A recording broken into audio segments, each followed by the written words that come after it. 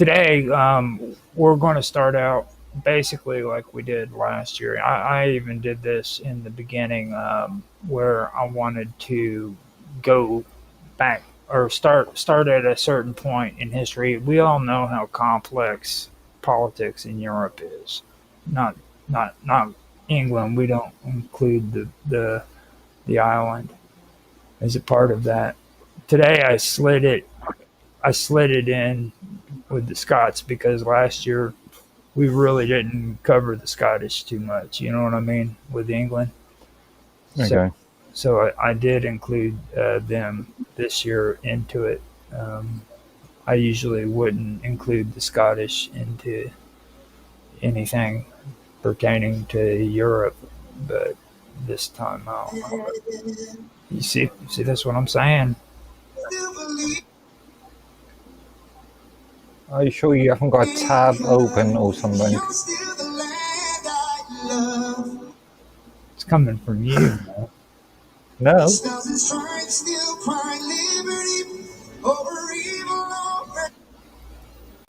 Ah, could have been You see that? You got D some. Live. Got Yeah, some. I did. I had D Live open without it being muted. Somebody singing the gospel to you and stuff. Oh my goodness! Oh God, too many tabs. Too many Too many tabs. tabs. But this year I am going to be talking about now just on liberalism. I wanted to start out going over a couple things we missed last year on John Locke. I think we lost or missed some stuff on John Locke, and then after that, I would really like to get into Baruch Spinoza. He's another person who is involved with uh, classic liberalism. He's a Dutch philosopher. Then after that, we got Hugo Grotius, another Dutch philosopher. I didn't realize how many Dutch were actually involved in this stuff. And it was weird to me too because that's where John Locke eventually was exiled to. You know, Weirdly, your list, you got something like 12 names there, and I can only think of 6 of them. hmm 7 of Montesquieu. them. Montesquieu was a French aristocrat, so we're going to Um, cover him and Voltaire. mm, Voltaire was more he was more abstract. You know what I mean? More than anything else, in my opinion. Um, but he was very important. Then we're going to go. I'm thinking we'll probably make it to Baptiste right now. just as a point, Montesquieu. Yeah. You mean Charles Louis de Sacondat, Baron the Baron of Montesquieu, 1689 to 1755. Now, now when it comes to Montesquieu, I believe he was in the same time period as Yeah, I think so. Voltaire. I believe it was. Now, 1694. Yeah, 5 years older. yeah. Yeah. So before we get to him, though, let's get it started with John Locke. Now, just I know we said this last year. It's not a bad thing to say it as many times as possible so that people understand when it comes to John Locke. John Locke is important when it comes to politics and classical liberalism because he's considered pretty much the the the father of freaking classical liberalism. You know, liberal thought basically. Um, and there were other, uh, thinkers, I guess you could say, and political uh, philosophers that were involved in it as well. But Ar- Around the Renaissance time. So, you could go and argue back to Greek philosophy. But yeah, during the Renaissance. well, there's something that's a little bit different about it because, like, even like when it comes to Greek, there's especially with natural law. You know what I mean? Whenever, because that's the one thing that a lot of liberal thought is based off of is natural law. And when it comes to the ancients' belief of liberalism compared to what we had in the Renaissance up until now, they are pretty different, because distinct, I guess you could say, because of that concept of natural law and what it was. You know what I mean? And I also think that's one reason why it's important to go through classic liberalism, because it really did change the way we thought about government. I mean, I don't think anybody disagrees with that fact. Maybe Yeah, yeah. maybe you did. No, no, no. The basis of Western, well, I'd say basis of our entire world political system these days, based Yeah, on the Smith and Locke arguments. mhm. Like I know the biggest things that was important was natural rights. And then you had limited government, which is something I really think is important even today. And let me also point out, like, we can talk about like current events as long as they pertain to what we talk about. You know what I mean? So like, just don't make it all crazy and stuff. You know what I mean? So, well, you know what I'm talking about. As if I would.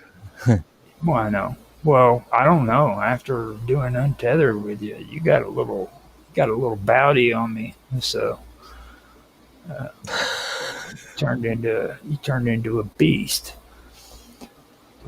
Only when necessary. Hmm. Now, what I was saying though is like what it basically consists of is like natural rights. Then you had limited government. Then the rule of law. You had individual liberties. You had property rights. And I did find information out about property rights in England, by the way. So that's something that I'll talk to you about here in a second. And then free markets. That was another big deal. Hmm.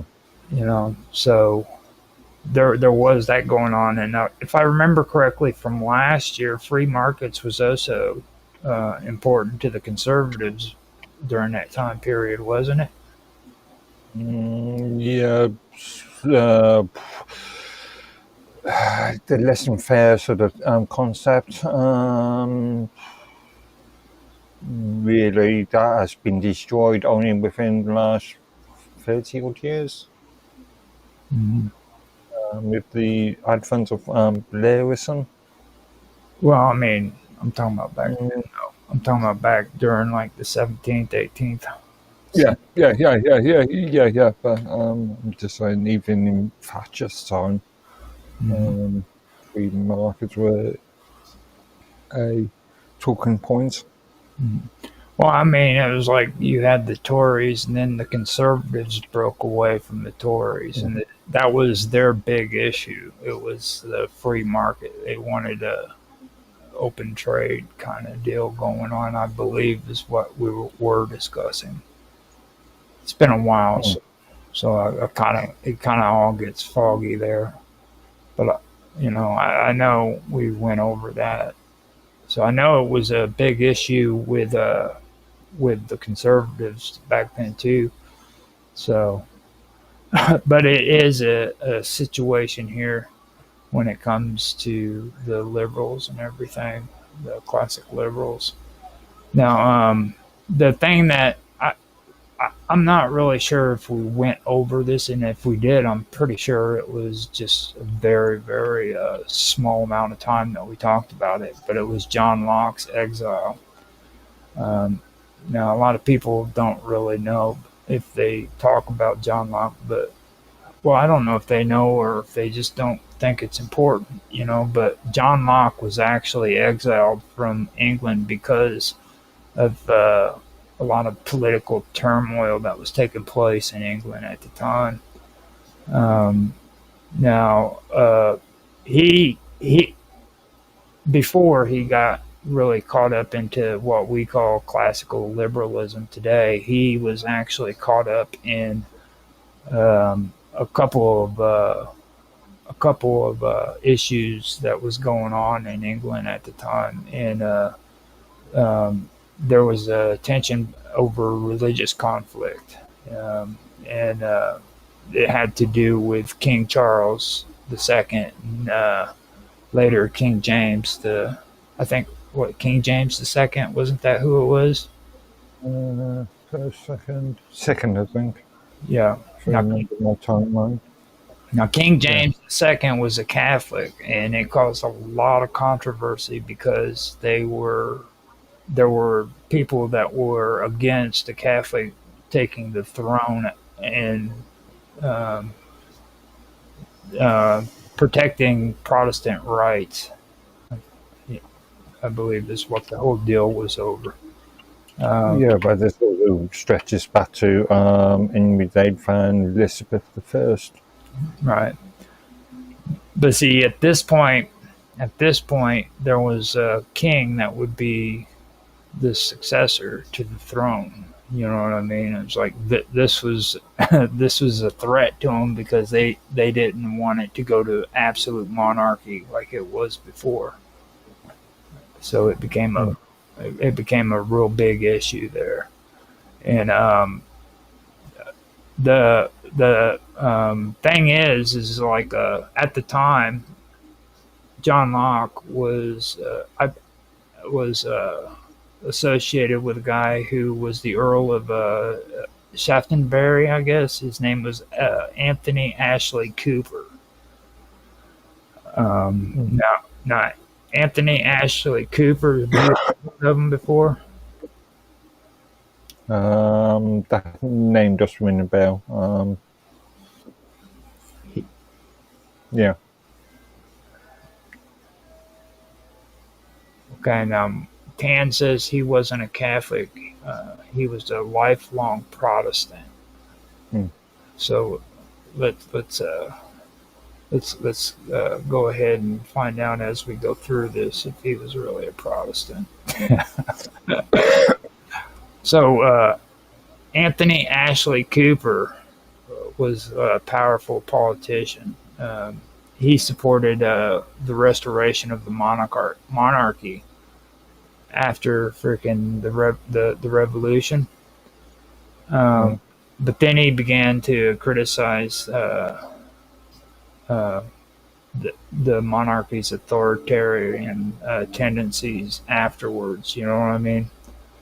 So like he actually did agree with the idea of returning the monarchy into power after Cromwell because of Cromwell's tyrannical rule and everything. But he started he did have issues when it came to the tendencies. He just didn't agree with absolute monarchy, and he believed that the king should rule with like limits that were defined by the parliament and by law, basically. So,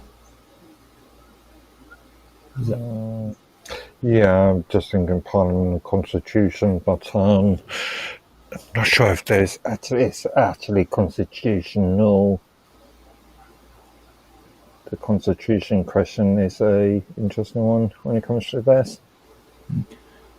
well, he was against like religious persecution and unjust taxation. But there was one thing he was also against, which was arbitrary imprisonment.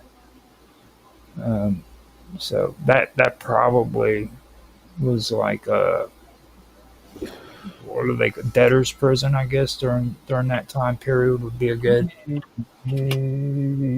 Bit later. Because I know you guys were really big on putting Yeah, people. but we're talking more Victorian period, aren't we? Yeah. Well, no, this is during the 1700s, I believe. Yeah, I was just looking at the habeas corpus Act, and that was 1679. Hmm. Yeah. So now he was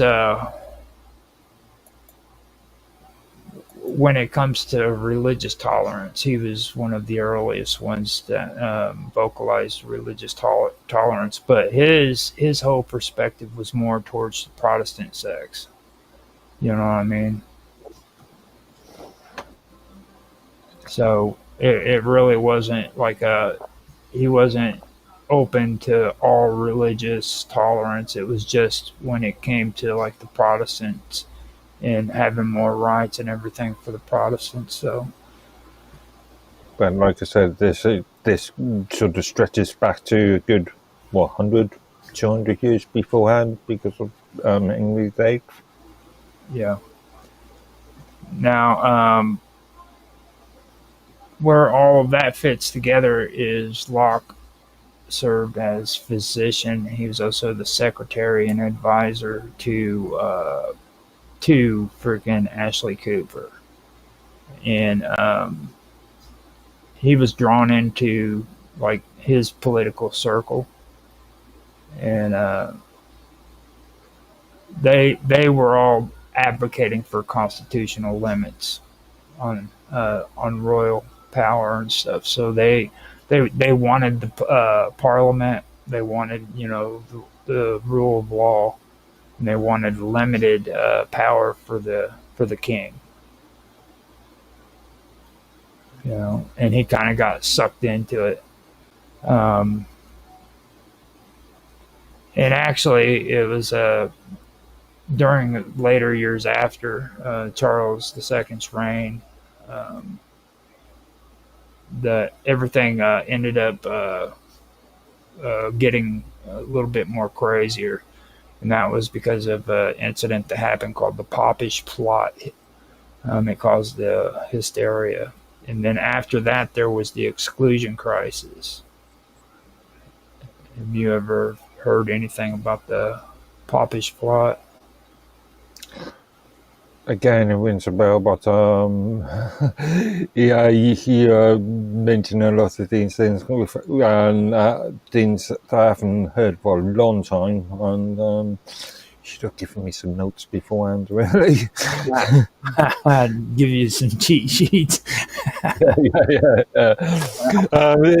Yeah, it reminds me of something, but yeah, Now, the that's all gone. Popish, you don't need them. I'll tell you the answers. It's all good. So, now the Popish Plot, it was a fabricated conspiracy. And what it was, well, this is during the 17th century, okay? And there was, it began with a guy by the name of Titus Otis. He invented it. You ever hear of Titus Otis? Yeah, indeed. Titus Oates. Now he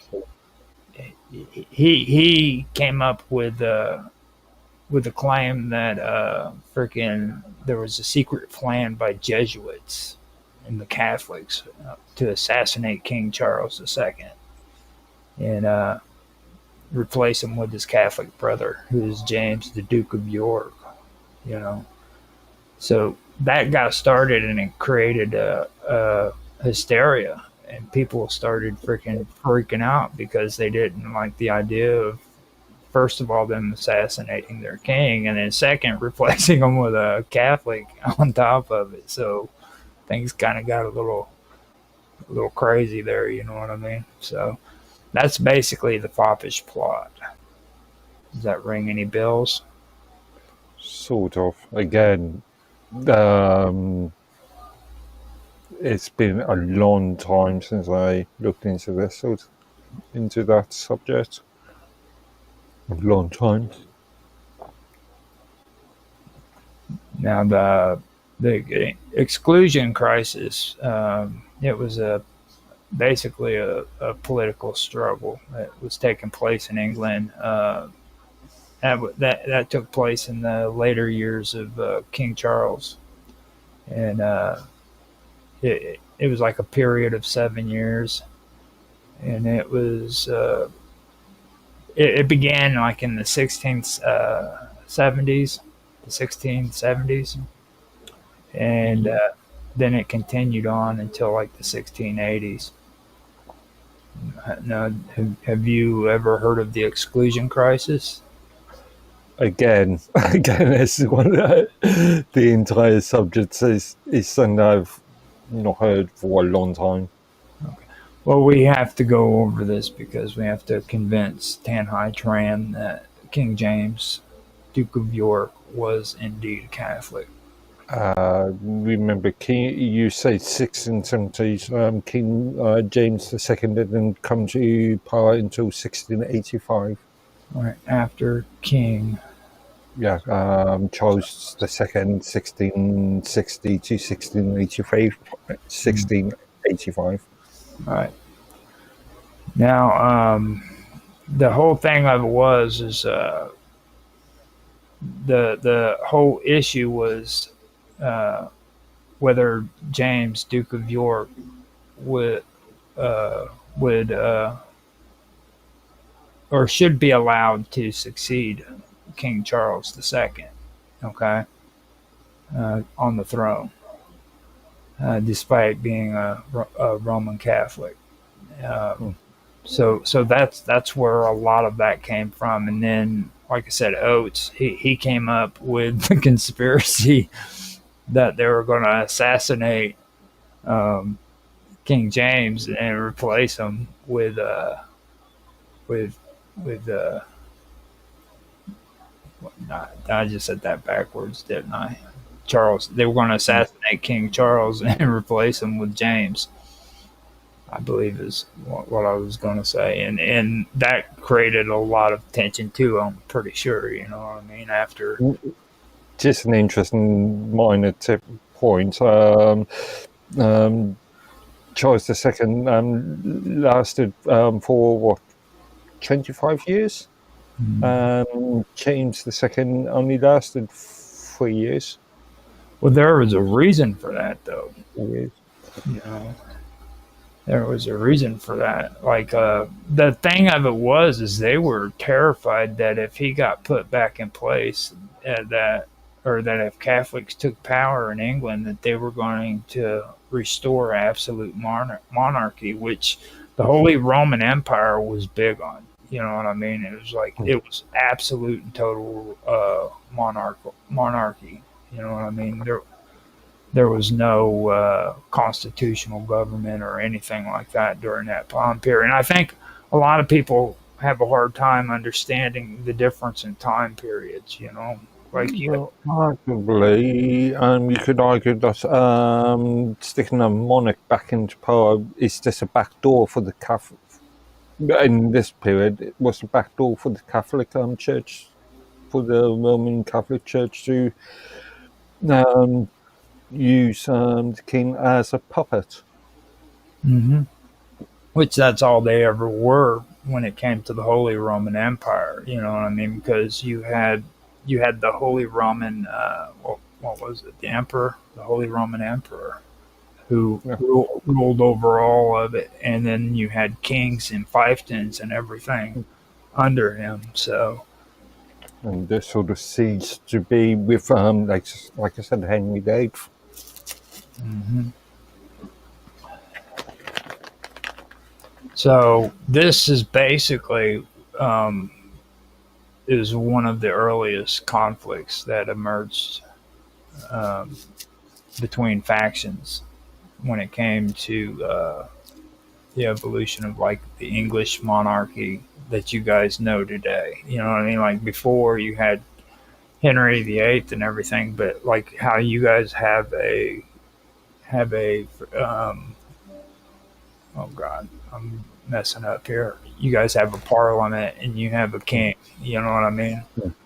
This is Yeah. like this is like one of the first controversies that took place during that time period. Now, I don't know how true this is. I've been reading, and like some people say that it's true, some people say that it's not really fact, that people don't know. But according to some of them, they do say that Shaftesbury and his allies, including Locke or John Locke, did support excluding James from from being successor to the throne. Now I've checked it out and I've seen this split in a lot of different ways. You know what I mean? So I don't take that as 100%. It's like with other things that I've seen, like where they say that something was supposed to be here, and then there's another source saying no, we don't know where that place is. You know, I kind of don't really believe in it, but there are people who do believe Locke and Shaftenbury believed in. I'm just going to call him Shaftenbury. You know that they Shaftesbury, I believe. Yeah, that's the name of it, and that they did support excluding James from being the king. Um, Now, before I go on, I want to point out that right there in its own is considered, or during that time period would have been considered an act of treason.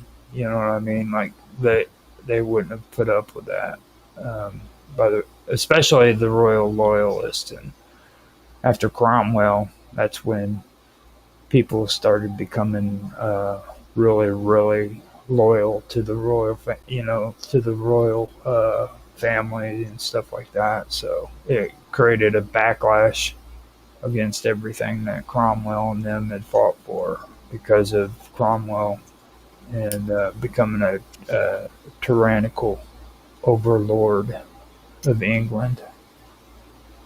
Again, only for 5 years Mm-hmm. after the war. Now, because of that, Shaftenbury he ended up falling from power.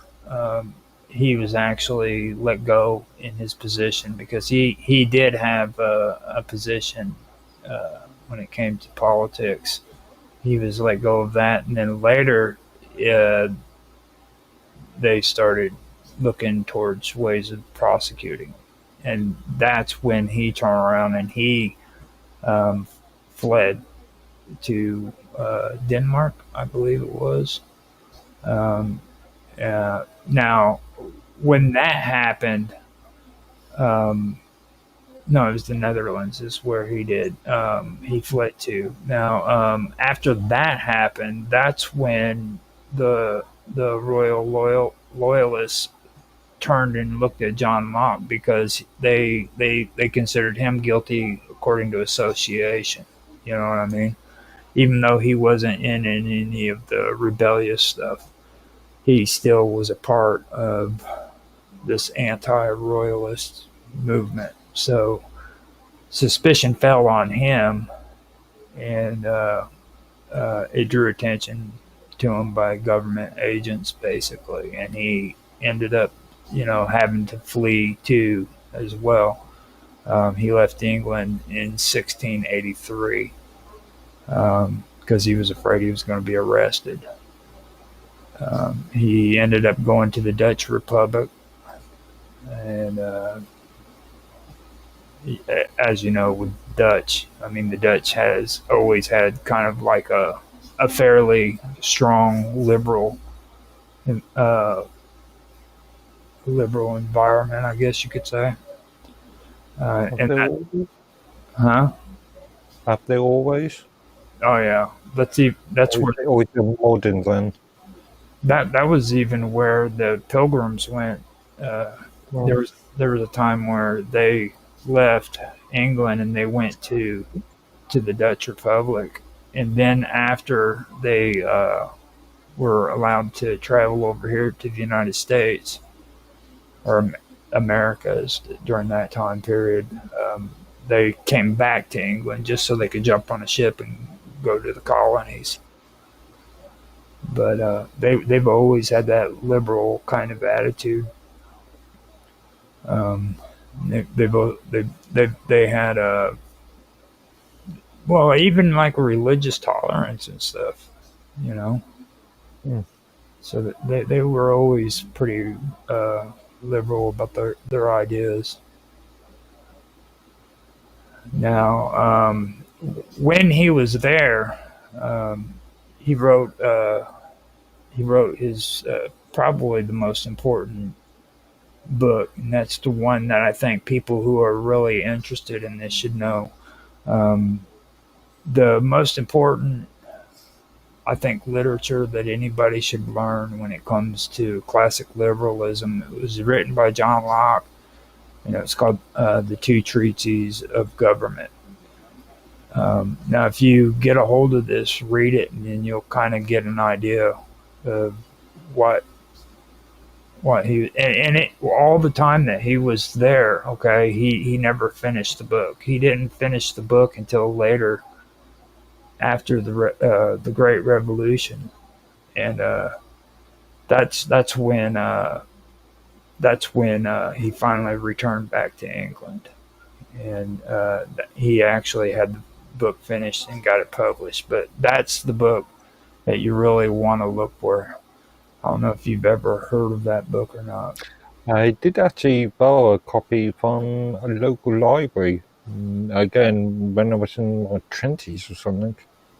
You never turned it back in, did you? I know.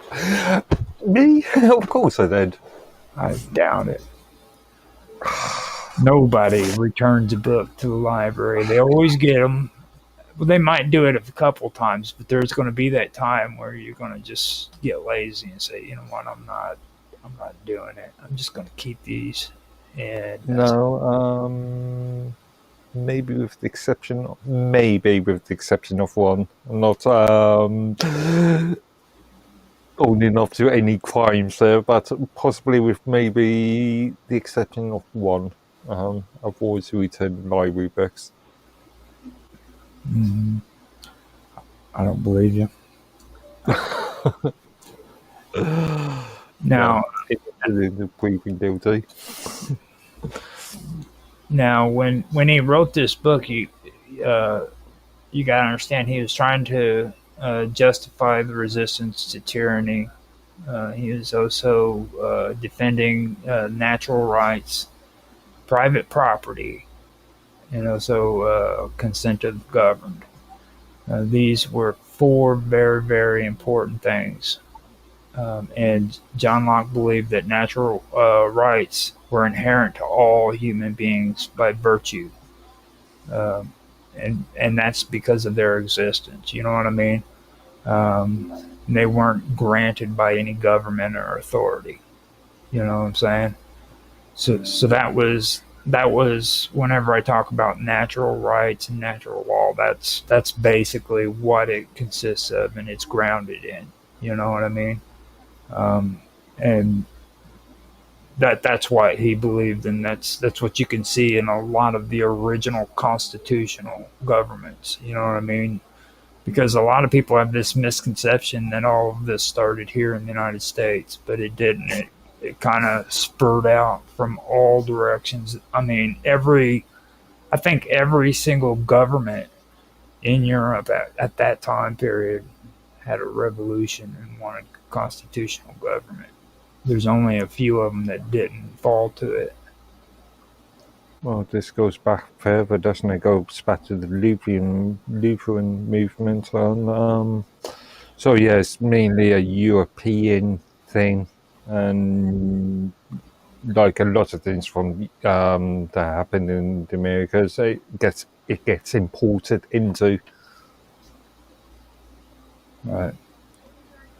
Now, now these rights that he's talking about, that Locke's talking about, he believed that they came from nature or reason, okay, and they were universal, meaning that they applied to all people in all societies, regardless of time or culture or anything. You know what I mean? That that everybody had natural rights that couldn't be taken away by any government or authority. It was something that you were naturally you had the rights to, um, and that's something that I found that is probably the most profound thing about constitutional governments and classic liberalism that you don't find even in the old ideals of the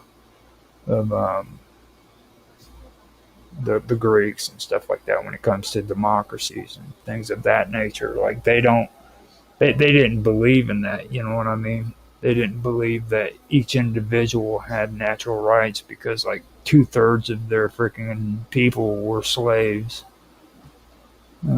and like 1/3 of them were actually citizens and free men. You know, Hmm. so it's pretty interesting how that unfolded. That's the one unique thing about this, in my opinion. I really do think that that is probably something that sets constitutional governments apart from other forms of government, at least back then. Hmm. You know, so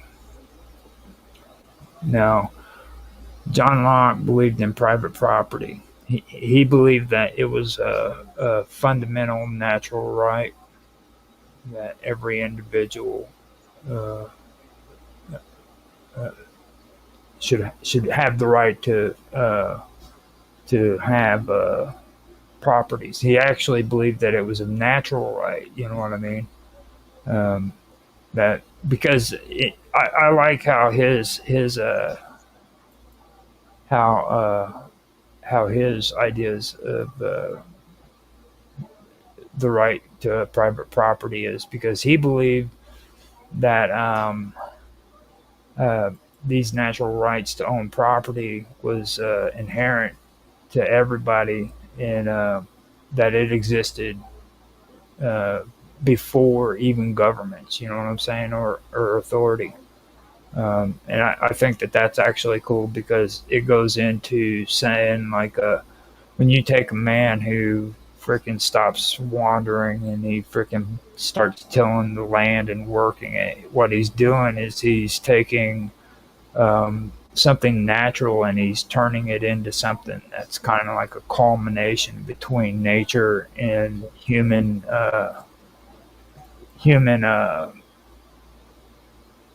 creation, basically. You know what I mean? He's creating something, you know.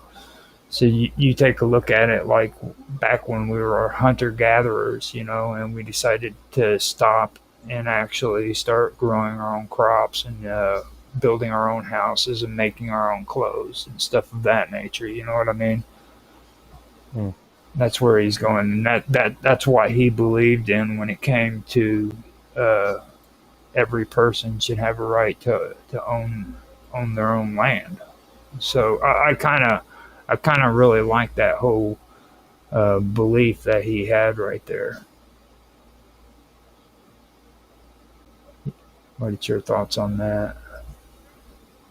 Well, I agree with you that small government, the right to what's the old English British saying? A man's home is his castle. Um,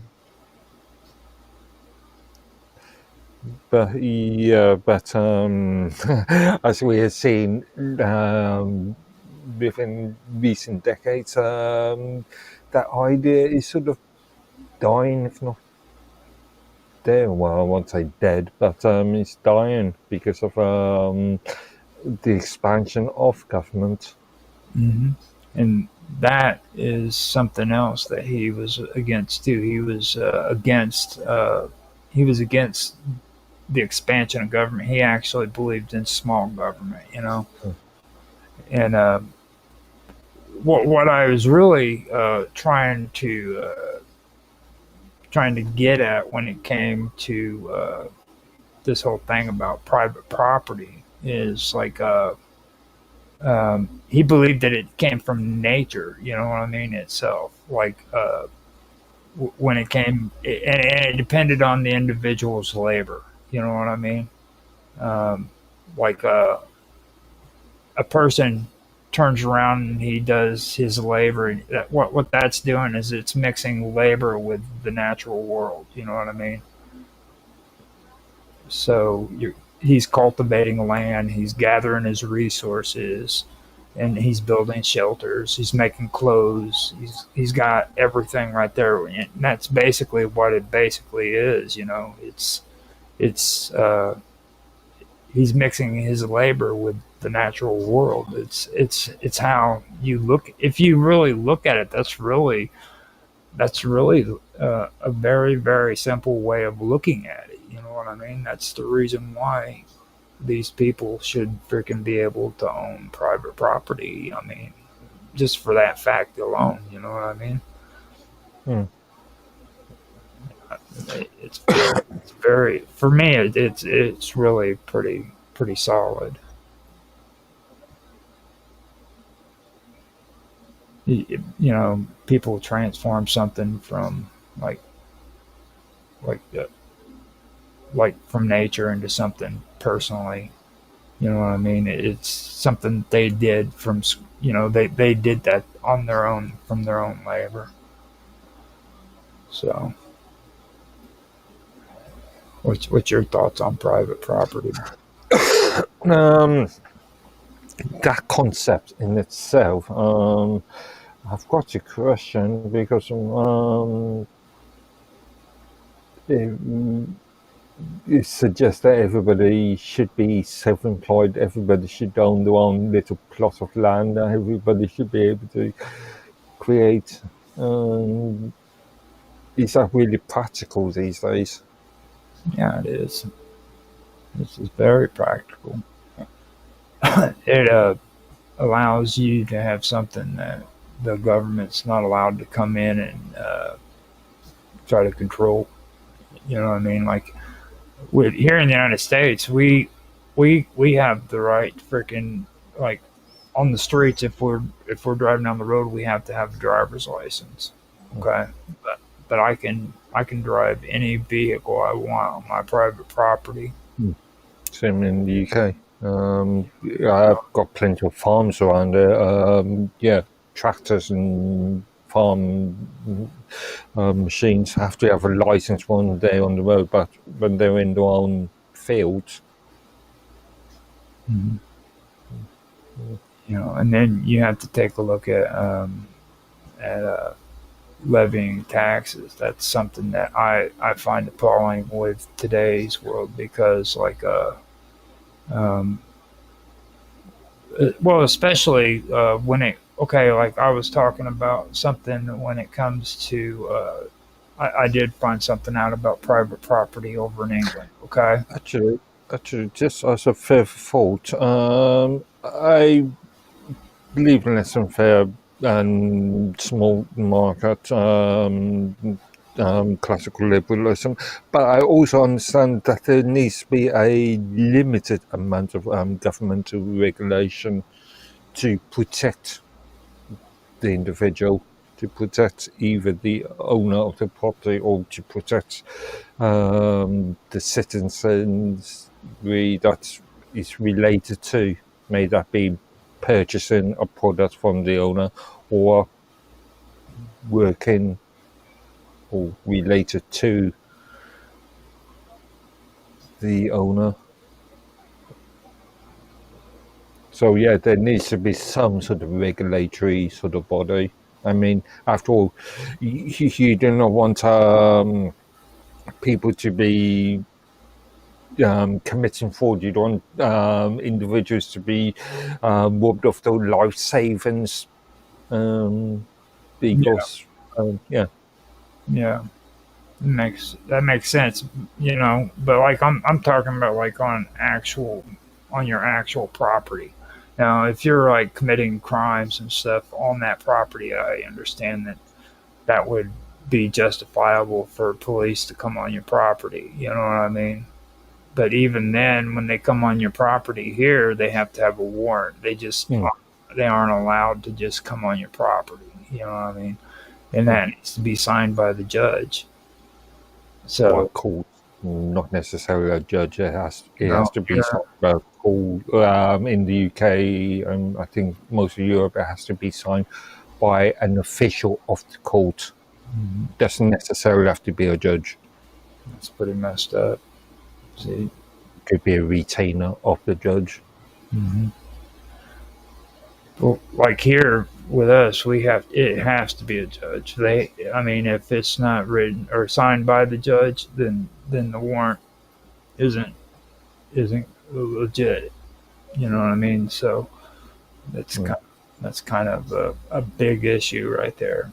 Um, Now in the UK, when I did find out about private property, is actually this goes even back before classical liberalism. By the time John Locke came along and everything, the whole process was already being underlaid. At one time, England was like all the other countries, where you had the king, you had fiefdoms, and all of the land was owned by the king. But slowly, as time went on, um, more and more people were able to actually have land of their own. You know what I mean? So it was like a gradual thing that took place in England, which was interesting. I found that out, um, and eventually, by the time uh, the the Glorious Revolution, as they called it, or the Civil War, the English Civil War, was over, that's when private property and political power started becoming more clearly defined. So when that started happening, all of a sudden, like they started questioning things like the monarchy's attempts to like levy taxes or seize properties without the parliament's approval. So that started taking more. It started going more after that. Mm. You know what I mean? Um, and I don't know. I mean, a lot of people says that actually helped strengthen the parliament, but I don't know if that really strengthened the parliament as much as it strengthened more of like individuals' rights. You know what I mean? I would argue, especially looking at what's happening with farmers throughout Europe at this present moment, it strengthened Parliament's rights, might not strengthen individuals. Well, I mean, do you guys have a lot of seizures of properties and stuff like that taking place? Not that I heard of, but not directly.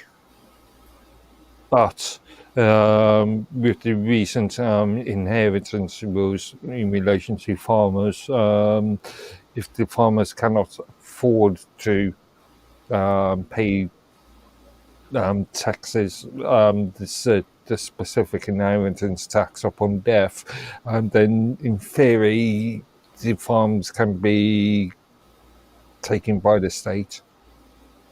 Mm-hmm. See, that's the thing that whenever you look at the constitutional governments that were put in place and you look at it now, it seems like there is a force behind what's going on that's slowly trying to take away constitutional government. You know what I mean? And that's something that I really believe. Well, we'll get into that more because like I just wanted to start out where we're actually talking about like the original meanings to Yeah. these governments. You know what I'm saying? And not we can increase that argument to things like the European Union, European Commission, and the so-called globalization concepts. right. And it just, whenever you look at this stuff, this is the way Europe and, well, most of Europe and the UK and the United States, this is how our governments were supposed to be set up, you know. And I'm not even talking about the founding fathers here in the United States. I'm talking about Europeans who set these uh, ideas up and came up with them and believed in them. You know what I'm saying? This has absolutely nothing to do with the United States yet, which I think people fail to forget that, you know, or they seem to forget that. They fail to remember it, is what I should have said. So Mm. just wanted to put that out there, rub it in with a bit of salt so that people understand over there that they're taking away things that were given to you. Were given to us. Okay, in that concept, yeah. Okay, fair enough. Now, when Yeah. you got something. Sorry. No, just carry on. Now, when James II took the throne in 1685, fears of absolutism and Catholic dominance increased. Now, Locke remained in exile throughout the whole period, and he was watching the tensions in England as they simmered and eventually boiled over. Okay. It wasn't until the Glorious Revolution of 1688 when James was deposed by William of Orange, or was deposed, and William of Orange took the throne with the support of Parliament. Then finally, after that, Locke returned to England. Um, the the revolution basically vindicated a lot of Locke's principles.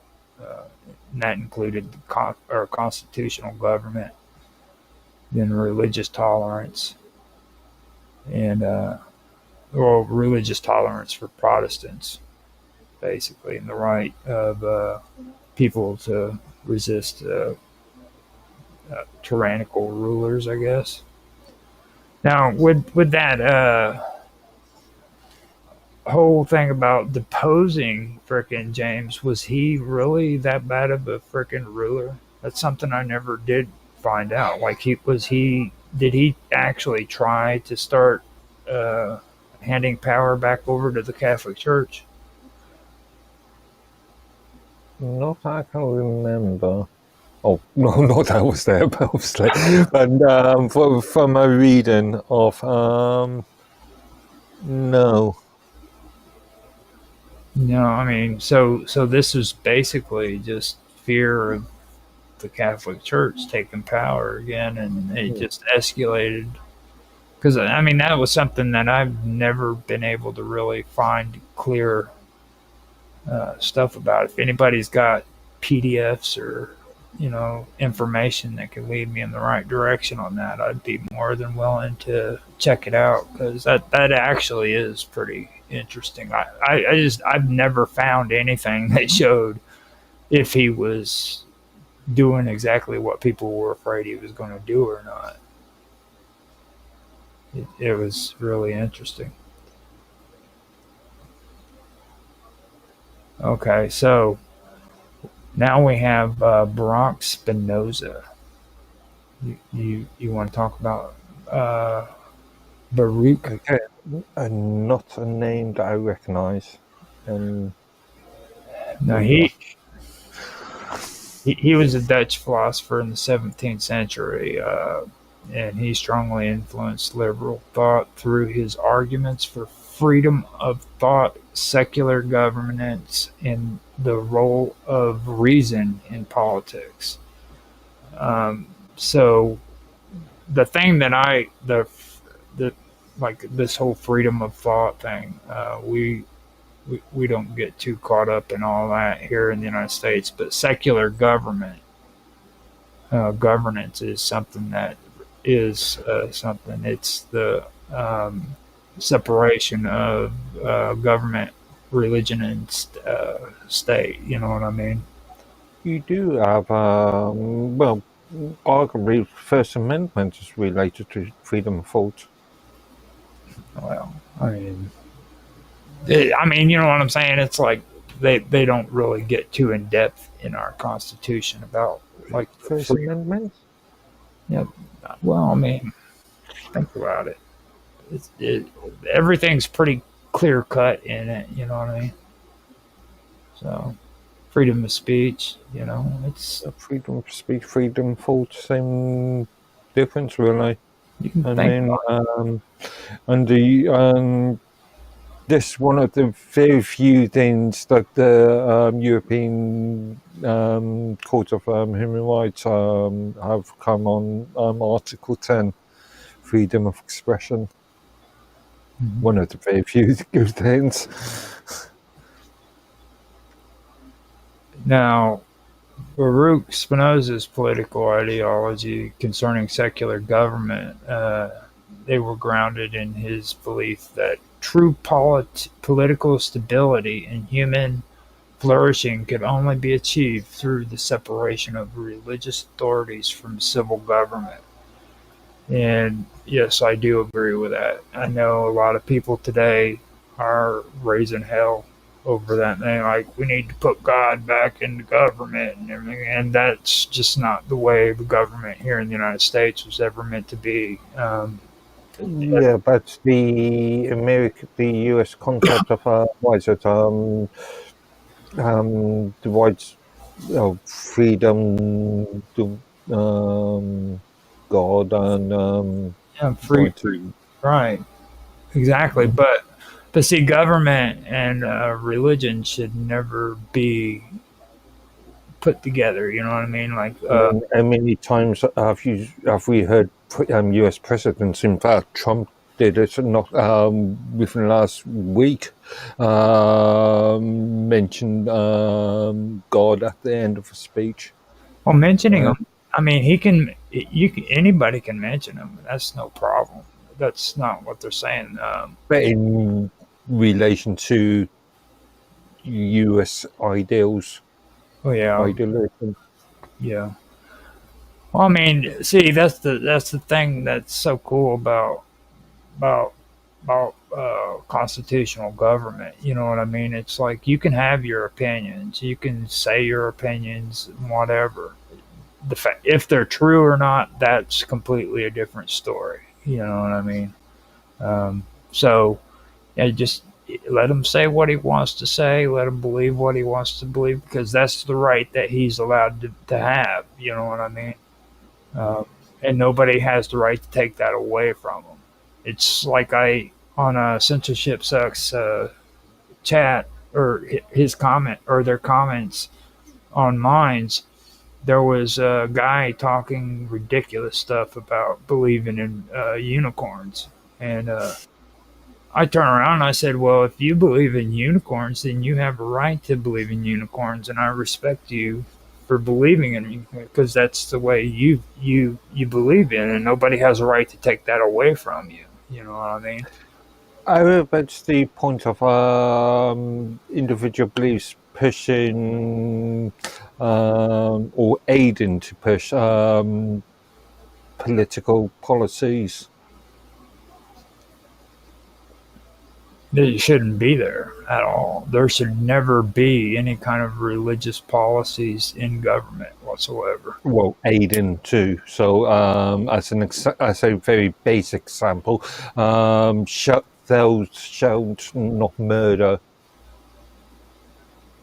Well, I mean, murder is murder. It's something that needs to be dealt with, don't you think? Mm. No, I just from your perspective, I just wondered about the entire concept because you talked about religion shouldn't really be part of politics, but Arguably, well, in reality, it is. Well, you natural law. We got to go back to the natural law thing. Okay, you take a real thou shalt not murder, which is religious, and you just take murder and you look at it on the natural law aspects of it. When it comes to creating a society with with harmony in it. Okay, now when you look at it naturally, not even thinking about God or thinking about any religion. Okay, do you think that murder is good? On principle, no. All right, so that's just the natural way that humans believe. Now if you think it's okay to murder, then you're gonna you got problems. You know what I'm saying? And you'll be properly cared for when it comes to constitutional law, because eventually we'll get into that. We'll get into the group conscience. According to our conscience. But But I just want to go back to our last Untethered episode, because we were talking about the recent UK abortion changes to the Abortion Act and the upcoming assisted suicide bill. Yeah, it's currently a bill. Some people would argue that the change in the Abortion Act and the upcoming or the assisted suicide bill could be considered as a form of murder. well, the whole thing with the issue of abortion and the issue of assisted suicide, I don't really believe that they should have ever been made any. That they should never have been a part of the federal government. I don't think. Now, if each state wants to do it to make laws of it, then that's fine. But I don't believe that it really should have been put into federal government at all in any way whatsoever. You I'm know, looking at it more from a UK sort of perspective, rather than a US federal sort of perspective. But yeah, you know. Well, when like here we had Wade. What is it? Wade versus Roe, or mm, versus Wade. yeah. And it was overturned here recently. And the reason why I thought that was a good thing is because that should have never been a law in the first place. Just like even before that, when it comes to the government saying that abortion is illegal, that should have never been there either. The whole conversation about abortion should have never been a part of government. Period. But who would regulate on that? Nobody. So people can just abort at any point whenever they want. I mean, there's just some things that really shouldn't be regulated. Period. I mean, it's I have absolutely no right to go and tell a woman that what she can and can't do. When it comes to her body, it's just like freaking. How would you feel if they came out with a law that said that you had to have your stuff cut? You know what I mean? Get a vasectomy, and you didn't have a right to say that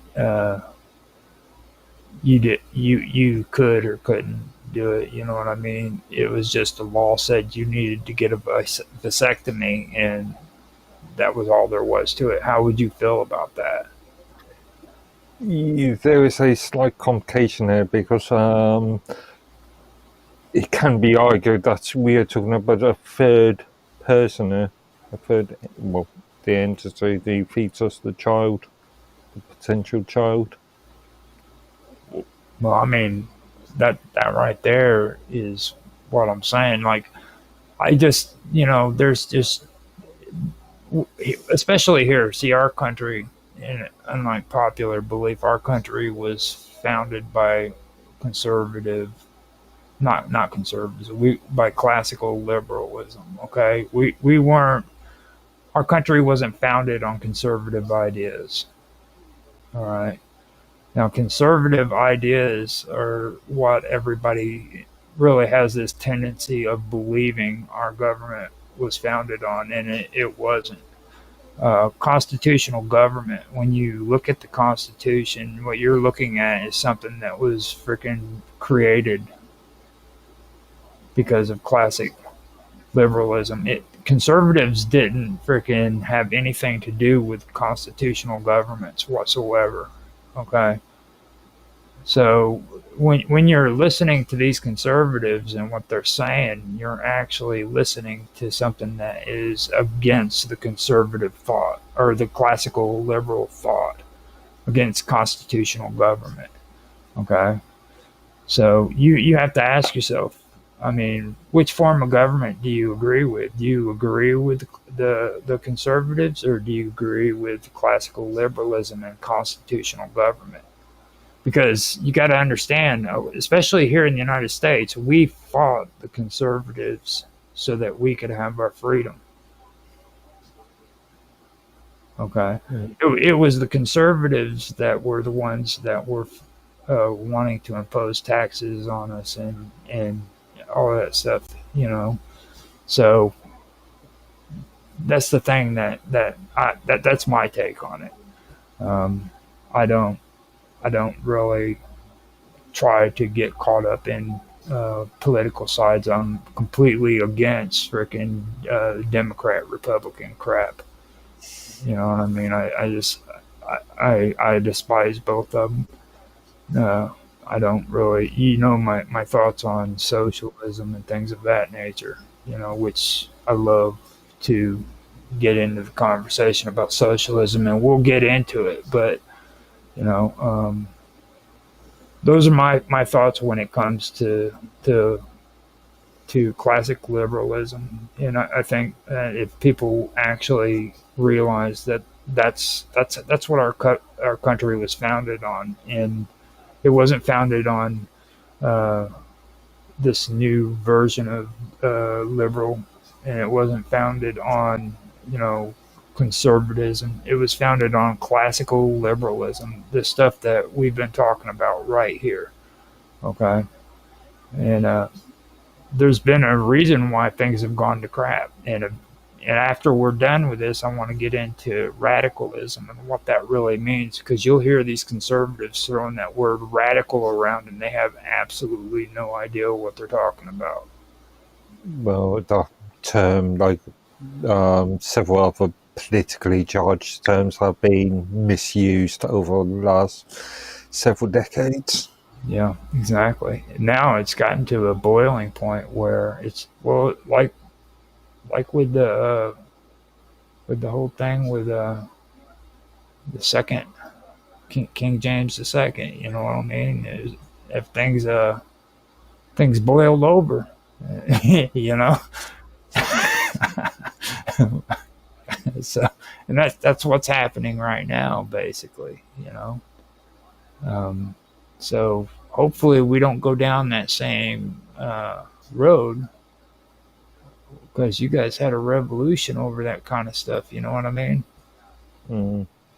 And I'll be like old John Locke, man. I'll be freaking vindicated in the end, because freaking, you know what I'll be talking about? I'll be talking about classical liberalism, dude. I won't be talking. I won't be talking none of that freaking conservative garbage. Yeah, or Maybe. supposed conservative stuff. So now, the I now the secular government thing, when it comes to freedom of religion. That's one thing that I also think is important to bring up too. Not only the fact of keeping separate church from state, but also the freedom of religion. You know what I mean? I think that everybody should have a right to worship their own religion, no matter what it is. But I also believe that those religions need to stay out of government. I don't believe that they have a place in government. I don't know if you've heard about Kentucky forcing people to put Bibles in churches or in hospitals and stuff. Yeah, there's a recent case. I think there's a case going on in relation to Texas Mm-hmm. and libraries and schools. And everybody keeps bringing up that whole thing about back in the day when we had to do the Pledge of the Allegiance and there was prayers in schools. To me, I believe that was actually illegal. You know, I don't think that the founding fathers would have wanted that to take place. Well, actually, it's up to, actually, let me take that back because school systems, I don't agree with school systems. I believe that communities should have their own schools. And that should have never been a part of freaking government. Now that I think about it, I should really think that one over, rethink that and say that. Up to a point, I agree with you. But I do see a lot of arguments about community-orientated schools and teaching your own kids in the UK. But there needs to be some sort of level playing field when it comes to what we used to call the 3 R's: reading, writing, and arithmetic. There has to be a sort of standardization when it comes to those more practical. Damn you and your socialism, Mark Edworthy.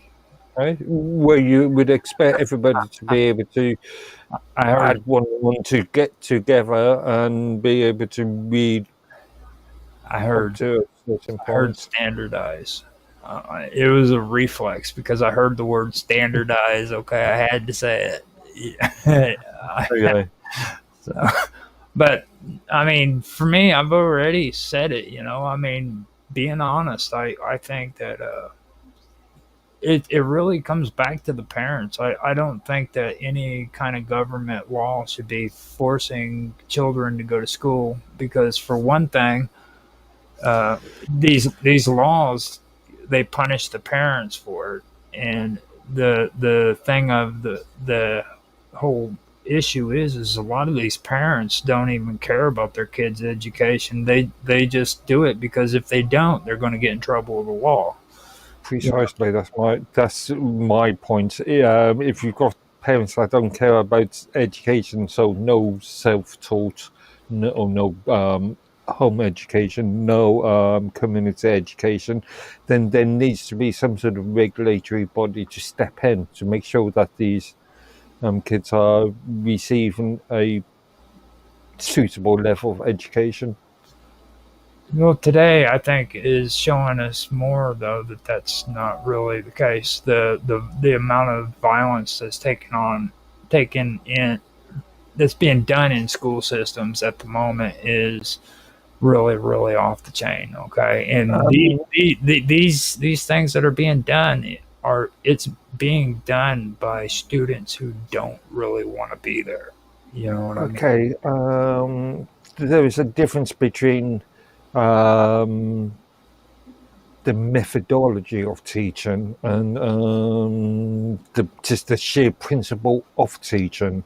I mean, I bet you when you were at school, you could think of really bad teachers, Oh yeah.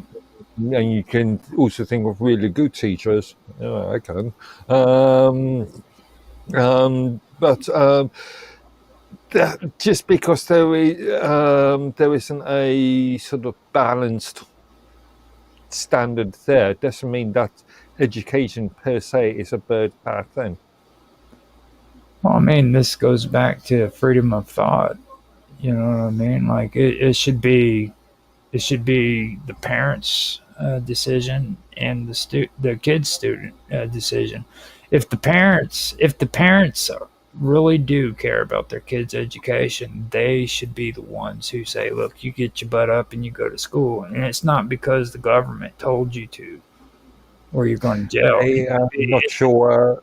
I'm not sure, but the principle is the kid's decision. I mean, are you going to ask a 5-year-old if they want to go to school on a nice summer day? Do you want to go to school? Do you want to go down to the local park? Let's be real. It's usually the parents who put their foot up their kid's butt and say, "Get to school." You know, I mean, that's really where it falls in line. It's like more parents need to take responsibility, in my opinion. You know, rather than having a government agency say, "This is what you're going to do," and if you don't do it, then you'll go. And even if kids don't go to school, we need ditch diggers. There's nothing wrong with people who. Yeah, but you still need to be able to read and write, even if you're a ditch digger. Well, they learned how to do things without reading and writing.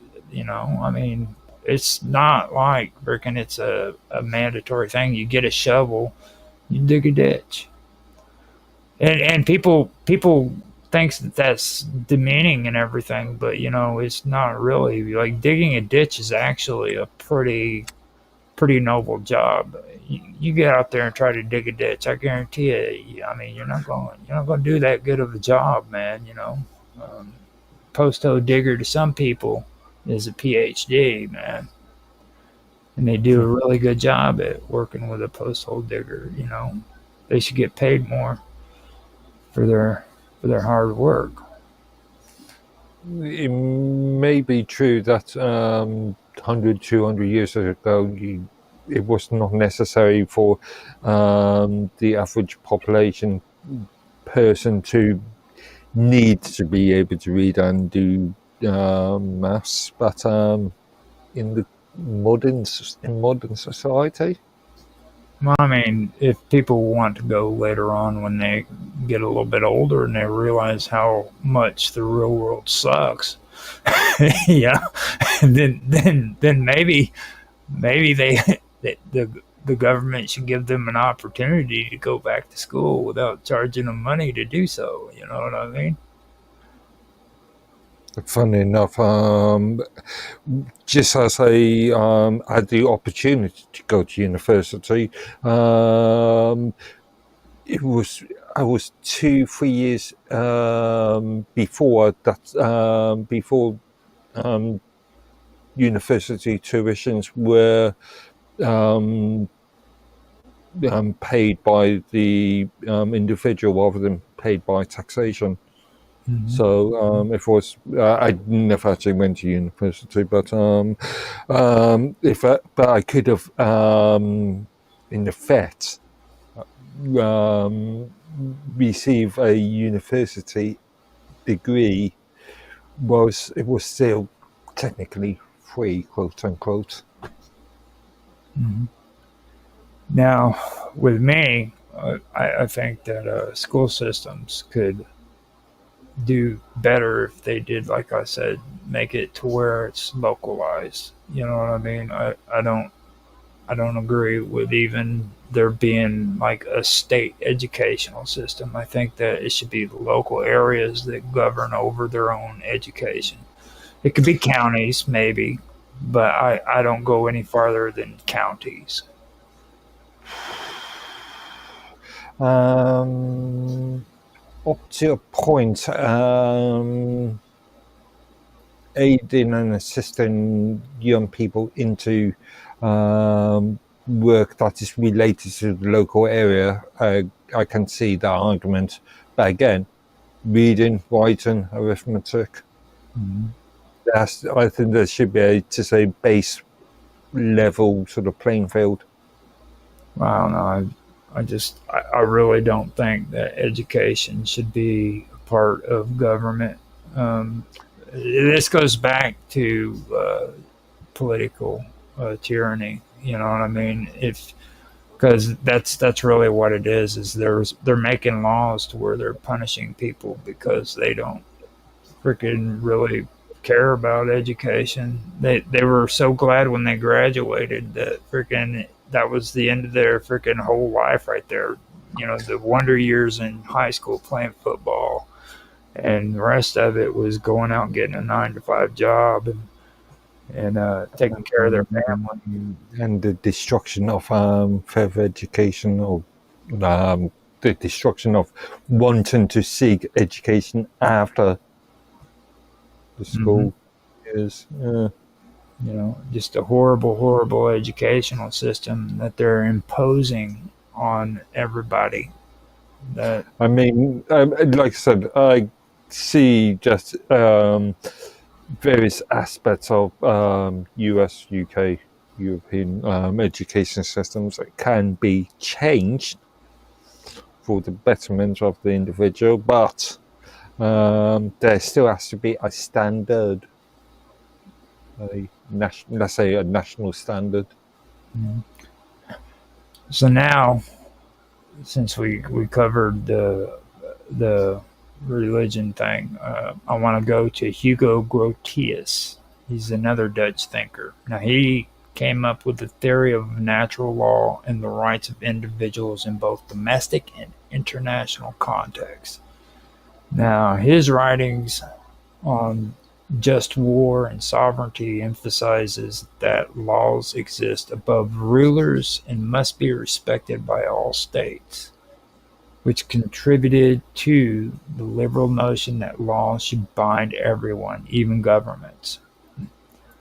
So Grotius argued that all human beings were endowed with reason and social instincts, and from these qualities arose certain moral principles and obligations. Now, these principles, which he called natural law, were universal and unchanging. They existed independently of any government or religious system. According to Grotius, even if there were no divine lawgiver, natural law would still exist because it was grounded in the nature of humanity and the requirements of peaceful coexistence. Now, his ideas provided intellectual tools for defending limited government and rule based order. So, see, this is where we get into the whole area of sovereignty. Um, um, our, we're free according to our conscience. You know what I'm saying? This is supposed to, and he gets into the whole area where, like, I have a tendency of saying this too, and it's something that I need to get away from. But I say it's a God given right, okay? And he goes even further with it. He says that even if there wasn't a God, even if you don't believe in a God, you still have this natural order of things. You know what I'm saying? This natural law that they're universal and unchangeable. You know what I mean? And nobody can take that away from you. And I really like how he did that. When I first heard that, I wanted to start thinking and talking like that, but I keep forgetting about it. You know, because what he's saying there is that freaking no government or religious system whatsoever can take any of these rights away from you. You know, and then it starts getting into you're free according to your own conscience. If you have a feeling that's in your gut when you do something that says, man, that makes you feel guilty, okay, period, then you know you're doing something that's wrong. That's how I see it. Okay, if you're doing something and you know 100% that you don't feel guilty about what you're doing, then you're either doing the right thing or you got mental issues. And if you've got mental issues, don't worry. Somebody else will come along and help you according to the group conscience. You know? Is is that always true though? Well, that's the way it's supposed to be set up. Oh. Yeah. See, because it's not like your conscience. It's not like the individual conscience. It goes even further. Like when you start voting for politicians, that's supposed to be the sovereignty, which is the group conscience. You know what I mean? So, like, if you break a law and you really don't think that you've done bad, like, say you go out and you steal a car and you had every reason to steal that car in your mind, don't worry, man. Somebody who represents the group conscience is going to come along and they're going to take care of that for you because you're incapable of understanding that what you did was wrong. You know what I mean?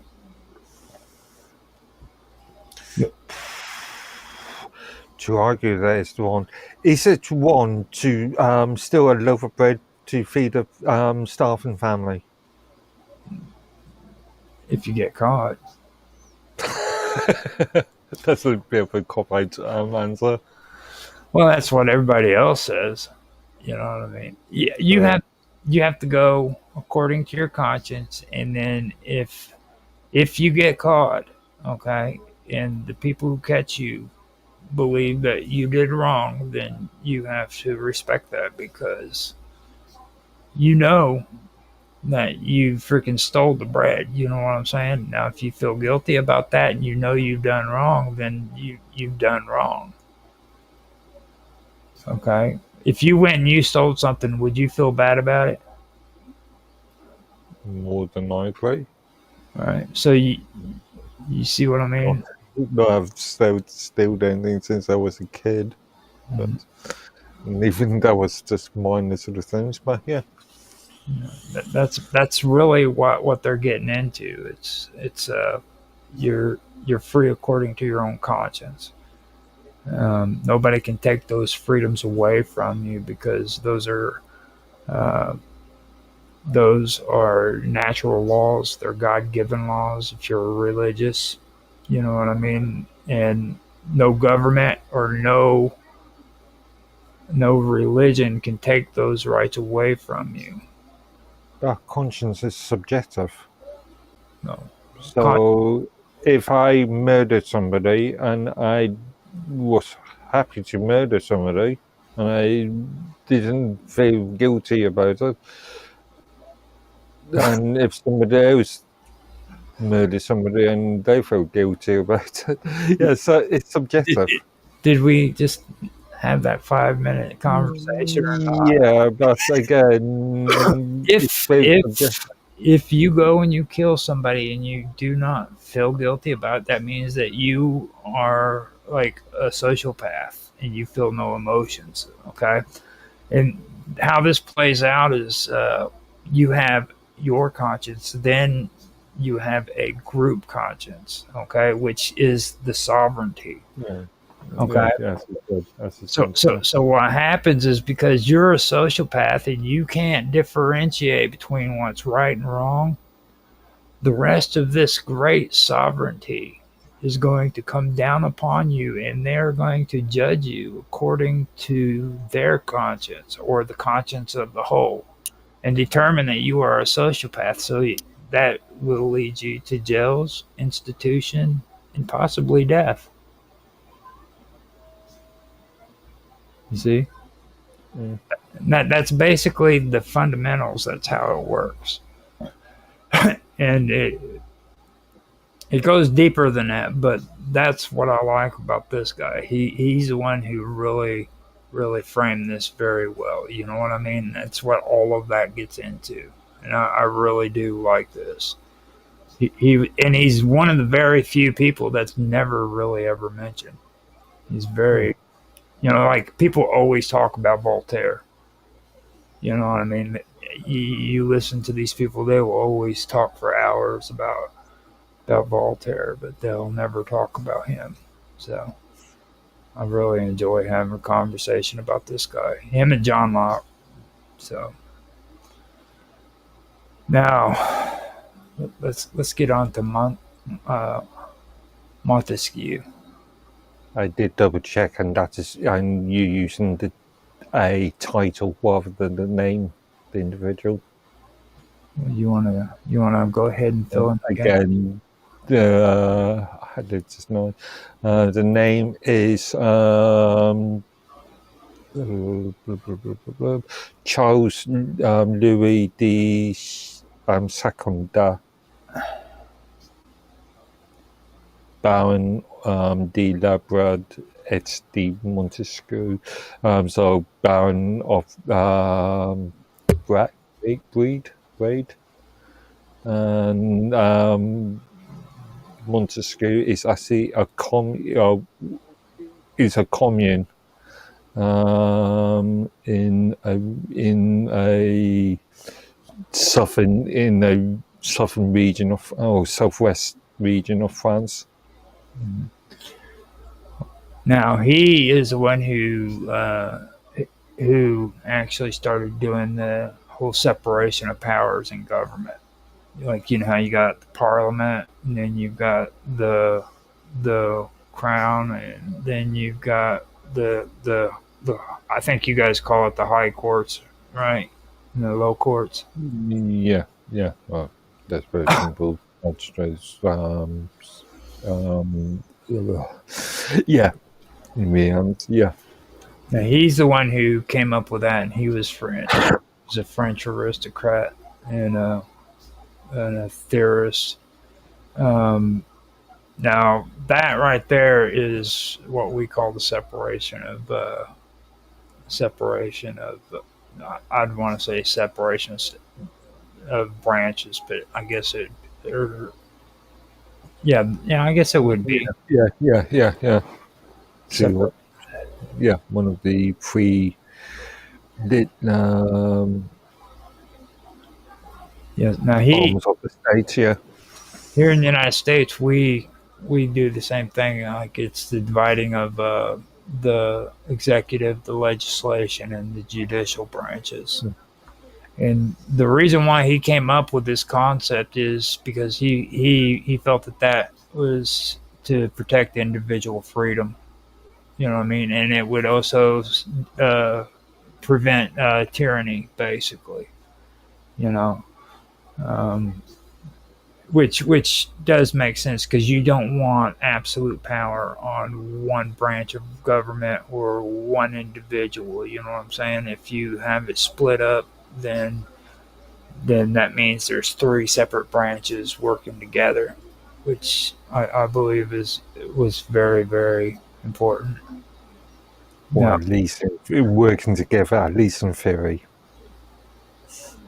Like, and well, I point out what's happening in the US at this present moment.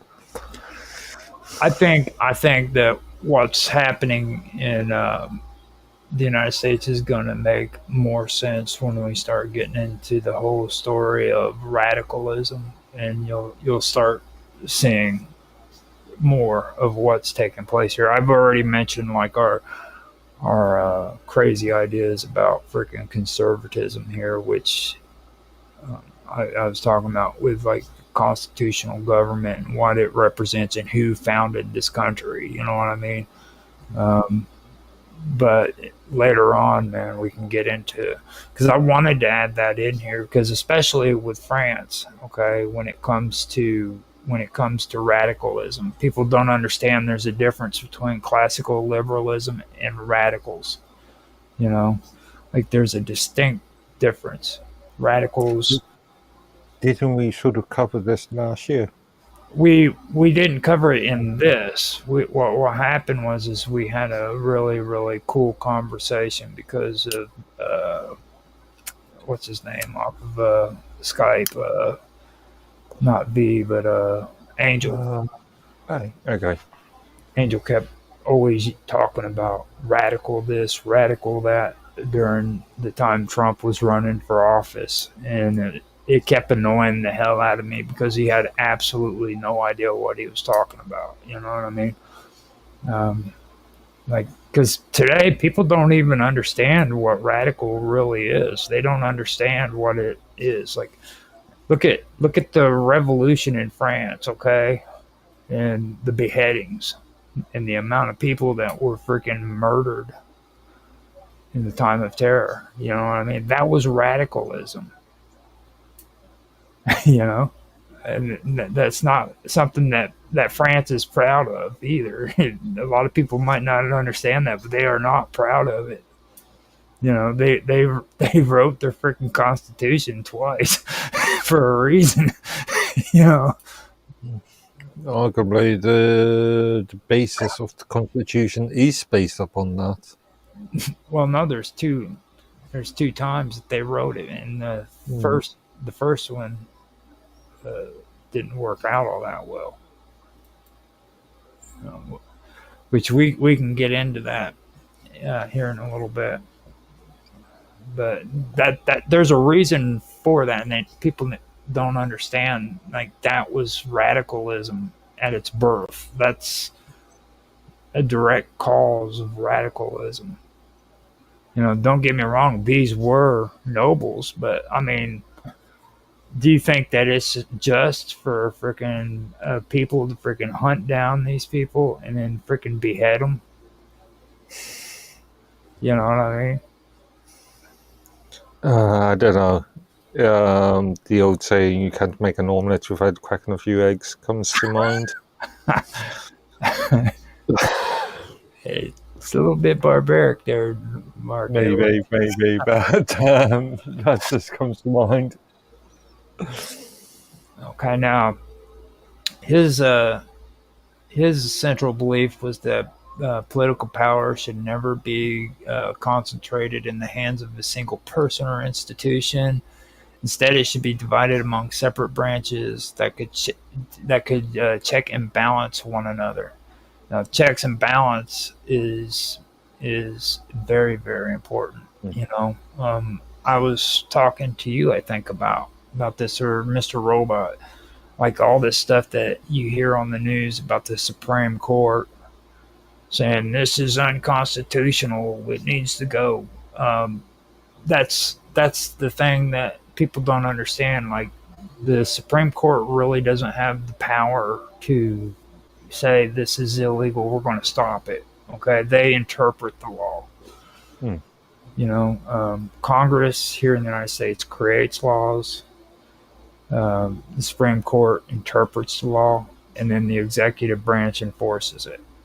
Again, this goes back to my old argument about poorly formed legislation, and due to the poor formation of certain legislation, how it can be interpreted in multiple ways.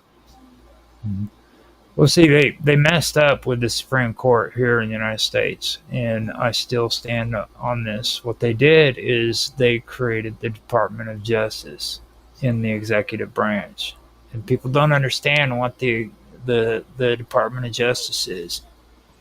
It emulates the Supreme Court. Okay, so you have the Supreme Court with its way of doing their government. Okay, their form of government. The Department of Justice takes and they duplicate that so that they work together. So the Supreme Court says that this is unconstitutional and illegal. Then the Supreme Court uh, hands that decision off to the executive branch, and the Department of Justice then goes and they enforce it. Well, originally it wasn't supposed to be that way. The Supreme Court was supposed to be uh, state driven. Okay, it was like that's how they did things. The police force, the court systems, they all went state by state, and the Supreme Court oversaw that. You know what I mean? So whenever a decision was made by the Supreme Court, it was filtered down into the states and everything. And then whenever the states or individuals like me or Joe Blow had a problem, they could take it to the court system and it can go right up into the Supreme Court. You know, so there was that connection there between the states and the Supreme Court, and they severed it by creating the Department of Justice. They separated the individual and the states from that branch of government, and that's what they're doing. They're using they're doing this kind of stuff to separate the individual and the states from the federal government. It's sort of the opposite way around in the UK. I think it was Tony Blair again. Tony Blair, surprised how many times that name comes up. That created under his prime ministership. He created the UK Supreme Court. Beforehand, it was just based upon the Department of Justice in effect, based upon precedents. Mm-hmm. Just duplicating, and that's really you'll find that a lot in government too today. Like they like to come up with resolutions, and then they use duplicates because here in the United States they have to go from state to state, and each state has to vote on this resolution for it to become a federal law. So what they'll do is they'll duplicate that one freaking proposition, and then they'll freaking use it in this state with the name set up for that state, and then they'll duplicate it and use it for another state with that state's name on it, you know? But in theory, each in UK Parliament, each politician is representing their own constituency. Mm-hmm. So similar sort of concepts, but it's not.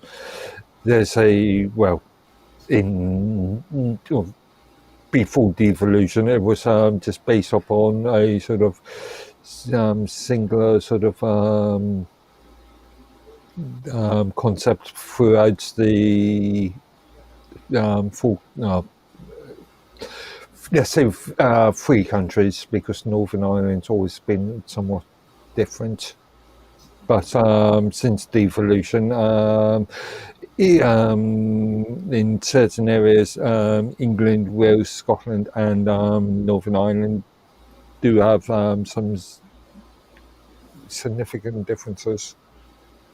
Okay, so I'm wanting to get on to the big mouth. You know who I'm talking about? I'm talking about the big mouth Voltaire. You can't tell me he wasn't a big mouth. He was. He was very big mouth.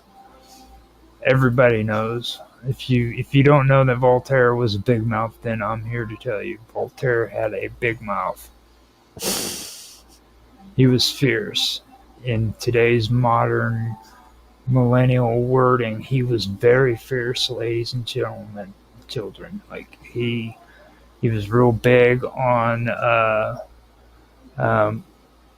He was a critic of absolute monarchy and religious intolerance. Basically, he believed in freedom of speech and religion. He didn't think that it was anybody's right to take those things away from us, just like we were just now talking about. You know what I mean? Now, like I said before, I think that he was more abstract, you know what I mean, than what he really was at actually like contributing intellectually. But I believe that he was one of those people who spoke out and really. He was a mover, you know what I mean? Basically, he was a mover and a shaker, basically, in my opinion at least. But he argued that when individuals were free to express their thoughts, society could progress through dialogue, criticism, and exchange of ideas. He did not view disagreement or offense as dangers to be suppressed, but as natural results of living in a diverse and open community. Okay? So no matter how much we disagree with one another, we should be able to respect each other's opinion because we live in a world that's free and it's open to everybody's points of view, not just one point of view or the other point of view. You know what I mean? That's why whenever I look at these protesters in LA, I don't see anything different from them and the J6ers. You know what I'm saying? Because it's to me the same thing. Now, people have been calling them insurgents on both sides. Okay. And I personally see this as people who were protesting and they got carried away. And you can call little bits and pieces here and there riots, whatever. I think that things got carried away in the heat of the moment, and that's all it was. You know what I mean? I when I first first heard about that riot or that protest in LA, I thought that there was a real riot, dude. Because I remember the '90s. I remember Mm. the riots back then. That was a real riot. You know what I mean? And there was quite a few people who got murdered in that riot. And I went and I checked it out, and it was like, no, these are just people who got carried away. So When does what is the dividing line between somebody getting carried away in moment and a riot? when Watts is on fire, when LA is on fire, when Well, certain parts of LA were on fire. no, there wasn't. They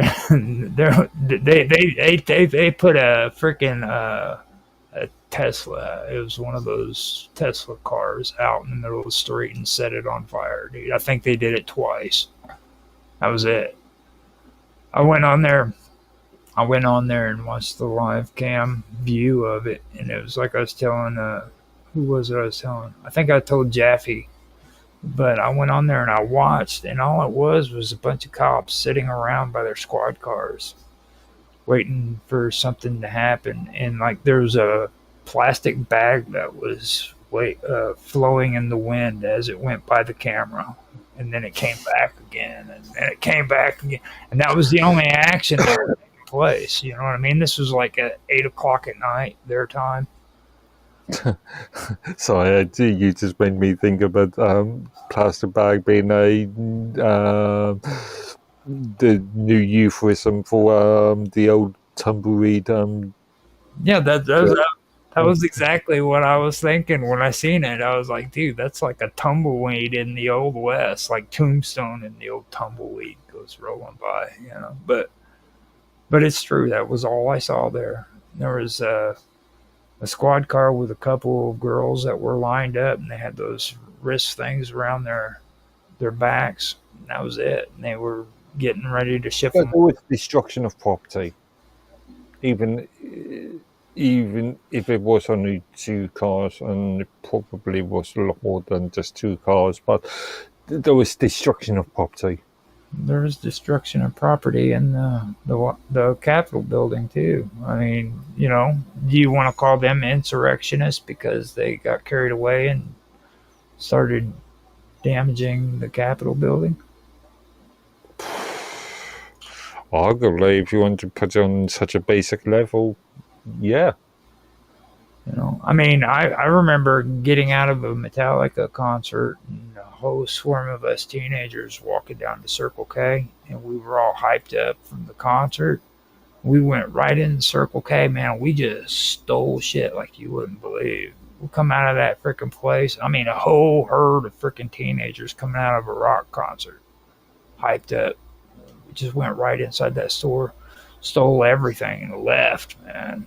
You know what I mean? So technically, did you not create a riot? That was the heat of the moment. Everybody was freaking hyped up, and we did wrong. I'm not denying that. You know what I mean? And thank goodness the statute of limitation is up because I would have never said that. You But you just confessed. I mean, but you have to think about things on these levels and stop getting caught up in this political party crap. You know what I mean? Because they're just perpetuating things and they're not thinking on a clear freaking level. You know what I mean? Um, and I believe that this right here is exactly one thing that's needed today. You know what I mean? Um, just people need to understand that it's okay to freaking disagree. It's okay to argue. It's okay to freaking have protests and not agree with one another. That's what freedom is.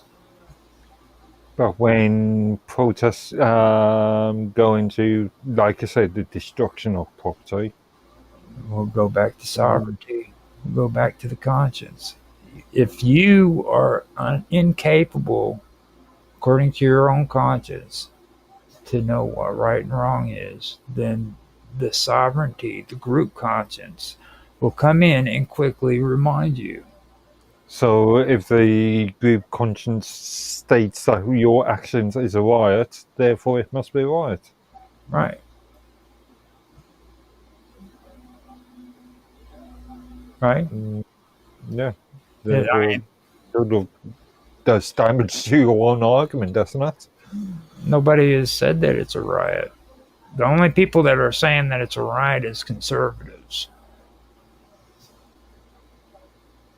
The only people that said that January the 6th was an insurgent was the freaking conservatives. Yeah, but are they not a group Or not the conscious? conservatives, not the conservatives, but the Democrats. Well, but No, still, are they not a we group conscience? we are all the group conscience, dude. Every individual is the group conscience, and that's represented in the law. It's not represented by our political parties. Okay, our political parties are just parties that were created by individuals to create groups of the same, Okay, so you're talking on the principles of the so-called 12 good men argument. not the government. Yeah, group consciousness when it comes to judgment. Mhm. When you've got the three branches, you got the judicial, you got Congress, which is you got the I always call it Congress, and I forget what they are, what branch they are. You have the executive, the um, judicial, and then you have the commercial. And then you have Congress there. Uh, I'm just gonna say it like that. But the you know but the whole thing of it is that is our that's our group conscience. We vote for these people to be put in office. We vote for um, them to make decisions on our behalf. You know what I mean? So no matter what, we have to abide by what their decisions are because we voted them in. So we relinquish a little bit of our rights, or in my opinion, a lot of our rights, so that they can make decisions for us. That has nothing to do with the political parties whatsoever. The political parties are actually like minded people who created these parties that are not a part of the government. And that's one thing that I have an issue with when it comes to voting. All right. Um, but that's not a part of the government. Can you elaborate on that? Voting has in the United States has nothing to do with government offices whatsoever. It has nothing to do with representatives, you know what I mean, things of that nature. This is Representatives voted in based upon mandates. they have mandates according to the Constitution. Like you're supposed to be an American citizen if you're wanting to be, um, if you're or you're supposed to be naturally born American citizen if you want Yeah, to be no, so I president. mean mandates that those parties or those politicians create themselves. So if you've got a politician that says stating that they will fill in all the potholes in your street. That's mad. Oh, promises. No, those are Monday. promises. We don't. Wonderful. They're not obligated to do any of those things. They can promise all they want, but when they get into office, they don't really have to do anything at all. So, like we don't hold them according to government freaking standards. If you don't do this, then you forfeit and you go to jail. You know what I mean? We don't do that. But I've seen quite a few arguments in relation to this, as far as the current Labour government and UK, in relation, such as the argument that the Labour Party came into power based upon no increasement in taxation, even though we are now paying more taxation than anywhere else in the world. Mm-hmm. Percentage level. It's amazing, isn't it? Like here in the United States, we pay more taxes than what you folks imposed on us that caused us to go into war for our freedom. Isn't that amazing? Like we are literally getting taxed more now than what we went to war over. Yeah, we've seen this is the heaviest, well, this this is more tax in the UK. We pay more tax than we did during World War II. That's great.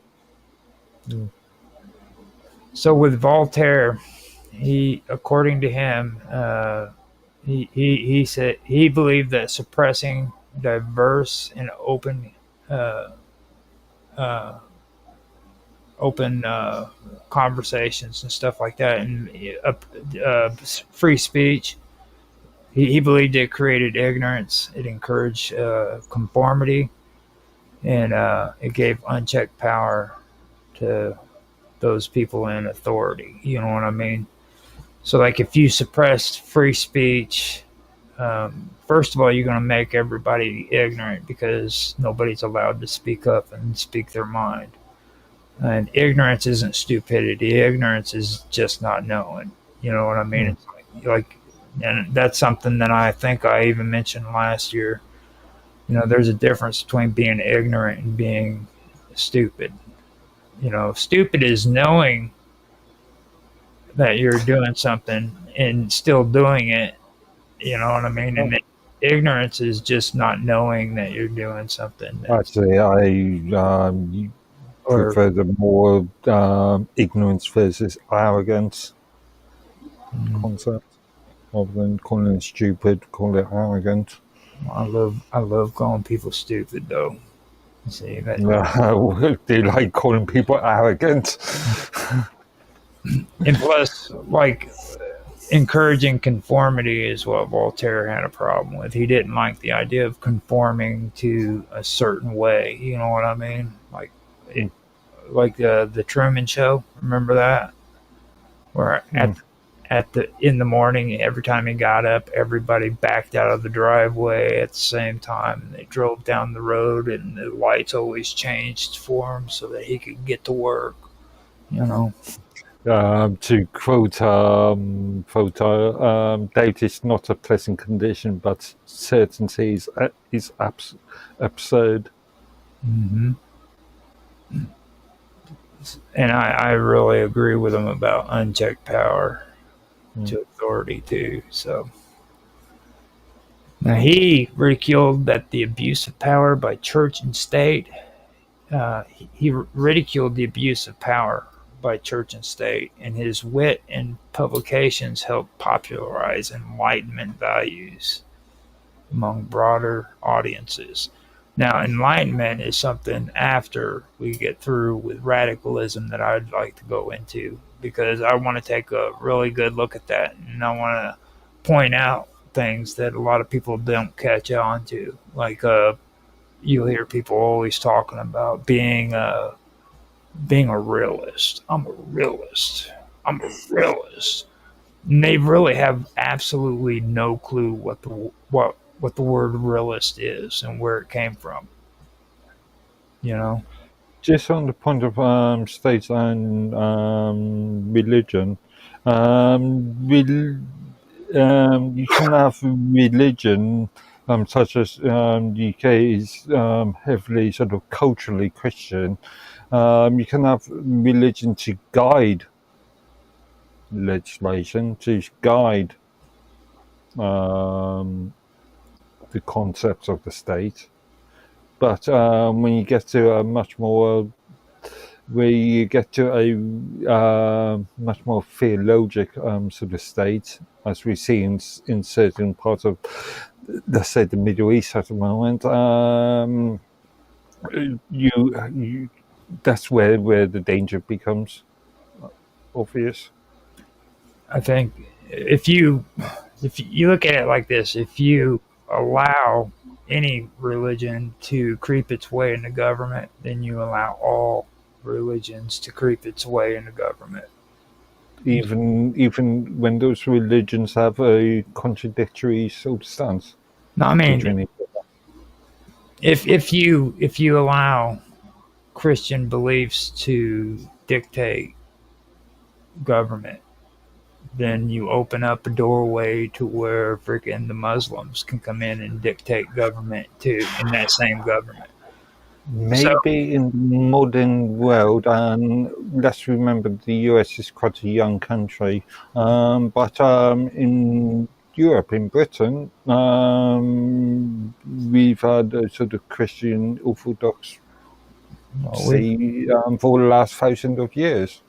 we would have to really look at the English government again and find out if you guys really did have very much of a freaking constitutional government. You know what I mean? Because everything moved pretty quick with how things worked with that government. Like now, when it comes to like labor, and it comes to the how it came to be, and then socialism in England, I'm completely amazed with some of the things that happened there. You know what I mean? And then like it goes the same way here in Europe as well. Like a lot of the stuff we're talking about right now is the way government should have been done in Europe. All right, these are people in Europe that freaking brought these ideas up and formed these governments, and they were constitutional governments. Okay, and the stuff we're talking about is stuff that was supposed to be happening in Europe and it's supposed to be happening in England. Okay, but how much of it is being actually done today? You know what I mean? How many of these laws have just disappeared because they came up with their own ideologies that pertain to socialism and all of that cool new hip updated stuff that people love to. Well, not so cool, Yeah, even on the point of view. you know. So I mean, to be honest with you, I mean, that's what you got to do. You got to really take another look at what's going on, and then say, look, this is the way they wanted it, and this is the way it turned out. And you guys didn't really embrace the whole liberal, classical liberal thing, like you did other things, because like you got to remember. Conservatism in England was a big deal. It really was because you were breaking away from the Tories, and the Tories are just they're just horrible bastards, bunch of chicken thieves, according to the The Irish. real Tories rather than what we now call Tories. Remember, Tories is just a synonym for conservatives. No. I don't know, man. I don't know. Well, in English, sort of. The Irish say the Tories are a bunch of chicken thieves. Yeah, yeah, you're looking at it on an historical point of view. The it is quite common to find people use the term Tories just as a synonym for conservatives now. And you don't find that as a problem. Like you don't think that there should be a distinction between the two, as because I Mm, know you're conservative. I mean, don't you think that there should be a distinction?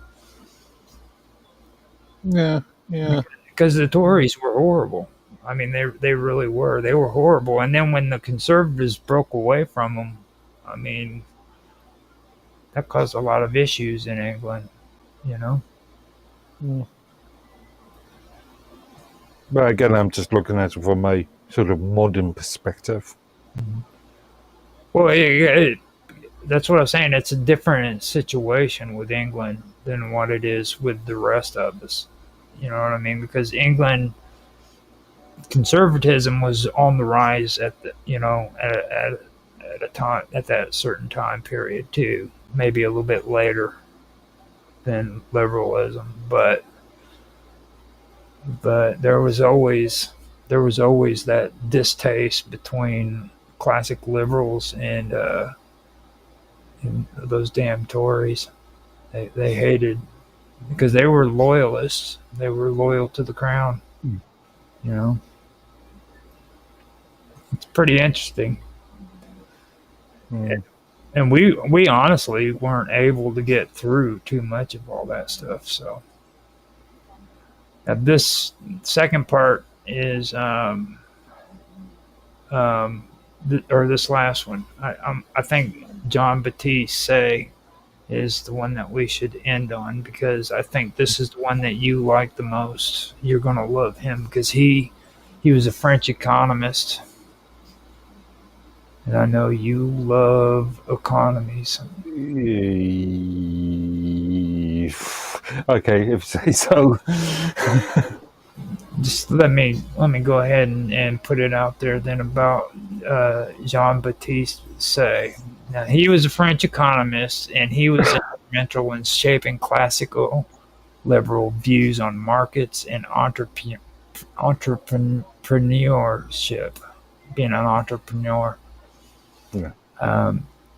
He expanded on ideas originally introduced by Adam Smith, arguing that production drives economic demands and that free markets unleash innovation and prosperity.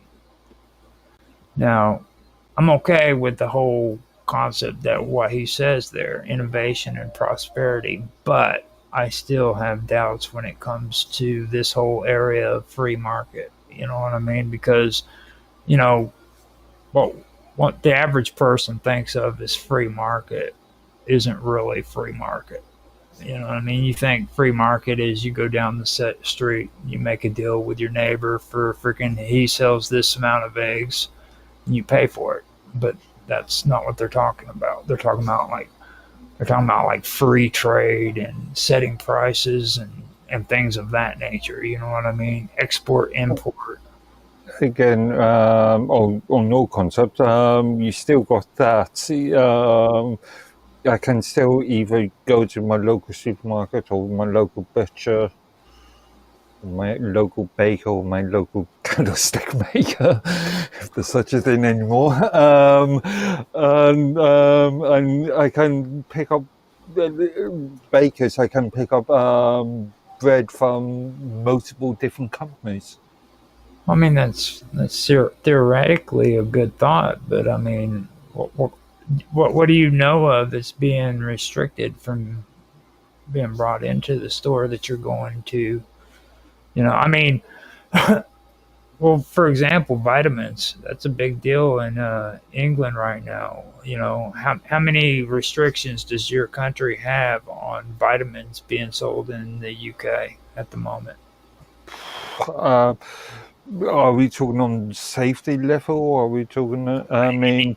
Any level, I any. mean, in the US, you get this situation where you've got advertisements of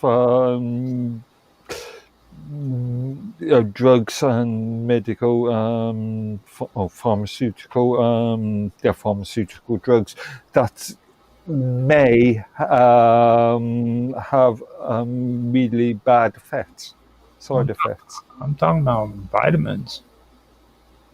Again, I stay fairly healthy. I don't actually take any vitamin supplements myself. Well, Because supplements would be a better term, actually. That would I try to live quite healthily anyway. Supplements would be a better term, though. I'm glad you said that because that covers a lot more than just vitamins. You know what I Mm. mean? So, I mean, when it comes to that, that's just one example. You know what I mean? Like if I wanted to buy a car from frickin' Iran, that's not going to happen. You know what I mean? Um, they've got a few cars and trucks that are banned from being sold here in the United States. I just recently. Dude, that's Iran, even other automotive. Well, that was just an example. Yeah, yeah, I was just thinking. That was just an example, but there like vehicles. There's vehicles that are banned from being sold here in the United States. Mm. You know, but this is supposed to be an open market. I'm supposed to, Yeah, but you still need vehicles to be of a sort of safe standard. oh, that's according to You don't want to buy according to the government standard. um, take what's the famous Chinese company that's producing all these extremely cheap electric vehicles? Can't remember what beacons would be. But yeah, you'd want to buy your next electric vehicle and find that it's going to explode as soon as you take it out of your driveway. Like the Tesla vehicles do here in the United States. Mm. How many Teslas have you seen catch on fire in your lifetime? I see very few Teslas. Remember, there isn't a I mean, major appetite I mean in the. on TV, even not like Again, I don't watch that much the mainstream news. I do actually follow a politically led sort of car YouTube channel. I do hear stories. yeah. Very Well, I mean, interesting. yeah, I'm sure you've heard of at least more than one Tesla car Mm. catching on fire. I know of at least four of them that I can remember. There was that one that was in the drive or in the actual parking lot of a freaking, I think it was a grocery store. They just got out of the car to go in and freaking get something. They come back out and their freaking car is on fire. That happened right here in the United States, man. It wasn't a vehicle that was shipped over from freaking some third world country. You know what I mean? It was right here in the United States. China is China a third world country? Well, Tesla's not made in China, are they? Do they not get component? Where are the batteries produced? That's a good question. That is a good question. So, I mean, sure, the entire car may not be packaged, put together in China, but that doesn't mean each component isn't. now, here is the kicker. This is the kicker. All right. For people who like to call themselves conservatives, they need to think about this. Okay. Now, John Batiste is the one who was the economist when it comes to economics. Okay. Now, you need to understand that this man was the one who came up with the liberal interpretation of freaking of capitalism. Okay, capitalism and economic liberty is what they pushed. That was where all that came from. So, like when you think about capitalism, you should think about it as more of a classical liberalist way of looking at things. Because if you remember when last year when we were even talking, um, conservatives were the ones who were big on tariffs. Where in England, remember, they Mm. were the ones on tariffs, whereas the Labor Party was the ones who were always trying to push the idea that tariffs were bad for the economy and it caused unemployment and shortage of work. You know, so Okay. but I'm not sure if I can agree with that argument because tariffs, in theory, and we're seeing it in the US at this present moment with certain companies, such as I gave you a couple of examples a couple of weeks ago, Apple and Nvidia. Bringing in production plants back into the US. Mhm. So, in theory, the tariffs aided in bringing jobs back Well, home. that's because they're afraid of the money that they're going to have to pay. Mm. You see, it was like that. That's just fear based. That has nothing to do with open markets. It has nothing to do with capitalism or economic liberties. Um, it doesn't have anything to do with innovation or prosperity. It has to do with being afraid of all that extra money you're going to be charged because you're freaking having people make something in Mexico. But I don't know. You could argue that China has gone through their polystriker or are going through the polystriker sort of movement at the moment, and have been for the last, I don't know, 40 odd years. And for certain sets of people in China, it has not aided. In fact, it has caused much more minimal problems. Well, I'm thinking the Uyghur population as an example. the thing is you're talking about a communist state. Yeah. Okay. Let's use another example. India.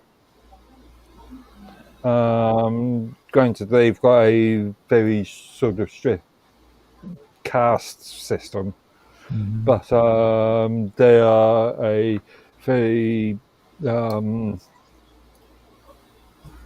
financially, well, I won't say financially independent because they're Indian, but financially independent, but they're a fairly financially strong country. Mhm. But again, you're seeing a lot of poverty still in that country. So I mean, can you actually tell me what forms of government they have?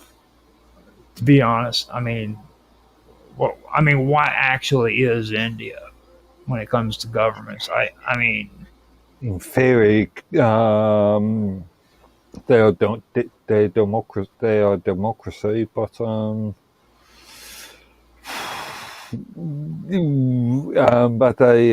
they've got an issue with corruption. They've had a serious issue of corruption ever since Britain pulled out back in the 50s. well, I mean, that was probably where they got their problems from because there was Arguably, the issue of corruption has been going for back centuries. Mhm. Um, a long way back in India. yeah. So it's really a sort of self. They call that systemic. It's a systemic issue that just won't go away. It's Mm. kind of like Chicago here in Illinois. You know what I mean? If you want extra voters, go to Illinois and have some Chicago voters from the grave vote for you. And Well, that's a fairly new phenomenon. no, it actually started. It Speaking. actually started over 100 years ago with Okay. Chicago because they're infamous for them using dead voters to win elections, and ever Uh, since. I've only been aware about it for the last 10, 15 years. So That's where the whole voter fraud from the Conservative Party here in the United States originally started from, is because it evolved from how corrupt these horrible Democrats in Illinois are. You know what I mean? It was like, and it is true. It did happen. I'm not taking it away from them. It did happen. They were still in votes that way, but that's how it all started. So, well, I think we did a good job here. I think after Benjamin Constant is the next one we should start out on. He's the one you'll like because I don't know if you recognize the name or not. He's from France. yeah, yeah. Again, a name I've not heard in a long time, but yeah, it is a name. Yeah, he's the one that started more of your guys's. About, yeah, sorry about that. But yeah, he's the one who started up your form of government over in England. Basically, he came up with the ideas of a monarchical kind of liberal or constitutional government. You know what I mean, with a monarchy and a constitutional government. So You mean as in the monarchies in theory overlooking, acting as the last sort of he uh, had bastion? yeah he advocated for constitutional monarchy. Mm. And As in the monarch's job is to look after, to protect the nation, or to look after the nation, and to look after the citizenry of the nation. I mean, there's this concept that um, everybody, the monarch's there to create serfdom. But it can be argued that monarchs are there to actually protect their people. the nation. Well, that's basically the way your guys' constitutional government is set up, even though it doesn't appear that way. You know what I mean? Because you take a look at, like, well, Mr. Robot, if he was on here, he could talk to you about how horrible his country's constitution is, how freaking the queen or king has the sovereignty and all that, and that's because that's the king and queen's responsibility, is to make sure that those colonies are protected. Yeah, but I've made this argument quite a few times before. These days, within the last, I don't know, arguably 100 years, if not more, the monarch's job now is just a bureaucratic sort of rubber stamping job. Mm-hmm. Actually, he's the one also that kind of goes into making the distinction between like the old ancient philosophy of liberty and what we consider liberty today. So he's the one that later when we come back. Oh, we come back on. We can kind of get into that. That would be a perfect way of starting. Yeah. So, because he actually makes a good point on that too, and a lot of the stuff he talks about. So I say we should end it here and then come back and start out with Benjamin Constant, the big man himself, episode 2. Benjamin Constant, man from France, who had the big pants.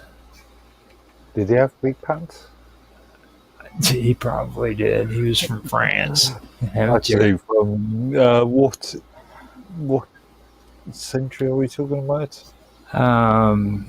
I think it was the 1700s. So we're talking about the macaroni sort of fashion. So Yeah. big thanks. Yeah. Big pants. Yeah. So before we go, let everybody know how they can reach you, Mr. Edworthy. Okay, I can be found mainly at minds.com, so minds.com/Medworthy. Right. And with me, you can find me at minds.com too, is Roger underscore Hanson. I am also on X at Roger Hanson at ROGLOL1973. As you know, I'm on Rumble. I am on X. I'm also streaming on Twitch, Kick, YouTube, and on DLive. You can go into DLive and contact me directly on chat anytime if I'm not streaming or if I am streaming. My name there is Roger underscore Hanson, like it is on Minds. On Kick, I am also Roger underscore Hanson. And this is on YouTube as the Praetorian, where you can find me at the Praetorian 5222. The Praetorian at the Praetorian 5222. Twitch, it's always infamous 1969, and that's the way it's always going to be. Infamous OG 1973. That's me, yo. So, Like I say, you unify your channel names. Just gets confusing after a while. the reason why I said that is because on Rumble, you will find me at Roger Hanson, or Roger Hanson at Infamous OG 1973. So, if you guys like the episode tonight, please like, subscribe, share, make comments, not just in the chat, but also in the comment section, guys. That you don't realize how important that really is. It's very important to not just the platform showing that we are an active freaking pay or channel, but it's also important because we actually like to have conversations. It's important because of our souls. That's right. If you, that's right. And we really do like having conversations in the chat section. So stop by and check us out there. You can also check us out on Element Matrix at Live with Roger Hanson. You can also check us out on I mean, we're on Teams too, but I just don't really like using Teams as a reference. But because we only really use that for one. No, used to use that with Jaffe. So yeah, for we two things, use that for specific purposes. right? So we are on Teams. We just don't really like going there. We like Element Matrix. So you guys, if you're on there, check us out. You know, it's a pretty cool place to go and hang out, and we will be there all the time. So with that, I'm going to go ahead and end the show. You want to say bye to everybody, Mark? Goodbye from him. Okay. And goodbye from me.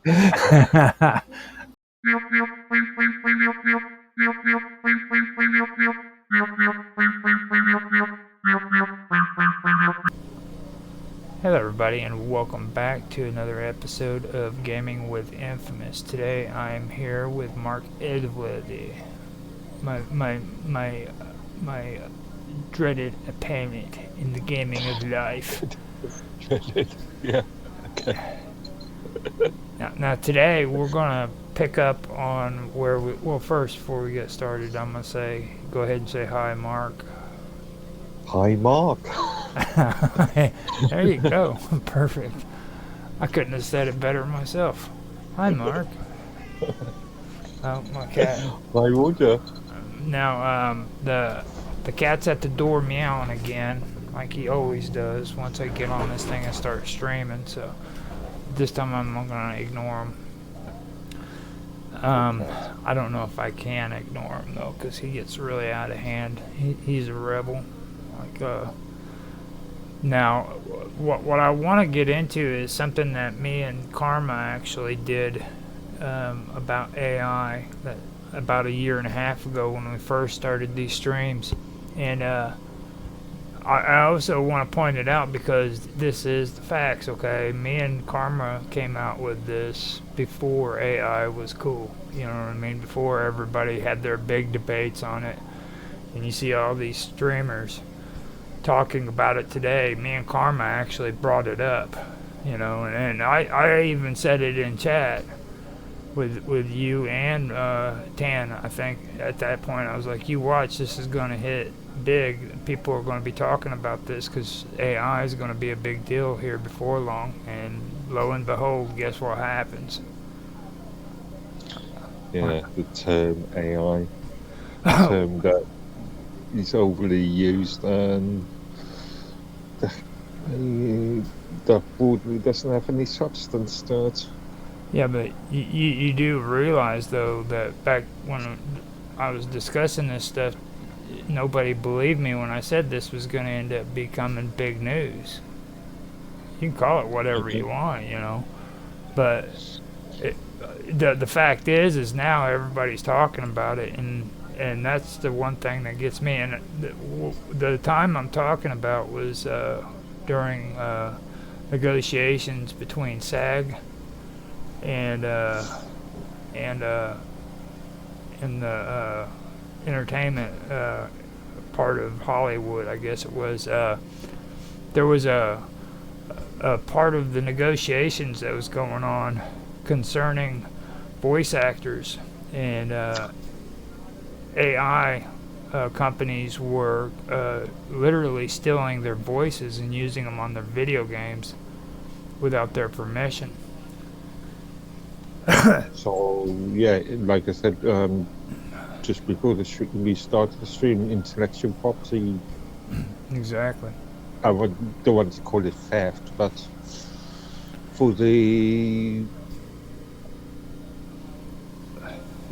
for most people, yeah, they would call it theft.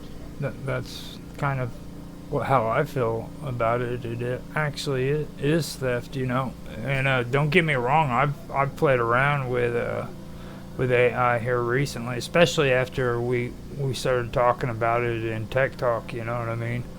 I figured, well, instead of just having the conversations about it, I might as well get in and kind of see what it was like and get my hands on it. You know, kind of get some experience with it. And I mean, later on, I do want to mention that when we do Tech Talk again, because I want to go over some of the stuff that I found out about it. But since Okay. but since we're doing gaming, I figured we could continue where we left off. Me and Karma, when it comes to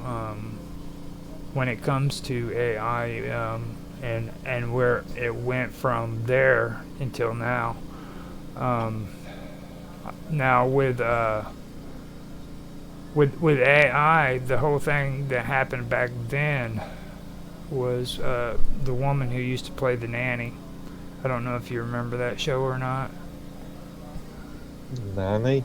The Nanny, back in the 90s. Um, This must be a nice thing. Now you're gonna start, you're gonna start ranking on the United States again, aren't you?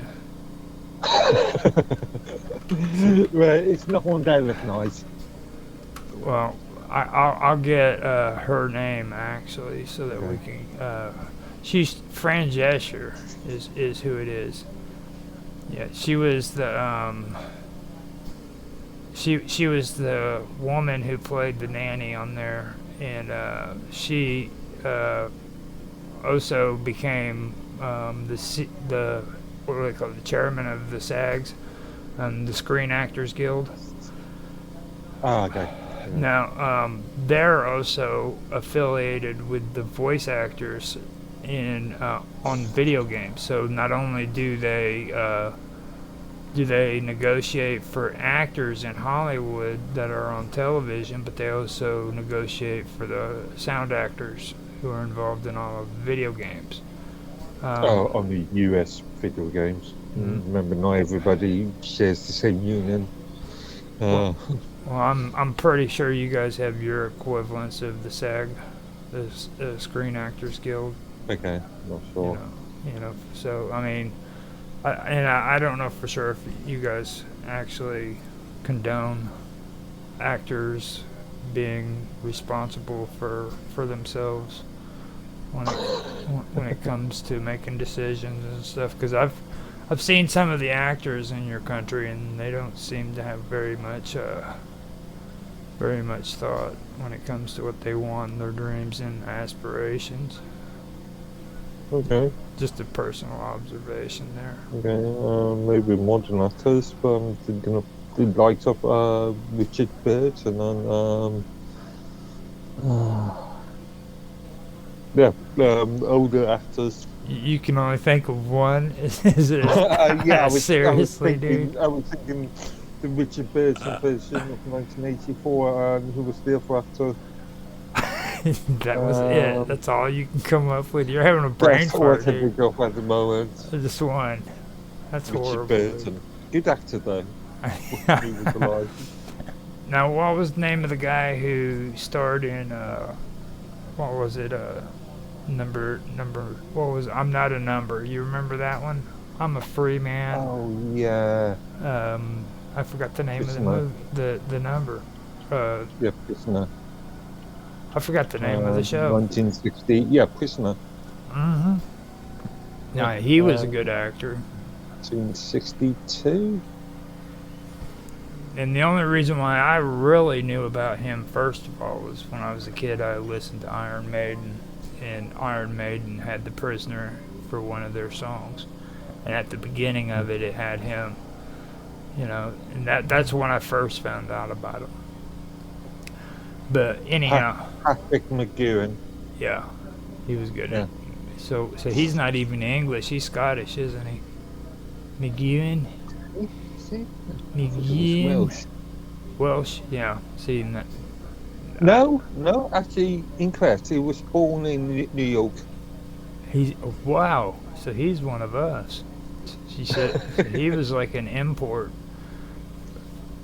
Okay, so basically what it was, getting on track, was Fran Drescher was the one who had to go in there, and the only thing I took from all of that is the fact that these poor people had to sit in a courtroom listening to Fran Drescher for hours on hours. Okay. Now, have you ever heard Fran Drescher's voice? Can you even remember what she looks like at this moment? Dude, it's like that, and I wanted to bring that up because it's actually pretty funny. I mean, that's like comedy hour, you know what I mean? People need to actually understand that's cool stuff. So Yeah. now, Okay, yeah. what happened there is they ended up passing protections against them, or supposedly they did. But then I wanted to later on come back in and look at this topic again, because the one thing that I really get annoyed with today's media is the fact that they always bring a story out and they never go back and check on it. You know what I mean? They never do what do they call that again, where they freaking go back and they do a follow up. Yeah, they never do follow ups anymore like they used to. You know what I mean? So I'm glad you're here, even though you weren't here the first time. But I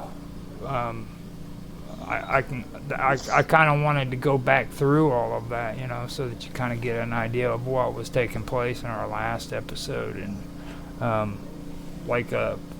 what's your thoughts about the Actors Guild over here being responsible for video game actors or voice actors in the video game industry? Do you think that's crossing the line? Or suppose everybody's got a right to join a union, and if the union represents them, then Okay. Now, for me personally, looking back on it, I personally feel that it was just a big gimmick. To be honest with you, I think that a lot of that took place was just staged so that they could publicize some of the things that they're doing because well, especially with the stuff that I've been pulling together. Okay, I've been seeing something that seems pretty dank when it comes to that shit. Like, first of all, these people were so worried about AA, and they portrayed that whenever they were getting in front of the cameras, right? But later on, I started doing more research into the stuff that's being integrated into the gaming industry when it comes to AI, the words that you hate, you know what I mean? So that is where I wanted to come back to this and kind of, do a follow up and everything, and then kind of go over some of the stuff that's actually happened in the last year and a half concerning AI, because I do find it kind of disturbing for them going from the Actors Guild complaining that AI was stealing their voices to some of the stuff that's being done in the gaming industry. You know what I mean? So, yeah, I'm not sure if it's what you call it, stealing the voices. Um, well, I mean, you're the one that at started least from a the. legal definition, anyway. You, But I mean, you felt uncomfortable about saying it, but you're the one that first said the word stealing in this okay, yeah, conversation, dude. just So because I think of a better word for it. it's like, for you, it's like one thing is good for you. What's good for you isn't good for the gander. It seems like Well, yeah, I just couldn't think of a better word for it, but stealing, because that means that you're removing the voice from the owner without the permission. Well, you're borrowing it without permission. Would be the best way of saying it. Which that you're right. That's not really stealing. Yeah, It's um, altering something that is, plagiarism, I think would be more yeah, appropriate. Yeah. plagiarism. That sounds good. We'll stick with that one because you're the one who's big on the whole terms and services and stuff. And actually, before we get into this, I do want to ask you something. Did you ever do that interview with Rapid? Like I said on Saturday, you reminded me after the fact. I did message him back. Let me. I'm seeing a small in Discord there. I think it Did was message him back, and he messaged me the next day saying that he'd have a word with Zach and let me know okay. Good. Well, to reschedule. Yeah. now I just want everybody on here, if anybody actually does watch this, to know that Mark will be getting interviewed on. Uh, uh, now I'm having a brain fart.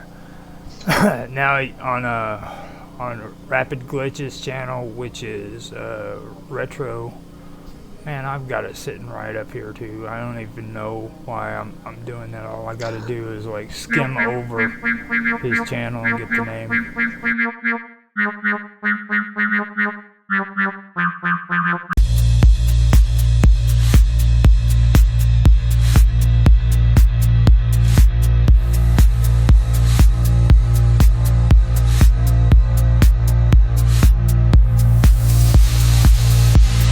And that remains unverified archaeologically. Um, the only reason why they say that it's good is because it fits within regional religious customs that they suppose happened. Now, that is the thing that I want to press upon. They're going off of religious texts, which we know about 80% of religious texts are completely bogus and don't really have any historical significance whatsoever, and saying that this is what happened. So you have a lot of religious people who are running around that honestly believe this shit happened, when in reality, there's nothing that actually backs up what they're saying as being true. You know, and that's basically just saying it like it is. It's the truth. I've been doing a lot of reading and not really uh, doing the whole untethered part of the show, which is where I just come out and I say it. It's the truth. There's nothing that oh, there's not there's very little evidence, is what I'm saying, that any of the stuff that relates to Moloch is actually true. They're going off of biblical verses that aren't even verified archaeologically. And I don't give a shit what you think about. If you think freaking your faith is all you need, well, go ahead, believe that shit, okay? Um, I'm not going to go off of the text of somebody who wrote this down 2,000 years ago just because freaking that religion tells me, oh, you got to have faith. So I need to believe that this stuff actually took place when nothing actually backs it up whatsoever. I'm sorry, it's just not going to happen. If I found, that this site was here and it was written in the Bible, then that's cool. I understand that actually did take place. I understand the Babylonian exile. That there's proof that took place. There's archaeological evidence that backs that up.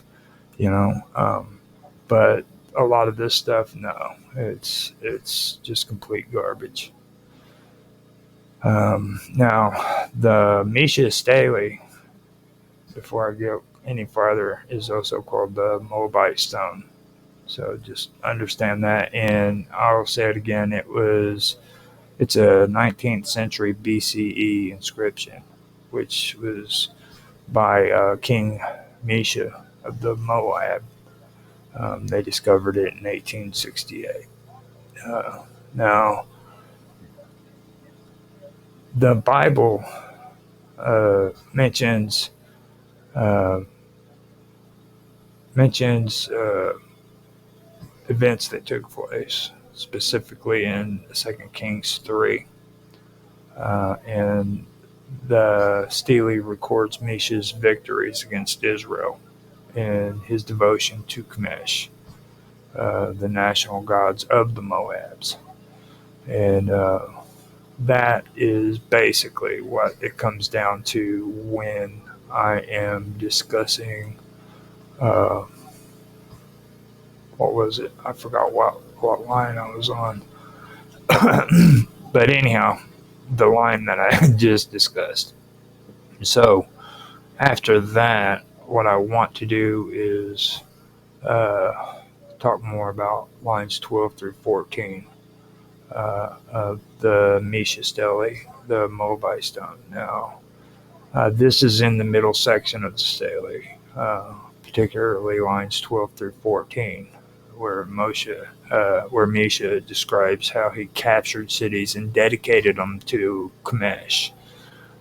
This is where the interesting stuff gets into that I was talking about. Now, the translation of lines 12 through 14 is reconstructed text. And it says, and Chemosh said to me, go to Nebo against Israel. And I went by night and fought against it from the break of dawn until noon. I took it and slew all of them, 7,000 men, boys, women, girls, and pregnant women, because I had devoted them to Ashtar Chemosh. Now, Ashtar uh, uh, is Ishtar, just so everybody knows. Ashtar Chemosh. So that is a deity that is probably mixed with Chemosh. part of Ashtar associated with them. So um, the key interpretations of these lines is first the divine command from Kamesh. Okay, Misha claims that Kamesh ordered him to attack the Nebo, a city, attack Nebo, a city controlled by Israel. Now, this portrays Kamesh as an active war deity, similar to Yahweh's role in biblical conquests. Um, After that, we go to Hiram, which is total destruction. That's devoted to Kamesh. Okay, the phrase devoted them to Ashtar Kamesh suggests a harem, a sacred ban or total destruction in honor of the deity. This term is used similarly in biblical Hebrew, for example, in Joshua 6:17 regarding Jericho. It implies that the people were sacrificed or slaughtered as an offering to Kamesh. This takes us into mass killings as an act of devotion. Now, Misha states that he killed 7,000 men, boys, women, girls, and pregnant women. This mirrors the kind of sacred warfare and divine vengeance seen in parts of the Hebrew Bible. That would be found in 1 Samuel's 15:3, where Saul is commanded to destroy the Amalekites. While it does not explicitly mention child sacrifice, the act of devoting people to a deity is suggestive of ritual slaughter. So now you have Kamesh's dual nature, the warrior and religious figure. Okay, the mention of Ashtar Kamesh suggests an amalgamation of Kamesh with the goddess Ashtar, which is Ashtarte and Ishtar mixed together. Or, well, actually, it's Ashtarte would be the Canaanite Phoenician version of Ishtar, which is Babylonian. Now, this reinforces the idea that Kamesh had aspects of both a war god and a fertility religious deity. Now, uh, there's also a real huge similarity between the actions of the Jewish people as well as the acts of the Canaanites, and this goes back to something that I've always talked about. That's the one thing that I believe the Jews have a really hard time accepting is the fact that they are actually Canaanites. They want to bury that. They want to pretend like it's not true, when in reality, that's what they really are. They are Canaanites, and they moved away from their beliefs of, well, a lot of people have a hard time with the word paganism, but that's what it really is.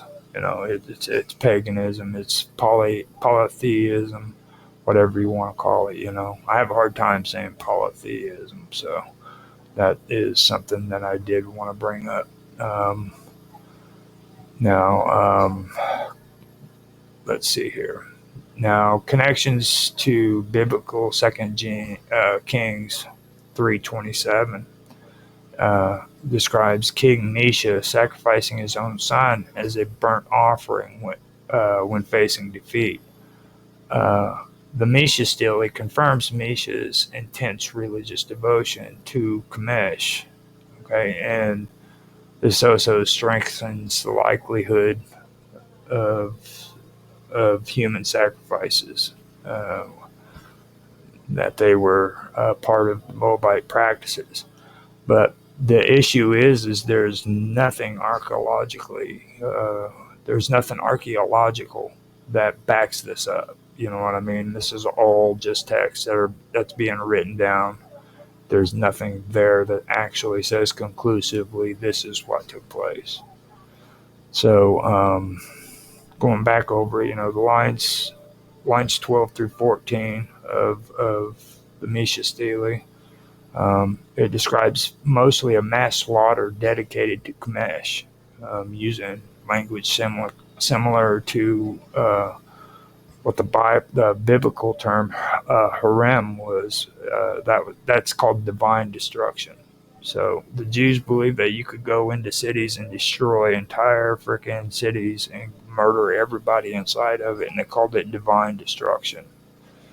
Okay, but at the same time, they're going to talk about Kamash and say, he's worshiping babies to Moloch, that evil deity, that one that's associated to Kamash, this horrid, wretched baby killer. When in fact they were doing the same exact thing that this Stille is describing. The Misha Stille says that they went in and they murdered everybody and slaughtered them, and that's what it says. And of course, archaeology is going to support the idea that human offerings, including child sacrifice, may have been practiced by the Moabite religion tradition because of uh, neighboring belief systems. So that right there covers 2 Kings 3:27. And I noticed Mark came in. You want to say something, Mark? It's up to you. It's like I said, I know this is very controversial, so you don't have to say nothing if you don't want to. But figured I would mention that. Now, with that being done, I do want to go on to another issue, and I believe I've already covered Kamesh, didn't I? Yes, I've already covered my notes on Kamesh.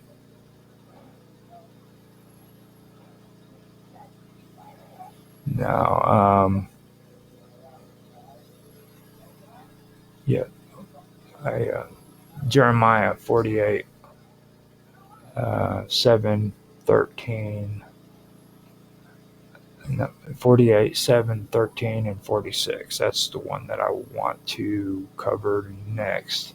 Now, Kamesh is a big one. He really is. This is the one that really ties a lot of this together. And that they believe that there is archaeological evidence that Kamesh was worshipped during the time period referred to in 1 Kings 11:7. That would have been around the 10th century BCE. Now, the most significant piece of evidence is the Mesha Stele, the Moabite stone, whichever you want to call it.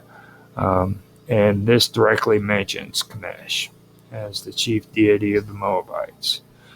Now, like I said, the Mesha Stele, or the Moabite stone, was in the 9th century BCE. It was discovered in 1868 in Dibon, Jordan, which is ancient Moab. Uh, that is dated around 840 BCE.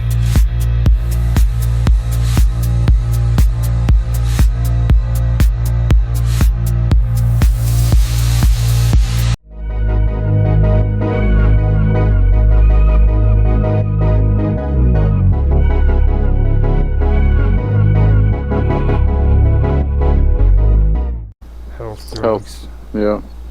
Uh, I mean, you got to do something. You yeah. got to find some kind of income somewhere. I mean, he really gets into that stuff. At least he's not shilling a bunch of unnatural bullshit. Like, Yeah. he's actually trying to look for things that are more helpful.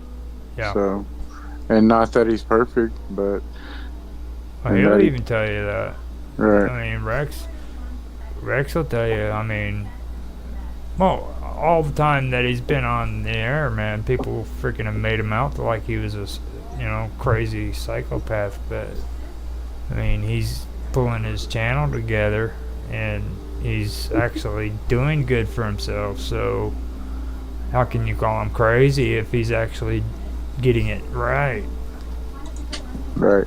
You know, he just sits with comic book characters posted back behind him, and so people can see it on posters, and he just talks. That's all Yeah. he does. He does a good job. Yeah, he does a really good job. Fucking name. Yeah.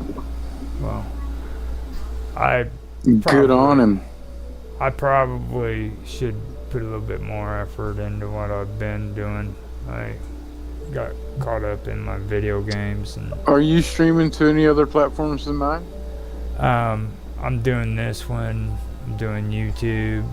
I gave up on Facebook, and I don't do the whole Twitch. And well, I sometimes I'll stream on Twitch, but not on a regular basis. Just whenever I want to make a video and download it for editing. But other than that, because like I can't live stream on freaking. This is the way I think. I can't live stream on freaking Minds, for example, even though I can't download it. But just say you can, you know what I mean? Like I can't stream on here and then download it and turn it into an upload. Right. In my mind, that's just not right. Yeah. Not yet anyway.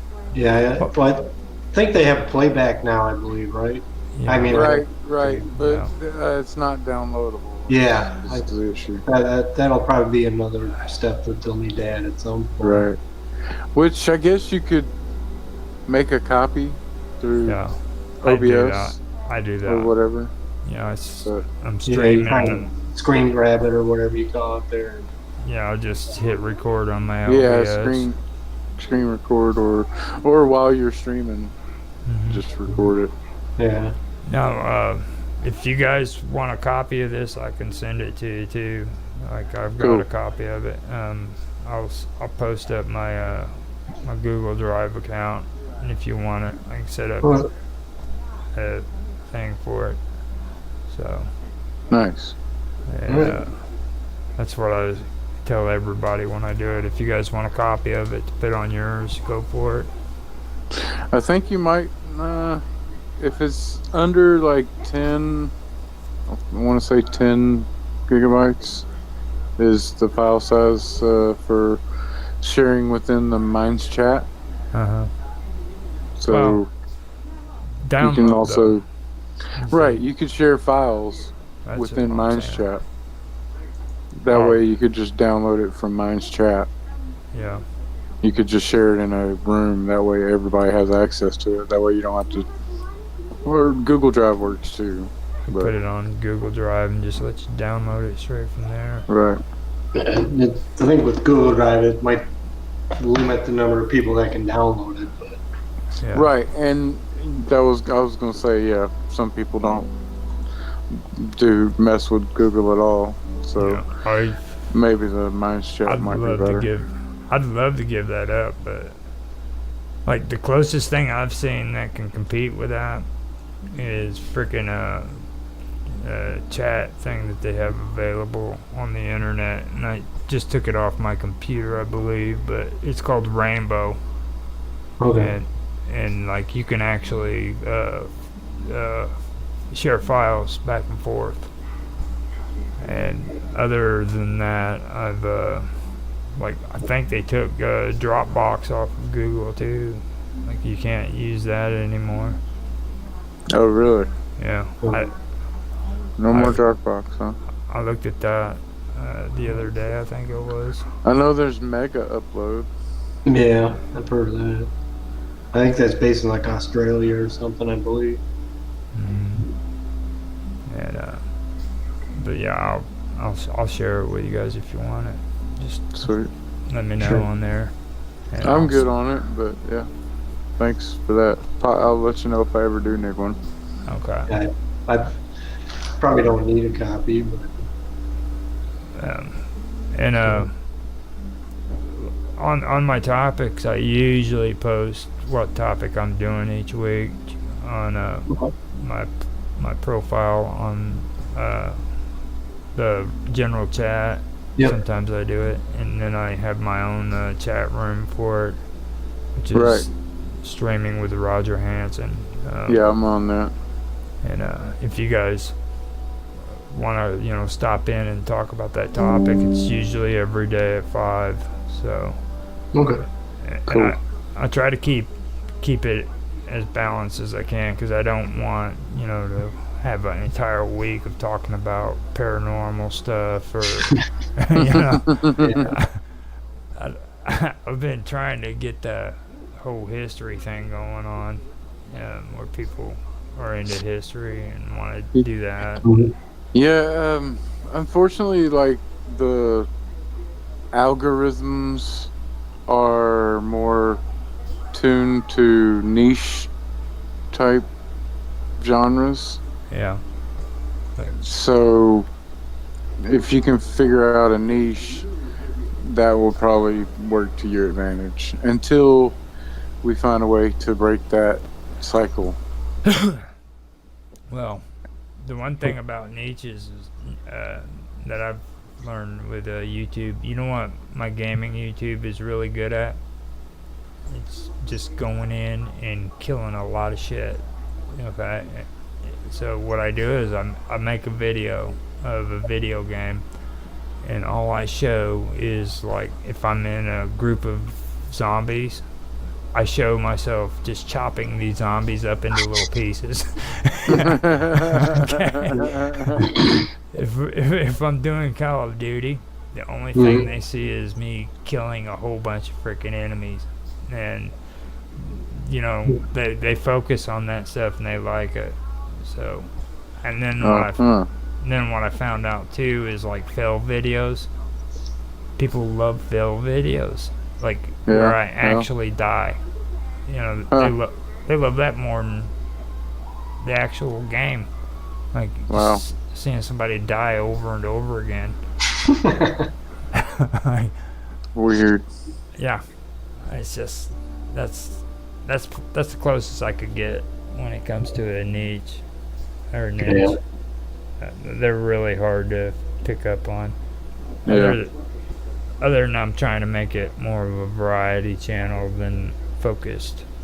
I don't want, like, gaming on just Call of Duty or Minecraft or anything like that. I want it Right. variety. Yeah, I'm the same way. So I haven't found my niche either. So because I don't really want a niche. I want to be doing what I do, and that's what I do. It's not because I don't want to be Classified. put into a box. You know what I'm saying? Yeah. But because they'll do that. They'll do that quick as shit. All of a sudden, you're the guy who freaking knows everything about freaking Blender. Yeah.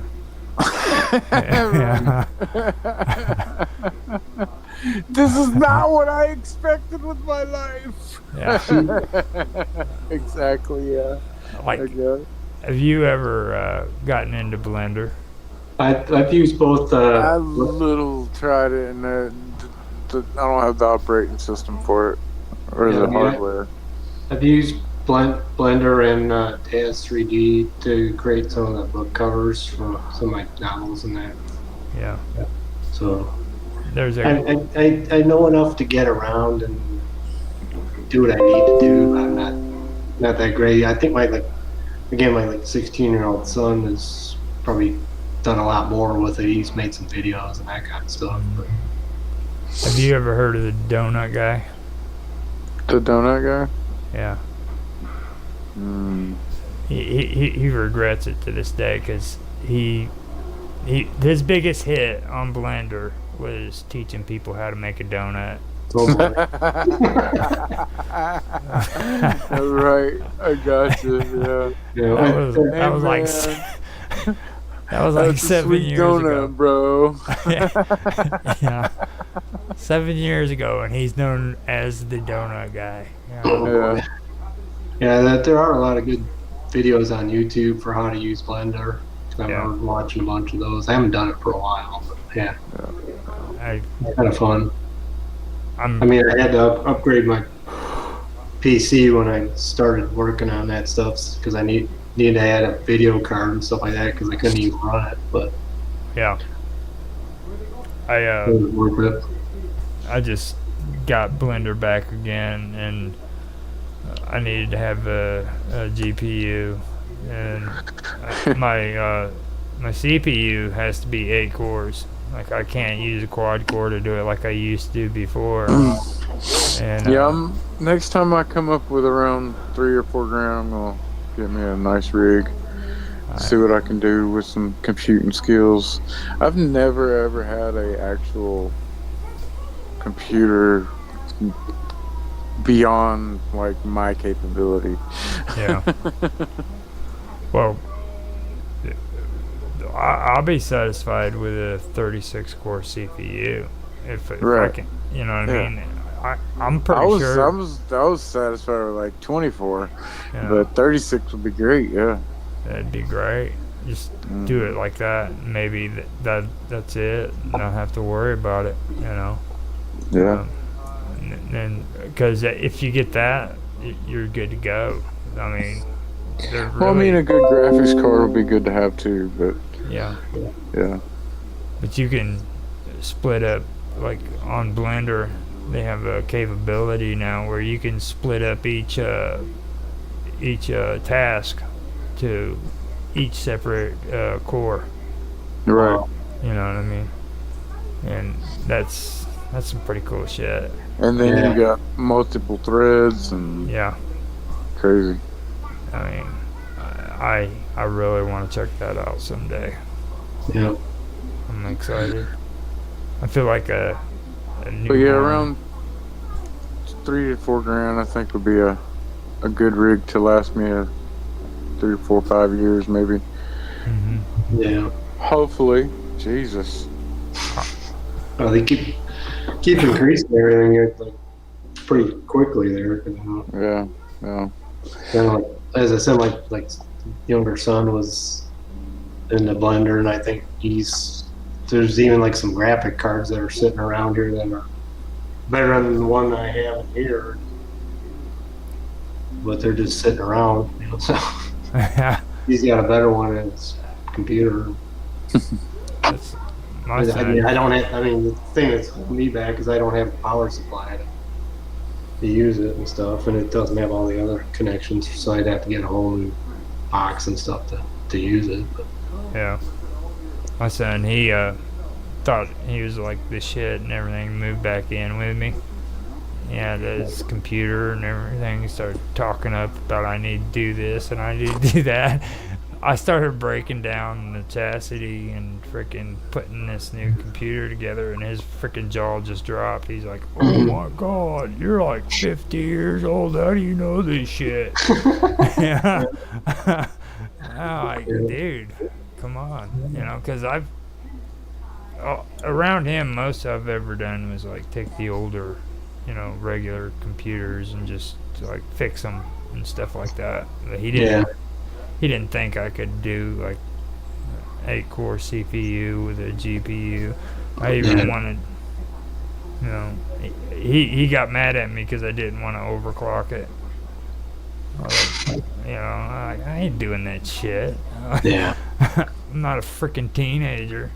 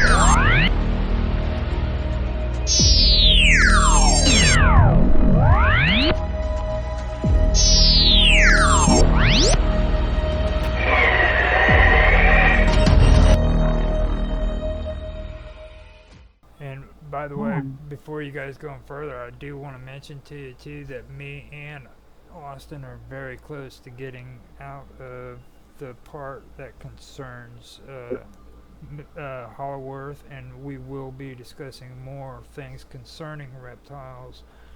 We've been going over the Naga, and we've also been going over topics concerning the Astra weapons back in the day. According to the Hindu religions, they had the Astras and stuff. So keep Yes. keep a close eye on those, because those are actually turning out to be pretty good videos.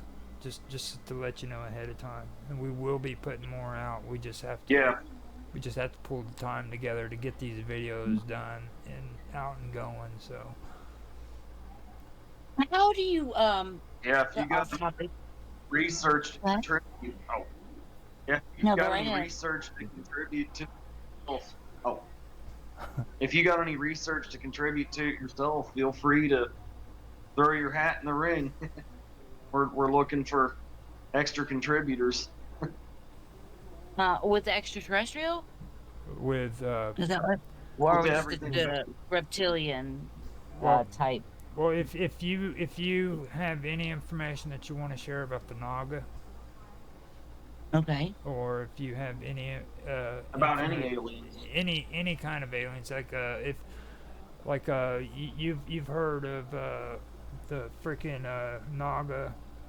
What's another good one? Oh God, I'm having a brain fart right now. Reptiles, um, reptilian, Alpha Drac. Draco, The Um, Draconians, dragons. Yeah. anything of that Alpha nature. Draconians, yeah. The We're, amphibians. yeah, right now we are Um, in the process of doing the Agarians, and we're going to be going on to the next step after that, and we're doing it from the beginning, like historically, where did all of these stories come from? Like, a lot of people have this misconception that these are freaking stories people made like back in the Fairy 1980s. tale. Yeah. Well, they also think that they were made like back in the 1980s or something, and they don't realize like freaking these stories go back 100, 200 years ago. Yeah. You know what I mean? When it comes to freaking like the Hollow Earth and the freaking Agarians living in underground tunnels, you know. Mm-hmm. And I don't know. Do you guys know anything about like Tartarian? Yeah, Uh, Tartar. okay. You know that they actually even had a flag, like it was recognized.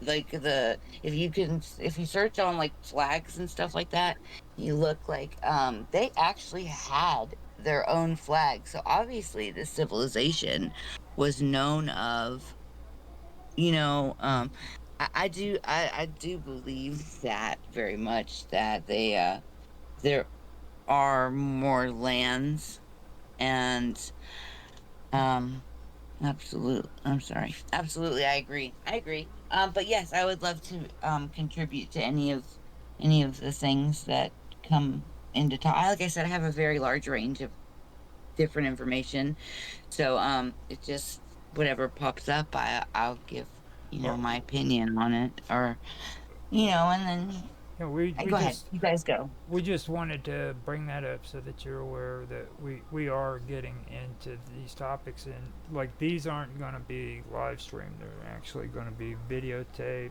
and they're going to be edited, and they're going to be quality, as good of quality as we can come up with. So Okay. so I don't know how to do any of this stuff. That's kind of why, like, when I was sending information, I was trying to keep it in order, because I don't know how to edit, videos, or, to be able. And I like to, when there's odd things like this giant Godzilla-like creature in the water that I sent, um, I'd like to give credit to, the original. I'm not trying to take credit for anything. This is not my story. It's our story. It's all of us. mhm. And I try to I would like, I like to give credit where it's due. Somebody brings something to light. They deserve. I'm not, trying to take anybody's content or anything like that. That's why I kind of just sent everything to you in some kind of order. Yeah. And that way, if you were going to do your show and have, clips or whatever, like Oh you were no, speaking of.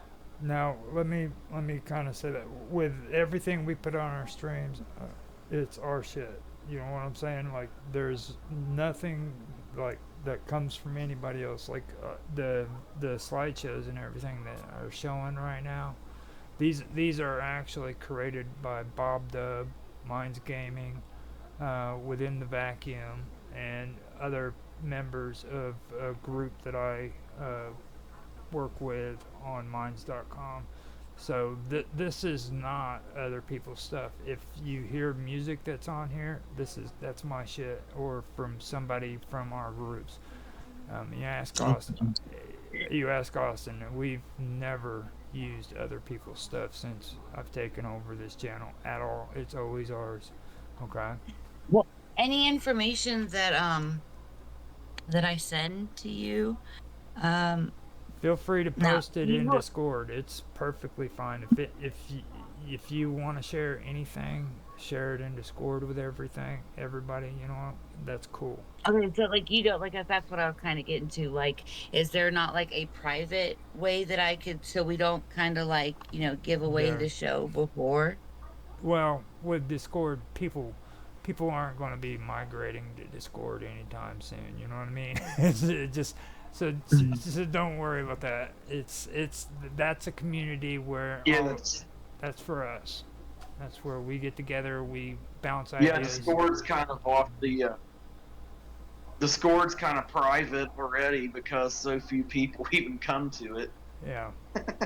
So Okay. when you Well, I mean, it's not a totally it's not a bad idea to post things that you're going to be talking about. That way, if anyone else exactly would like to chime in, they'll be aware of subject, topic, or anything they'd like to contribute. right now, I understand Oh that yeah, absolutely. the reason why I'm saying that is because like freaking we've been doing this Discord channel for a while, and I've finally come to realize that it's a better tool than it is anything else. Like I'm not gonna push anymore because I've done it before. Tell everybody join our Discord, join our Discord.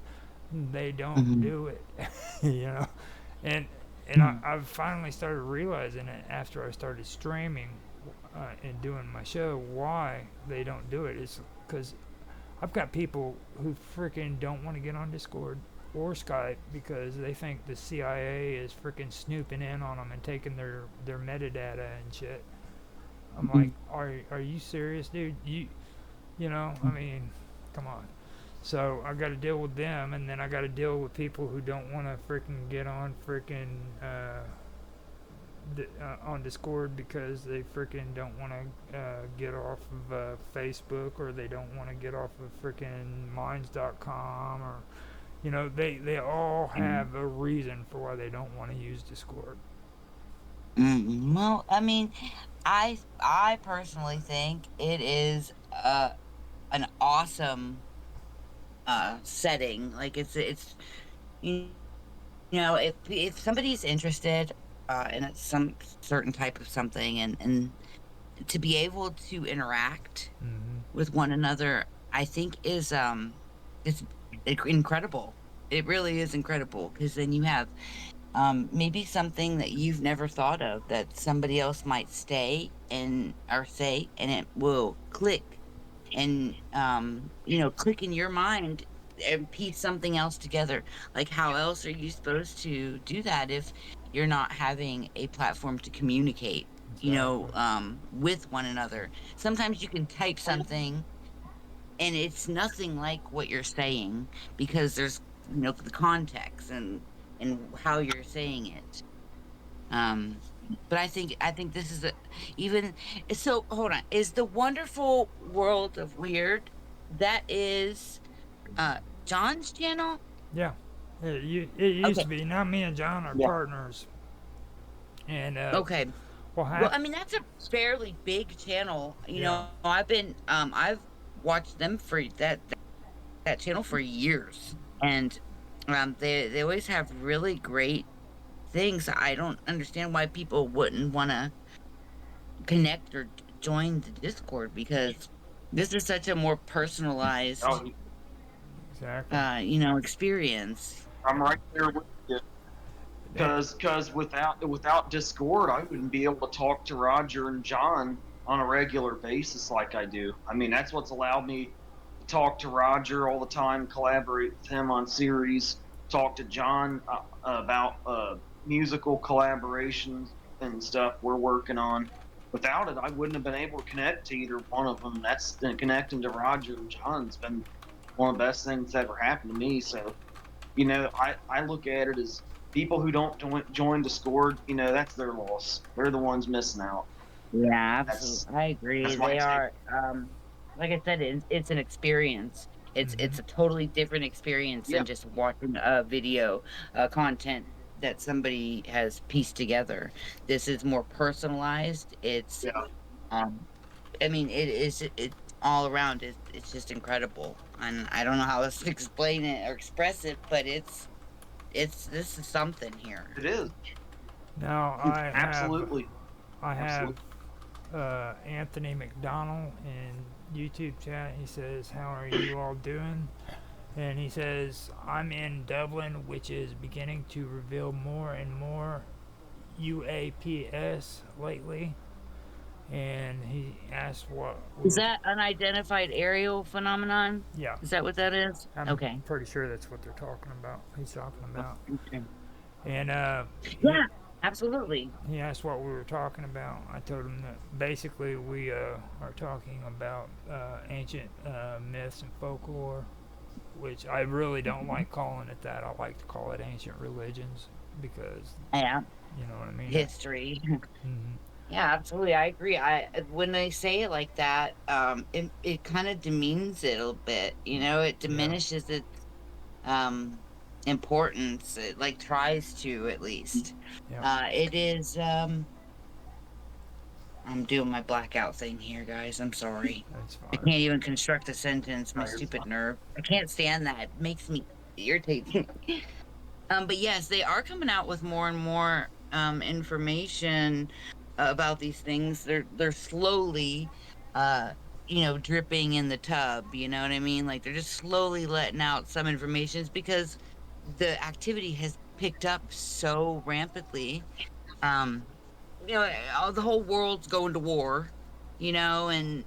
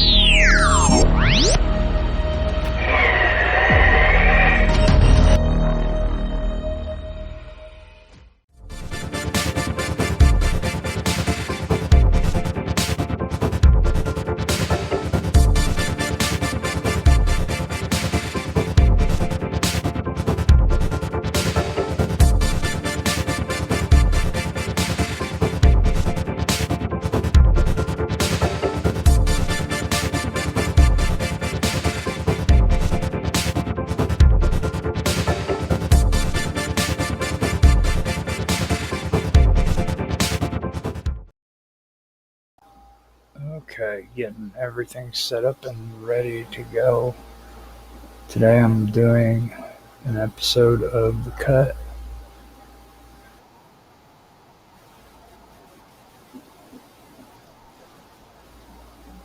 Sounds good on D Live. Going in, making sure the cut is set up, and on YouTube, got to make sure that's set to live streams and listen to the audio. Okay, so I have that set up. It sounds good on YouTube. have to go and pull up the notes. I forgot to get my notes for today's topic. And after I get that, I should be ready to go. Yes. Let me see what we got here now.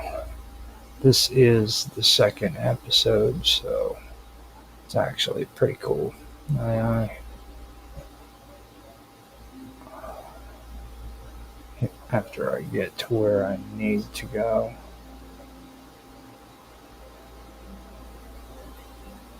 Actually, I'm on the wrong part.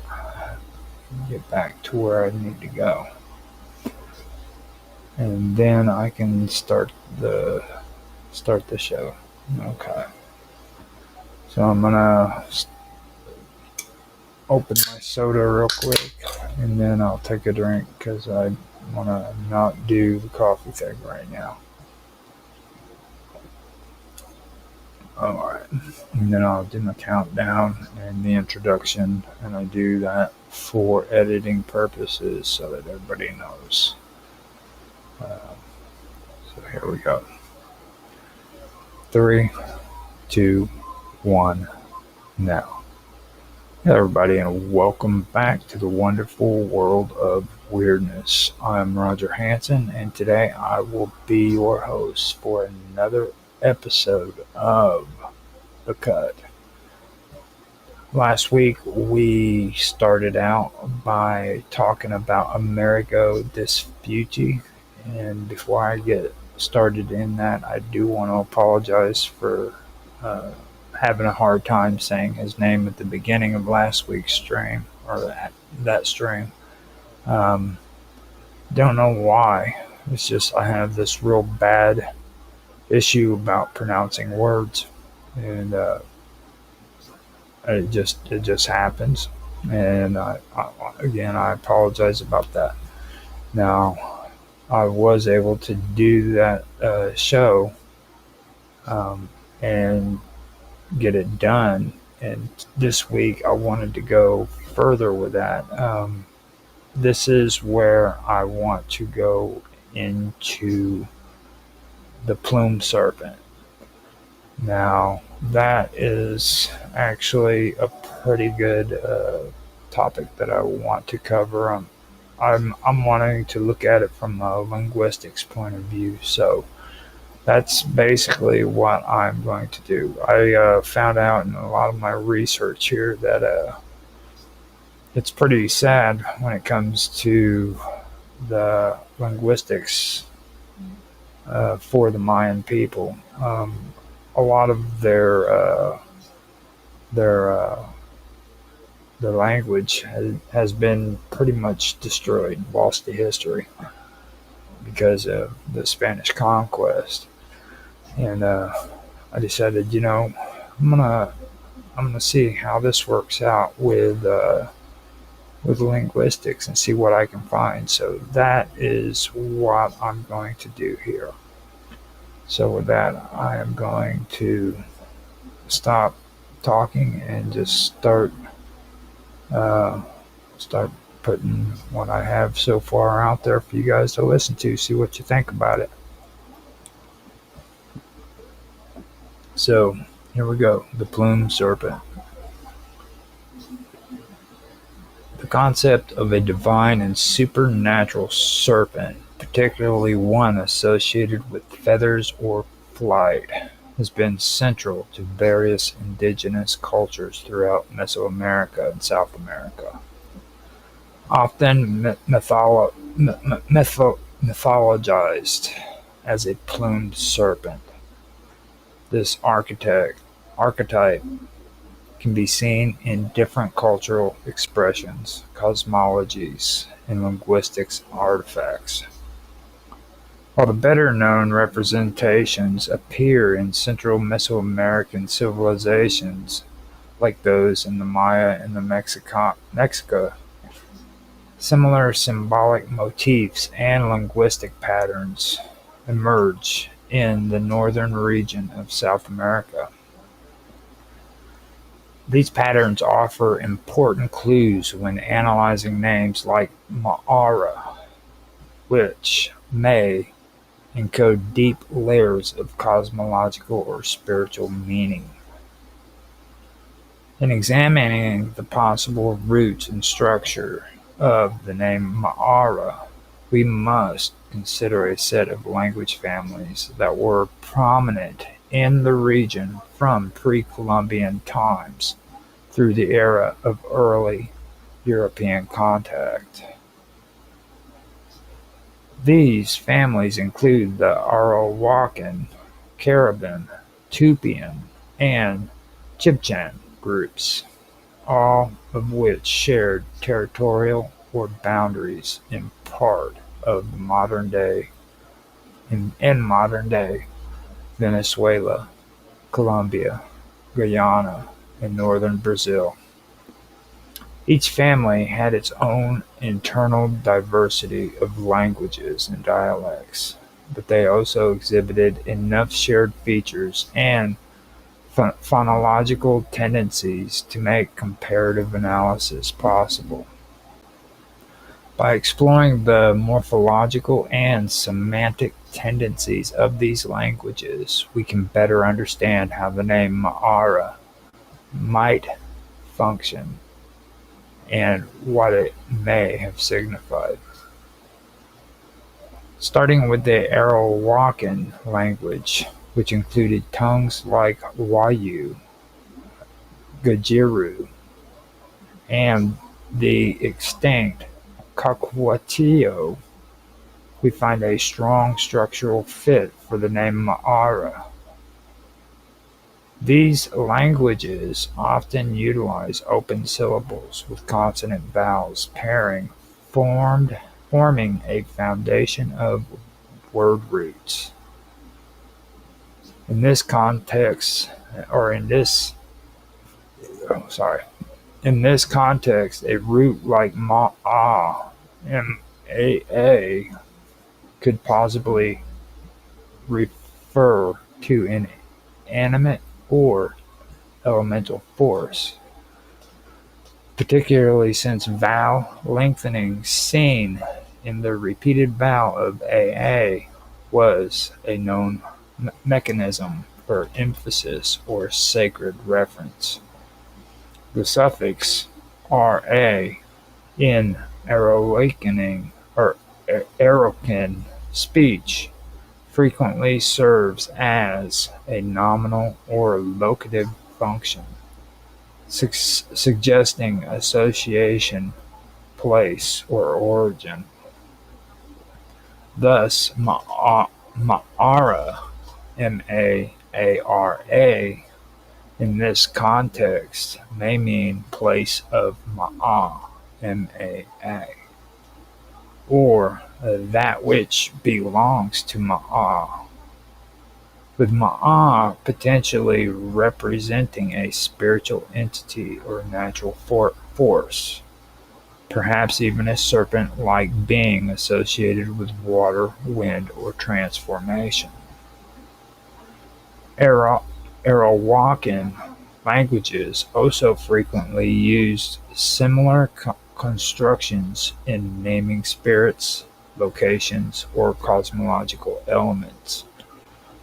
Many place names and theonyms within Wayu culture, for example, contain similar patterns of root plus suffix, and the layering of meaning through both phonetic repetition and morphological tagging is consistent with Ma'ara's shape. While there is no direct evidence of Ma'ara referencing explicitly to a plumed serpent in surviving Wayu or Caquito sources, the phonological structure supports the possibility of such a sacred or symbolic reference. Caribbean languages, which were spoken across large areas of northern South America and are still spoken in parts of Suriname, and Venezuela also provide an instructive framework. An instructive framework. These languages typically employed consonant-vowel consonant (CVC) and consonant-vowel (CV) syllable patterns, and while they showed less reliance on vowel elongation than Arawakan languages, they maintain a clear morphological structure that can accommodate a name like Ma'ara. Roots in Caribbean often consisted of two syllables and suffixes such as ra, na, or ka, ra, na, ka, which were used to indicate place, origin, or function. A name like Ma'ara within a Caribbean structure might therefore translate as place of the Ma, Ma, or spirit center of Ma, or spiritual center of Ma. Again, the interpretation of Ma'a, M-A-A, in this setting is subject to speculation, but it could feasibly refer to an elemental or animistic being. Caribbean cosmologies did include animistic deities and natural spirits, and while the serpent figure was not always rendered in the same terms as the Mesoamerican plumed serpent, the notion of a sacred animal or transforming spirit was not alien. The idea that Ma'ara could reference a sacred or powerful place associated with such an entity is consistent with Caribbean naming conventions. Tupian languages, which dominate large portions of the Amazon basin, but also touched areas near the Caribbean through trade and migration, offer yet another compelling linguistic environment in which Ma'ara could have arisen. These languages favor simple syllables and make extensive use of reduplication or vowel repetition to convey emphasis, plurality, or spiritual power. The root Ma'a, M-A-A, fits naturally within these structures or structural rules, and suffixes like ra, ta, and na, R-A-T-A, and N-A are known to denote location or abstraction in various branches of the Tupian family. Within Tupian cosmology, names often contain references to animals, celestial bodies, and transformative natural forces, while specific reference to a plumed serpent are scarce. While specific reference to a plumed serpent are scarce in Tupian mythology compared to Mesoamerican myths, there are ample examples of serpentine deities, river spirits, and sky beings that embody similar dualities of earth and sky.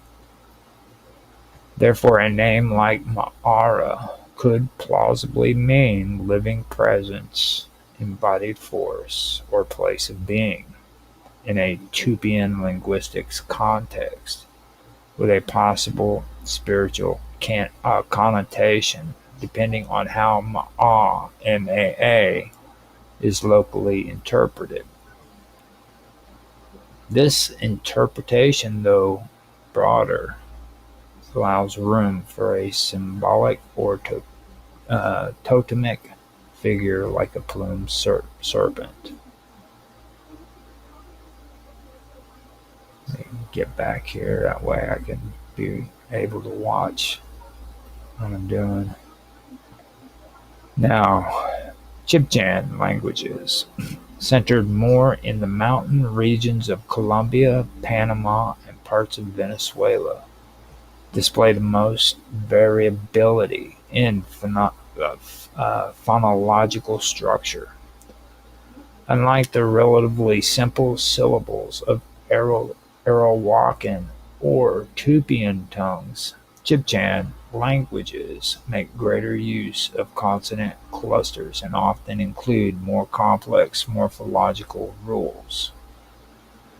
However, certain variations of Chibchan still employ straightforward consonant-vowel syllables, especially in place-naming conventions. Suffixes like ra, ra, or wa, wa, are not uncommon and can be used to indicate locations, position, or essence. In Chibchan, the root ma'a, maa, might connote ideas like mother, water, or foundation, depending on the dialect. Thus, ma'ara could translate into something like mother's place or source place, depending on the specific context. Given the importance of serpentine figures in water mythology across the Americas, a root associated with mother or water could easily be extended metaphorically to a serpent figure, especially one who is regarded as a guardian or channeler of energy between realms.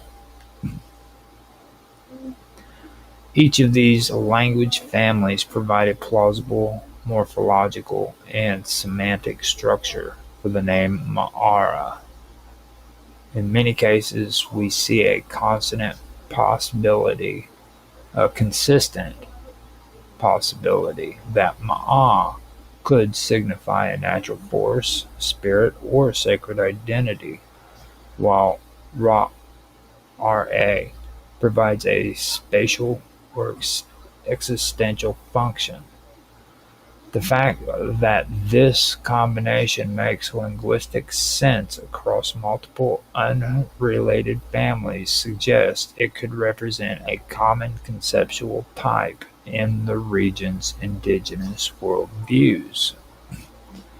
Furthermore, the repetition of the vowel or the elongation of the root in ma'a, maa,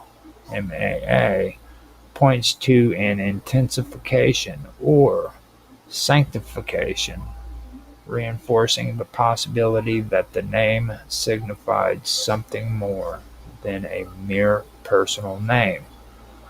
It could have been cosmologically or ritually loaded. The symbolic presence of serpents in indigenous cultures across the Americas further supports the hypothesis that a word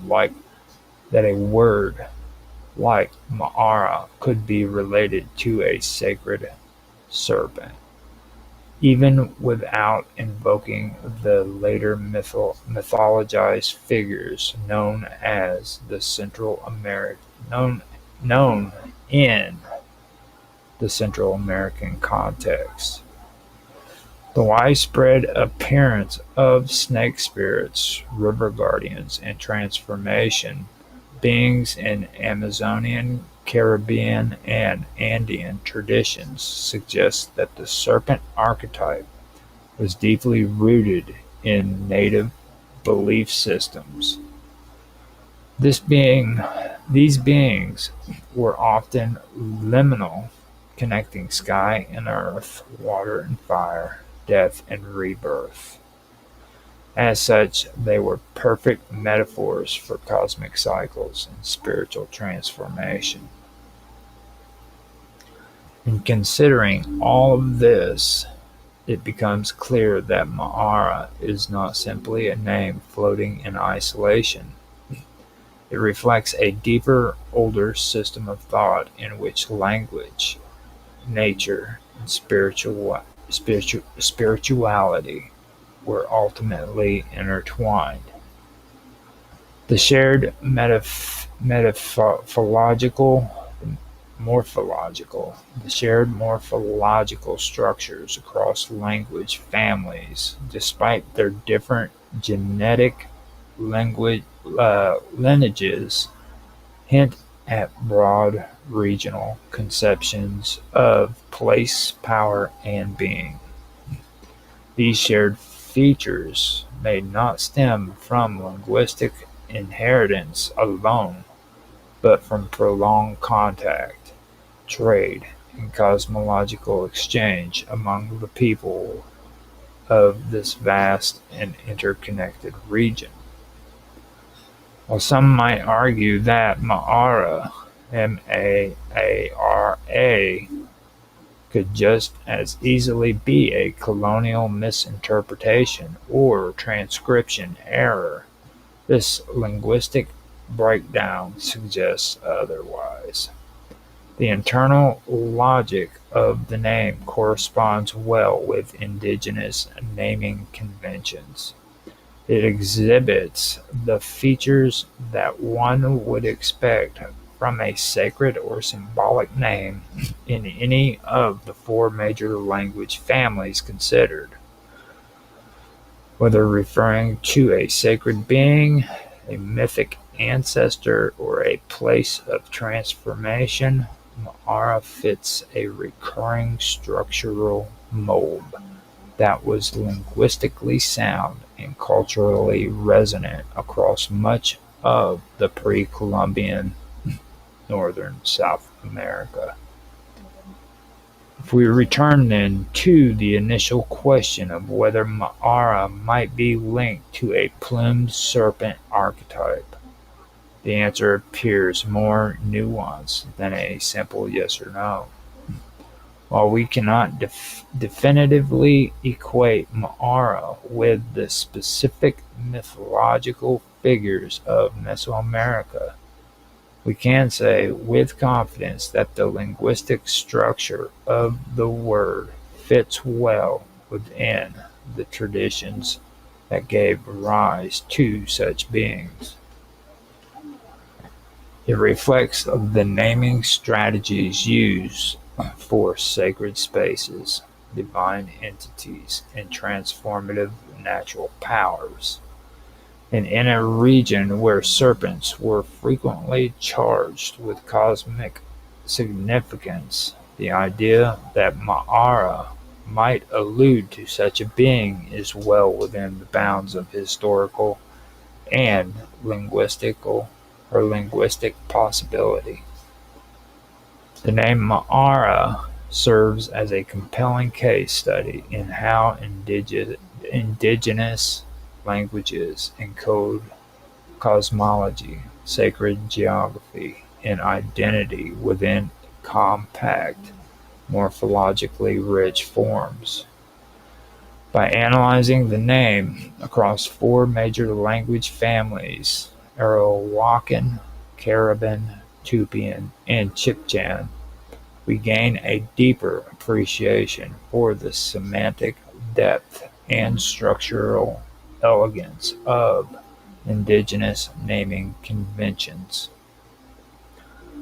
The possible spiritual or mythic dimensions of the name remain open to interpretation, but its consistency with regional linguistic patterns strongly supports its authenticity as a meaningful native construction. Whether or not Ma'ara directly refers to a plumed serpent, it certainly embodies the kind of layered, symbolic naming that allowed ancient cultures to bind language to the forces that shape their world. The Spanish arrival on the northern coast of South America in the late 15th century marked the beginning of a profound and often violent transformation in the indigenous landscape. When Alonso de Ojeda arrived in the region known as Quequacoa, also spelled Quibuibacoa, Quequabacoa, and the original spelling was Quiquevacoa. He did not merely encounter a foreign geography, but a deeply inhabited world, rich with sacred meaning, cultural history, and linguistic depth. The indigenous people who resisted Ojeda's landing were not only defending their material territory, they were protecting the very structure of their cosmological identity. To understand why rebellion occurred in the wake of Vegeta's landing, one must look beyond the standard colonial narratives and delve into the profound symbolic and linguistic significance of the land that the Spanish sought to claim. Quequabacoa was not just a place name arbitrarily recorded by Spanish explorers. Linguistics analysis suggests it was deeply rooted in indigenous languages of the region, likely from the Arawakan family spoken by groups such as the Caquetio and Wayu.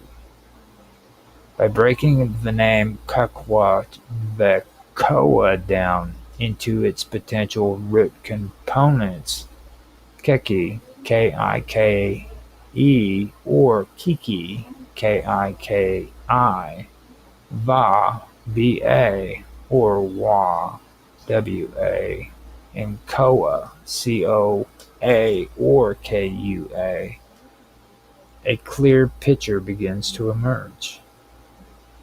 These components each carry distinct meanings in indigenous language. Kiki, K-I-K-I, often refers to walking or movement. Va or Wa, Va or Wa, can signify a collective people or a spirit place. And Koa or Kua, C-O-A, or K-U-A, frequently denotes location or grounding. Combined, these roots likely signify something akin to the place of sacred movement, land of those who journey, or region of the spirit people. This name alone indicates a profound relationship between the land and its people, a relationship that cannot be separated from its spiritual, cultural, and ancestral dimensions. When Alonso de Ojeda landed in this region in 1499, he was followed in the wake of Spanish expeditions driven by imperial ambitions, seeking to chart new lands, extract resources, and claim dominion for the Spanish crown. However, the methods employed by Ojeda and his men were far from peaceful. Contemporary reports and later chroniclers describe his tactics as fearful and provocative. Indigenous populations were subjected to coercion, kidnapping, and demands for tribute. E- Even without full knowledge of Spanish intentions, the indigenous community of Quequavecoa would have quickly understood that these were not mere travelers. The Spanish were armed, assertive, and culturally alien, disrupting the balance of a sacred landscape. The rebellion that followed Ojita's landing must therefore be seen as a deadly or deeply justified response, rooted in both cultural defense and spiritual necessity.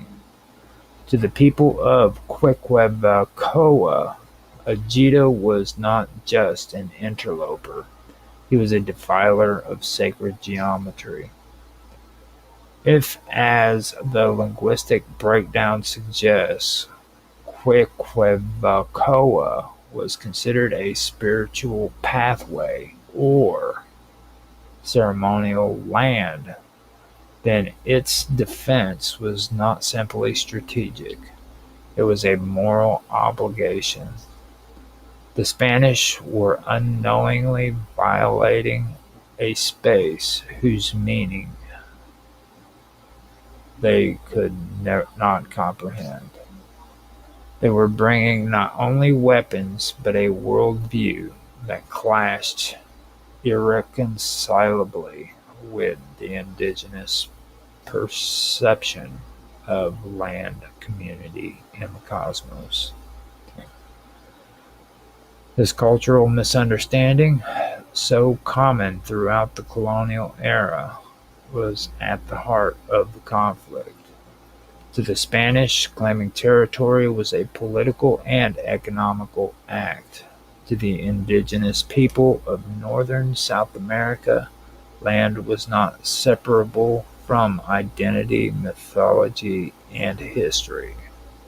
In many Arawakan and Caribbean cultures, land was understood as a living being inhabited by spirits, shaped by ancestral deeds, and structured by ritual paths. The name Quequavecoa, preserved through the Spanish transcription, likely encoded some of these meanings. It is entirely plausible that this name was passed down through generations as part of an oral history that described the region's importance not only as a dwelling place, but as a spiritual nexus, perhaps even a boundary between worlds. Resistance, therefore, was not merely reactionary. It was an assertion of sovereignty on every level: territorial, spiritual, cultural, and historical. The rebellion against Ojeda may have been one of the earliest such acts in South America, but it fits into the long continuum of indigenous resistance across the continent. What makes the Quaquavecoa instance particularly poignant is that the region's very name suggests the presence of deep-rooted metaphysical knowledge, now obscured by centuries of colonization, but still partially recovered through linguistics and cultural study. Further evidence of the cultural integrity of the region can be found by analyzing other names and words from the era. The term Maracaibo, Maracaibo, another early Spanish transcription from the region, also appears to be derived from indigenous roots. Breaking it down into Ma'ara and Cabo, Caibo, and Maara, and Cabo, Caibo. One might interpret the former as a root referring to a being or force, possibly even the plumed serpent archetype found throughout Mesoamerica and South American mythologies, and the latter as a suffix denoting place or relationship.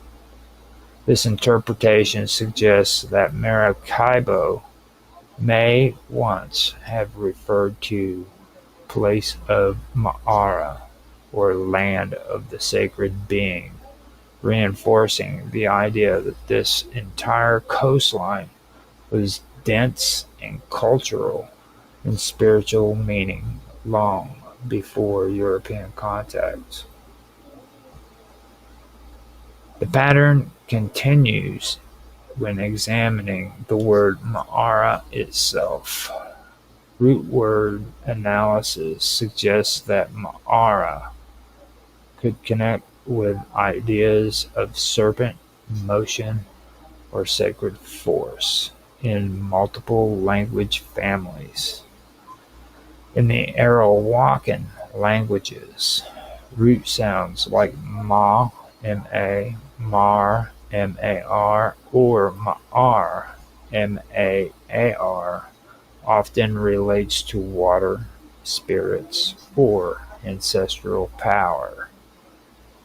In Chibchan languages, similar phonemes appear in words associated with dwelling places or spirits or high status individuals.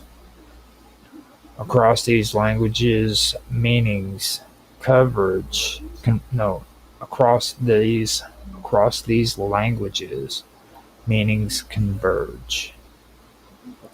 Ma'ara may have denoted a powerful ancestral or spiritual presence, possibly even an abstracted deity or mythological figure associated with natural forces like water, wind, or cosmic energy.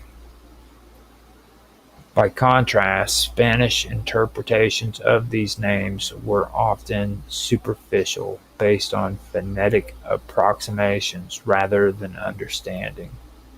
When the Spanish recorded the names of places like Quequebacoa or Maracaibo, they preserved the sound but not the soul of the world, or the word, but not the soul of the word.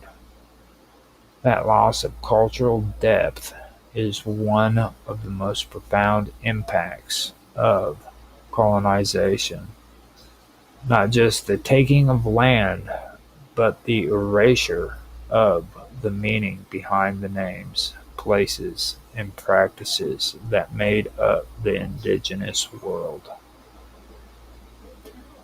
The rebellion against Ojeda was not just a clash of swords, but a clash of cosmologies. Ojeda brought with him a European worldview that treated land as a commodity, names as labels, and people as subjects to be converted or conquered. The people of Quequebacoa responded with a very different place. No, responded from a very different place.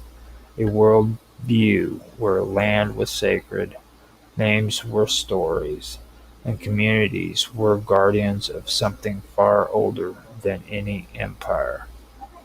In this view, rebellion was not just necessary, it was a sacred duty. Throughout the Americas, while many regions eventually fell under Spanish control, others remained fiercely autonomous. The Wayuu people, for example, famously resisted Spanish colonization throughout the entire colonial period, and their language and customs survive to this day. Their resilience is a testament to the strength of indigenous cosmology and the cultural importance of sacred places like Quequebacoa. In considering these acts of resistance, it is vital to remember that the indigenous people were not primitive or irrational. They were responsible to uh, they were responding to invasion with strategies informed by their own political systems, spiritual beliefs, and historical experience.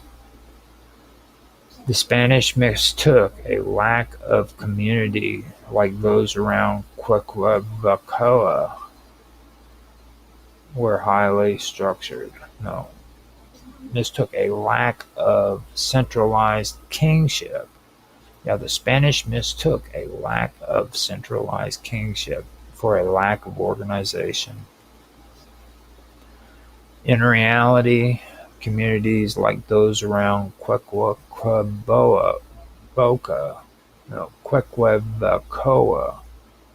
were highly structured, though in different ways than the Spanish understood. Leadership may have been clan-based, fluid, or ceremonial, but it was no less effective in mobilizing people to defend their homes. The rebellion also exposed the limitation of European documentation. While Spanish records describe Ojita's journey and note the resistance he faced, they did not and cannot convey the full indigenous perspective. Much of what we can now recover must come from piecing together linguistics evidence, oral traditions, and archaeological clues. By examining the names and root words passed down through colonial transcription, we begin to uncover a deeper map, one not of coastlines and lineage, but of meaning, stories, and sacred geometries, or geographies, and sacred geographies. In the end, the Spanish would not hold Quequebacoa easily, if at all. The resistance Ojeda encountered was not an isolated act, but the beginning of a long and complex process of cultural confrontation. While European powers sought to impose broader and uh, borders, while European powers sought to impose borders and extract wealth, indigenous people fought to preserve their way of life and the sanctity of the lands they had inhabited for centuries. Today, as we reflect on these early encounters, we must move beyond the simplistic narratives of discovery and conquest. Places like Quequebacoa deserve to be remembered not just as a point on the map, but as living spaces to the remembered, no, to the, okay, how about, but as living spaces of indigenous memory and resistance. The rebellion that greeted Ojita's arrival should be honored as one of the first assertions of native sovereignty in the face of a colonial future. By returning to the indigenous root of the word, by listening to the echoes of the names, and by reading between the lines of colonial documents, we uncover a different history, one where land, language, and spirits are inseparable. This is the story that was almost lost, but which, still speaks through names like Quequabacoa. And in that story, rebellion is not just a response, it is a form of remembering, a way of keeping the sacred alive. In the early period of European exploration, following Christopher Columbus's first voyage in 1492, few figures played a pivotal role in documenting the geography of the New World as Juan de la Cosa, a seasoned Spanish navigator and cartographer. De la Cosa was more than just a participant in several of the earliest voyages. He was a direct observer and recorder of lands previously unknown to Europeans.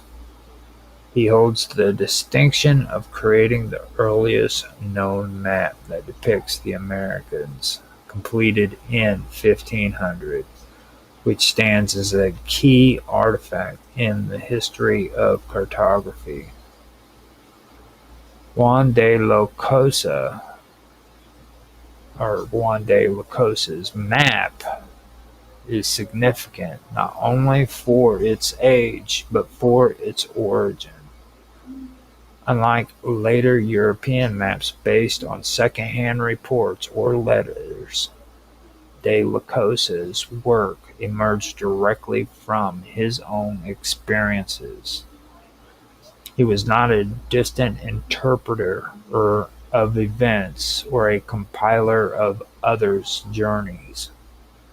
He sailed with Columbus on the first transatlantic voyage and later joined Alonso de Ojeda on a 1499 expedition to South America.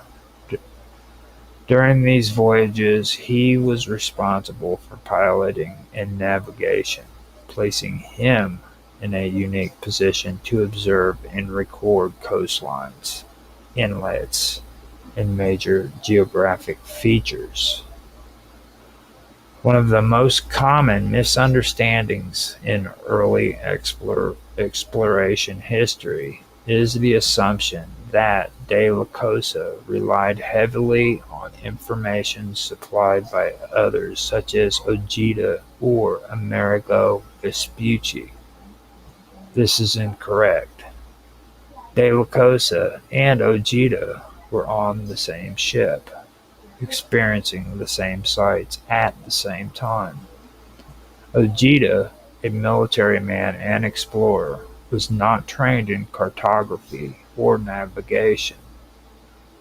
While he may have made verbal observations or offered strategic insights, it was de la Cosa who documented and interpreted the geography into a coherent cartographic form. Similarly, while Amerigo Vespucci is often cited as a major contributor to geographic understanding during this era, his primary legacy came from letters that were circulated in Europe, claiming discovery of lands not part of Asia.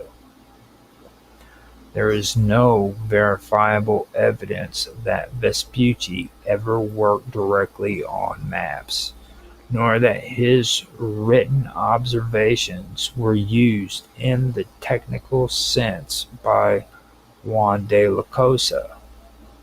While Vespucci may have briefly joined the 1499 voyage with Ojeda and de la Cosa, any contributions he made were literally not cartographic. The notion that de la Cosa needed to be informed by Vespucci overlooks the reality that the mapmaker was already directly involved in the exploration and recording process.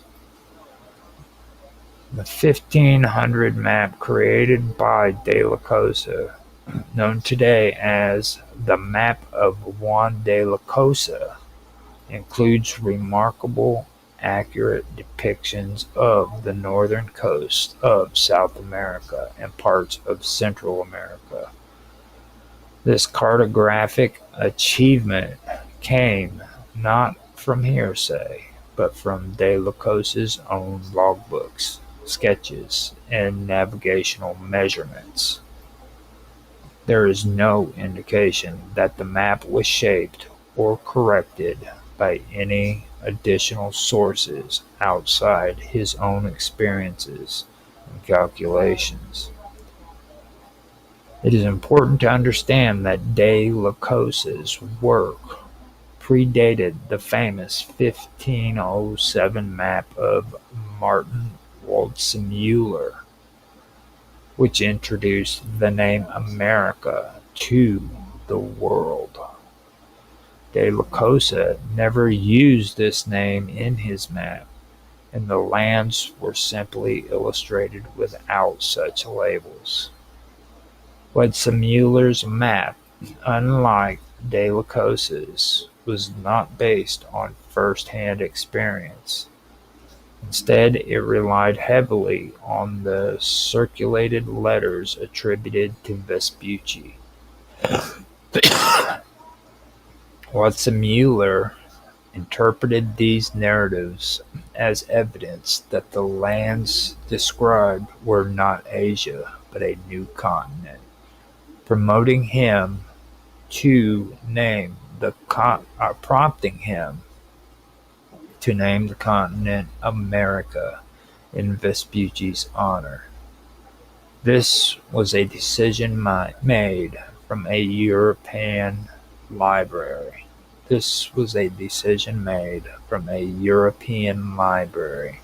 Not from the deck of a ship. While Waldseemüller's contributions to cartography is historically important, it was reflective of evolving scholarly opinions rather than geographical surveying. To return to Ajita, there is also no evidence that he ever created or even commissioned a map himself. His role on the expedition was primarily martial and administrative. He led expeditions, negotiated with or confronted indigenous populations, and carried out the political aims of the Spanish crown. He did not have the training to engage in detailed measurements, angles, or coastal surveys necessary to compile a working map. Any geographical information associated with his voyages would have come through his ship's pilot, most often De la Cosa, or others charged with navigation. Therefore, it is inaccurate to attribute map-making knowledge to Ojeda or even to claim that Vespucci offered anything more than vivid descriptions of the lands he encountered or claimed to have encountered. It is more accurate to view Juan de la Cosa as an independent cartographic authority. His map is not a patchwork or hearsay or second-hand knowledge, but the result of empirical observation. The coastline that winds along the northern edge of South America on his map is proof of his first-hand contact with those shores. It is also important to consider the nature of early navigational work. Unlike modern maps based on satellite data, early charts were produced through dead reckoning, celestial observation, and direct coastal survey. Pilots like De La Cosa would have taken frequent latitude readings and sketched coastlines as they visually appeared. This means that maps like his are primary historical documents, not synthesized summaries of someone else's recollections. In fact, given the presence of compass roses, scale indicators, and geographical features consistent with real coastal forms, the map of 1500 demonstrates a sophistication unmatched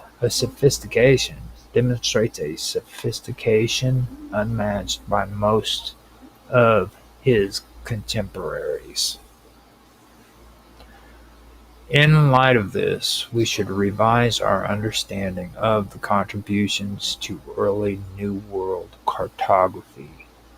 Amerigo Vespucci, though famous and perhaps even crucial to the popular European imagination, did not create the maps himself. Ojeda did not contribute to their production in any direct sense. The only one of the three who both explored and documented the geography through actual maps was Juan de la Cosa. By centering our historical view on first-hand contributors rather than retrospective labeling or assumptions, we gain a more accurate picture of how the New World was discovered, charted, and ultimately recorded for posterity. Juan de la Cosa's work remains one of the clearest and most direct windows into that process. The map he left behind is not just a document, it is a navigational portrait painted by the hand of someone who was there on the water, charting the unknown. As we continue to examine the early decades of the Age of Discovery, recognizing who actually contributed which type of knowledge becomes or even more essential. As we continue to examine the early decades of the new Age of Discovery, recognizing who actually contributed which types of knowledge becomes ever more essential. Maps are not just collections of data, they are historical arguments. Juan de la Cosa's maps make one thing clear. He was not merely present during exploration, he was defining it. All right, that is the end of that. And I also want to point something else out about Juan de la Cosa.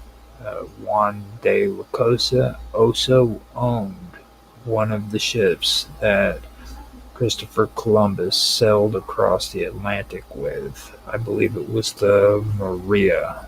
That was his ship.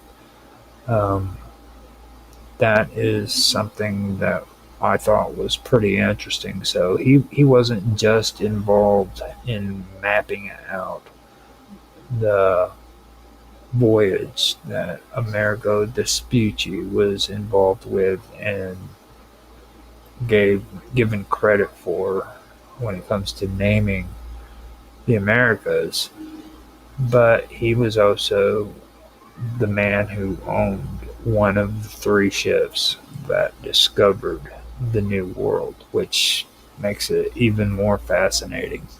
And this is one more of those stories that just was cut. It wasn't even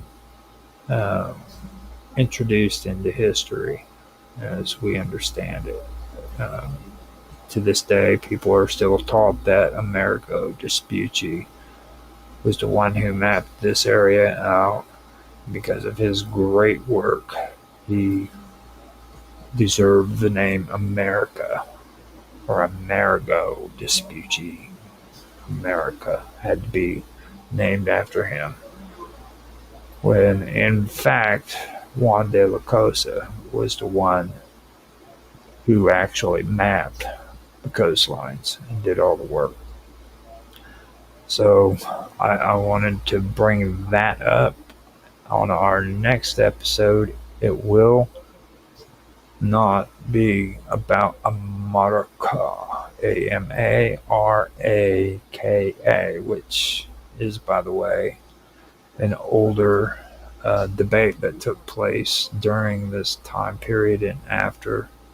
Actually, it took place, I believe, in the 1800s. And like I said, this is a huge, huge rabbit hole, okay, that literally leads nowhere. But it is a very, very good story or it's something that's worth researching, because, well, for me, for example, I mean, I wouldn't have learned anything about Juan de la Cosa and him actually being the one who mapped out the coasts of America and actually being the one who made the first map. You know what I mean? I was one of those people who believed that Amerigo Vespucci was the one who did all of that, and that I didn't even know that a cartographer in Europe was the one who actually did it after the voyage. So I found this to be very, very interesting and enlightening when it comes to that. There's a lot of our history that was never told, and if it was told, it was usually a lie. So I do enjoy doing stuff like this. Now I got interested in the Dokubers, which is a group of people out of Russia.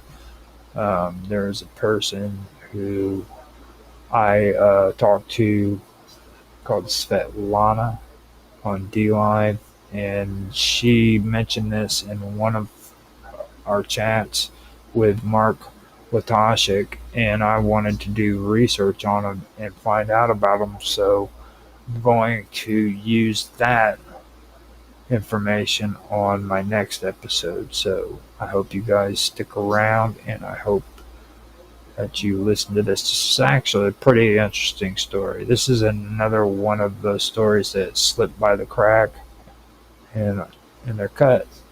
And that's one of the reasons why I made this series.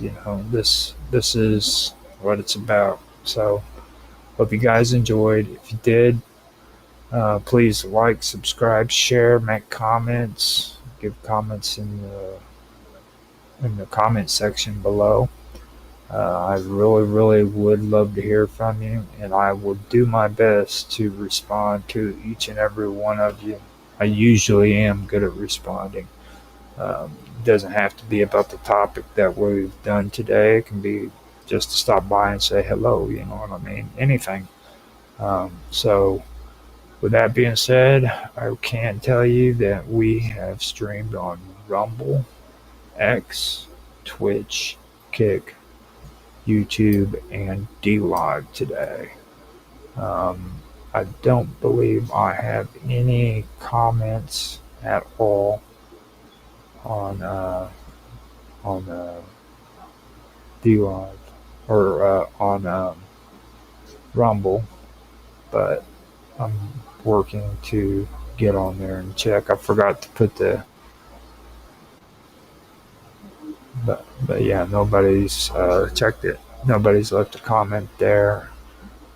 We have no comments on YouTube, and we have no comments on D Live other than Mark from Dregus Production. He left some messages for me the other day saying that I can stream or simulcast or restream his D Live on there because he's got music and stuff that he's got up. I appreciate that. And what I told him in the chat was I'd have to do it manually, though. I'm not as uppity up as what he is on D Live. He's got all those cool views and stuff like that. Not me, man. I only have like 27 followers. So yeah, I can do it, but it would have to be manually. Do appreciate him stopping by and making his comment. I'm gonna go over there and give him a lemon, and I'm gonna give DK Spiracy a lemon as well, because I love handing out lemons. That's right, I'm the lemon guy. If you guys come in and you subscribe to me, I will give you lemons too, because I am just that cool, guys. So, with that being said, I hope you guys enjoyed the video, and I hope you have a good day, good morning, evening, afternoon, whatever time it is for you in your part of the woods. And I will go ahead and end the stream and let you go. Thanks for watching.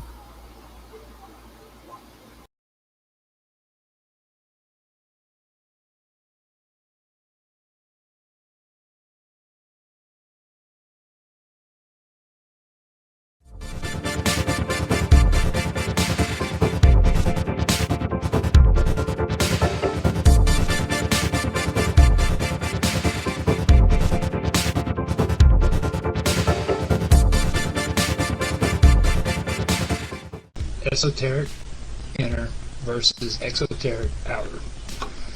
So, what do I mean by esoteric and exoteric? Now, first of all, when people hear those two words, they usually think that it relates to religion. And in a lot of aspects, yeah, it does relate to a religion. There's a lot of esoteric beliefs that are involved with Christianity, Hinduism, Muslims, Buddhism, a lot of esoteric hidden meanings within the religious context. But, all that aside, because you're going to hear a lot of people talking about this with religion, and it'll be all of these huge beliefs, like they'll get into the Gnostic beliefs, which I personally believe is still going strong today. You'll see religious organizations that are involved with the APAC, it's one of the biggest political parties in the United States. Not really a party, but an organization. And it's between Israel and America. And they just pretty much run Washington, D.C. You have groups like the Gnostics, okay? And I don't really believe that there's a whole bunch of Gnostics running around trying to take over the world or anything like that. But I believe that a lot of their ideas are being introduced into other branches of belief, like for the UFO sightings and stuff like that, for example. I can see a lot of Gnostic beliefs being introduced into that, especially in ancient astronaut theories.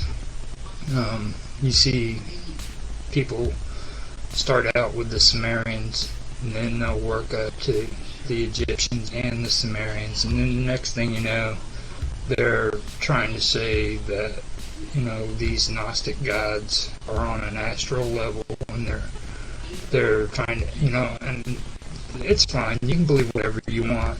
You believe all that, but to me, what that says to me is, especially considering that I actually did the research and I found out on my own what this stuff really was, it's getting away from the idea of seeing unidentified flying objects and reports of abductions and things of that nature to, you know, putting a belief system into place for aliens and UFOs, and that's where it gets a little too out of proportion, you know. Now, I have no problems with the idea that we were genetically modified or created by, you know, alien life forms. Okay, that could be plausible in my way of thinking, but when you start pushing a Gnostic or esoteric belief system on me using UFOs and aliens in order to do that, I'm not going to be a fool, you know. So in that aspect, I can see a lot of esoteric beliefs going on. Now, with religion, what we have also, besides these groups of people that are now doing the UFOs and everything, and then you have religious groups that are affiliated with government organizations, but you also have to look at secret societies. Now, like with the Gnostics, you know, I'm not going to say that that these secret societies, like the Masons and you know, groups like that, are the Rosicrucians. I don't believe that all of these people are secretly trying to take over the world, just like with the Gnostics. But I do want to say, you know, that they created the basis for the organizations that are esoteric that we have today. You know, there's a reason why the United States decided that they needed the CIA, you know, the Central Intelligence Agency, which, in all of accounts, they really haven't done anything that is really positive when it comes to the American people. They've spent majority of their existence covering up a lot of the things that they did wrong. You know, it's not about finding out things that are dangerous to the United States. It's more or less covering their own hides after they've done stuff that was illegal here in the United States. And we have organizations like that that are set up, you know. We've got the military complex, which is true, you know, and you have Area 51. Now, that, even, okay, you take UFOs and all the conspiracies out of the equation. The fact that we have a military installation sitting out in the desert with that much security, that on its own is something that you need to take into question. You need to ask yourself, why do we have that? Why do we have Mount Hood? Why do we have, you know, all these other underground DUMBs, you know, deep underground military bases? They're everywhere. Now, this is all esoteric, and that all stemmed from these secret societies and that way of thinking. We live in a world now where people are trying to say that we want to be more transparent, but the more they try to prove that they're being transparent, the more esoteric they are, you know. So that is something that I also, you know, have been finding out for myself, you know, and I try to look at it at a neutral point of view, and I hope that, you know, people would someday have the common sense to do that themselves, you know, because it's very important. And it's like I said, with the alphabet organizations within the government, you know, you have APAC, you have the American Turkish organizations, you know, that are working between America and Turkey, and they have billions and billions of dollars going in and out, and all they do is buy and sell weapons. You look at the illegal transfer of nuclear energy and stuff like that, and weapons, and the um, parts needed to create a bomb that were shipped through Turkey into Pakistan. You look at how Israel ended up having well over 200, nuclear bombs sitting in their country, and Vanunu was put in prison and held as a prisoner pretty much for his entire life because he came out and told the world, look, these people are sitting on a bomb. These are esoteric organizations that have been running underneath the radar and getting away with a lot of things for a lot of years. So that's another thing that I also wanted to mention. Then you have the corrupt media, okay, both the news and the entertainment. I'd love to say that I'm just talking about the news and everything, but that's not the fact, And with today and everything that's going on, you can't look at this stuff and tell me that it's not corrupt, okay? When, I agree 100% with the concept of the Me Too movement, okay? If a woman is sexually harassed or raped or anything like that, they need to come out and let people know that this stuff is happening. There's nothing right about that going on and people getting away with doing it. But when you take a look at all these women in Hollywood, entertainers, who are standing up and saying, I was sexually harassed, you have to ask yourself, out of all these people that have done this, how many lawsuits have been brought up against the people they're accusing? How many criminal cases have been brought up? So far, I know of Bill Cosby. He got in trouble and he ended up getting prison time. There's a governor, I believe, that ended up getting in trouble, I believe, or a senator or something. And I know of maybe 4 cases out of everything in the last 2 years that's been brought up that has actually had lawsuits or prosecution. Weinstein too. So that's 3 there, and I'm sure there's another one somewhere, if I think. But other than that, nobody has gotten in trouble for it. Alright? Now, it's, like I said before, it just looks two-staged. And when you look at Hollywood's past, okay, you take a look at it, and everybody's known about the audition. Everybody understands about the casting couch. It's been going on for years. These women, 9 times out of 10, they went along with it because they wanted the fame. Alright? They benefited from it. I hate being the guy who says that, but it's the truth, okay? And now they come out and they say that, oh, I've done this, and everybody's acting like it's such a big shock. And it's not a big shock. It's been known for years. And for me, what really gets my heart about it is this stuff has been known for years. And you take a look at child actors, alright? Child actors were being molested by people in Hollywood since the 90s, and it's been documented. Okay, Corey Haim killed himself because of it, and Corey Feldman has been going nationwide speaking up against what had happened to his friend, and nobody wants to listen.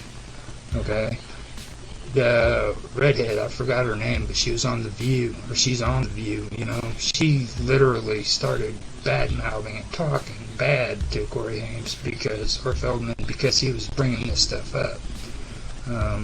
There's a lot of people who want to look the other way and pretend like that's not happening when it really is, and it was discovered back in the 90s and the early 2000s.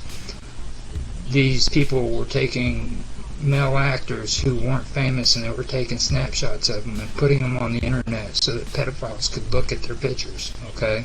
And this is a known fact, all right, but it never got any kind of publicity. The person that was responsible for that ended up taking off to Europe, and he lived, and he probably still lives in Europe, and he's never been prosecuted for his crimes. All right, and this has gone on for decades, and nobody wants to talk about it. But we need to talk about the Me Too movement and all these Hollywood actresses being sexually harassed. That to me is disgusting, and it's something that I did want to bring up about it.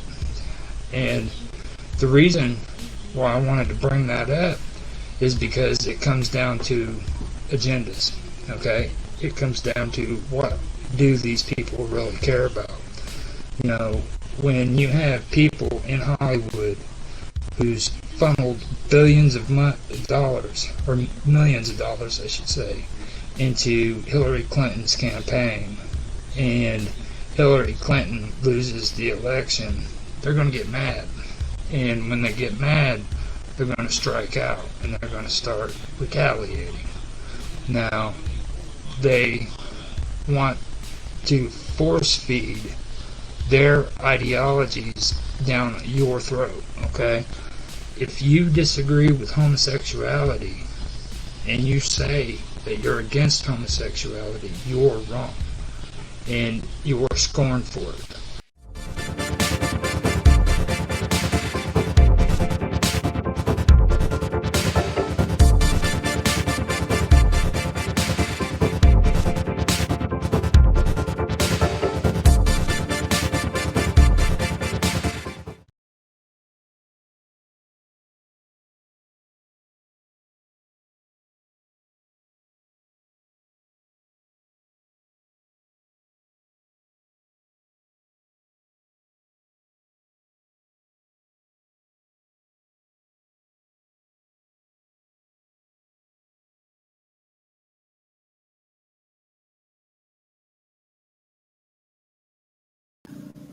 All right. First, I guess I need to unmute myself before I start talking. So here, doing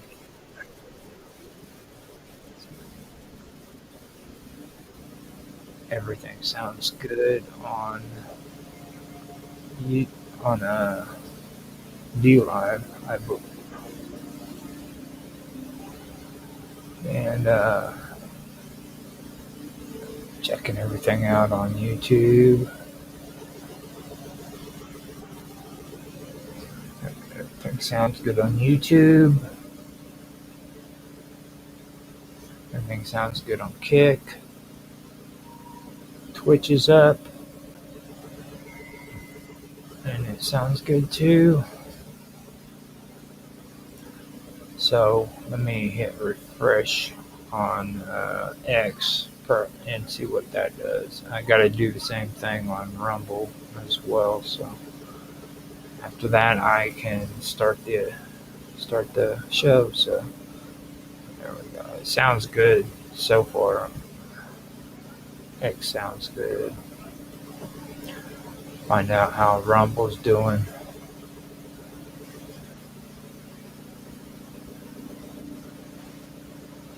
Find out. Okay, Rumble's up and going. So we have everything ready. I already smoked my cigarette and I have my coffee. So we are ready to go. All right. So today I'm going to be going over Esoteric Agenda, and this is the second episode of it. So I hope you guys do enjoy it. What I usually do is count down and then start the show, because I also edit this down so that it's a clean edit, and it goes from the Wonderful World of Weirdness to my other channel, which I had before this one, called Strange Stories. So just so you guys know. All right, so let me go ahead and get it started.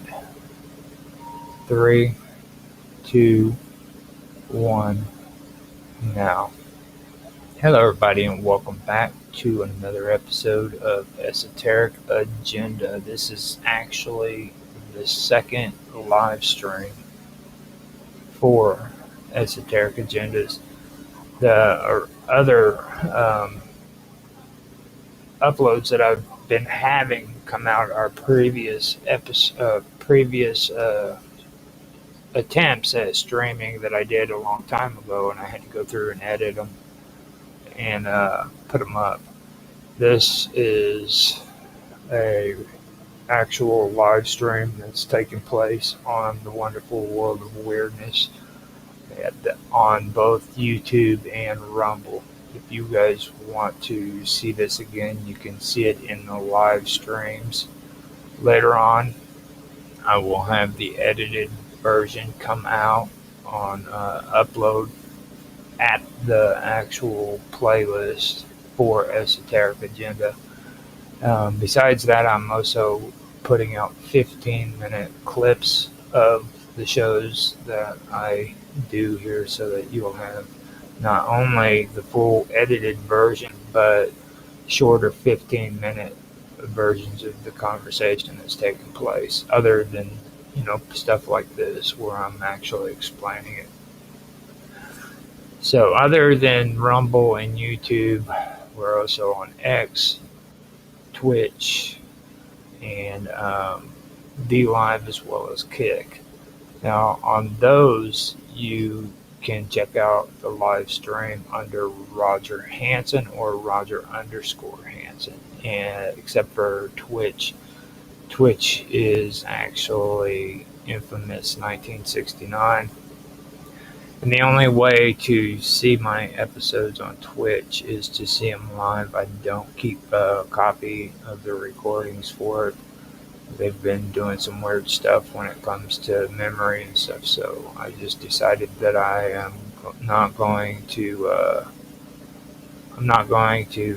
keep a copy of it, because it's becoming more of a hassle on there to have them than it is to just go ahead and do live streams. And if somebody wants to check out my show, they can, It just seems better that way. So with that being said, I am going to go ahead and start the episode. Now, last week I was getting into some pretty good stuff. I was talking about the goddess Cybele, and I was also getting into the occult practices of Cybele's that eventually made it to Rome. And in Rome, that ended up turning into Magna Martyr, which is a story all by itself that is pretty cool. Then I was talking about the word Ida and how it has ancient roots in ancient languages and mythologies. Now, that is associated with mountains like Mount Ida of Crete and Mount Ida in the Troad region of Assyria Minor, which is modern-day Turkey, just so everybody knows. So I got there, and then I wanted to talk about Ida more. Ida was actually a pretty good topic, so I ended up getting into all of that. Now, what I want to do is kind of go through some of the interesting stuff. Actually, I don't know if I did discuss Mount Ida, did I? Yeah, I think I just talked about Cybele and Magna Martyr. So today I will be talking, in the first part I'll be talking about Cybele, and then I will be talking about Ida, Mount Ida. I've been noticing that a lot of the stuff that's been coming up that I've been finding has a lot to do with mountain worshiping too. That's something that I will be discovering a bit more of. I'll be diving deeper into that because that holds a really, really big significance, and that's not just in a region. This is something that has been going on worldwide. So I'll be diving into that. This is going to end up being a pretty good series, I think, because it's going down avenues that I've been wanting to take for a while. So, with that being said, let me go ahead and get on to the reading so that we can get everything going. So, let me take a drink of my coffee and I'll start reading. This is okay. So here it is. During the Second Punic War, which was between 218 to 201 BCE, Rome was locked in a devastating struggle with the Carthaginians' general Hannibal, whose military campaign had brought the Roman Republic to the brink of ruin. The Roman defeats at Trebia, Lake Trasimene, and especially Cannae in 216 BC was deeply traumatic, and the Roman population began to interpret these disasters as signs of divine displeasure. In the Roman worldview, such misfortunes were often seen as omens, indicating that the Pax Dorum, the peace or favor of the gods, had been broken and needed to be restored through ritual correction or the introduction of new cults.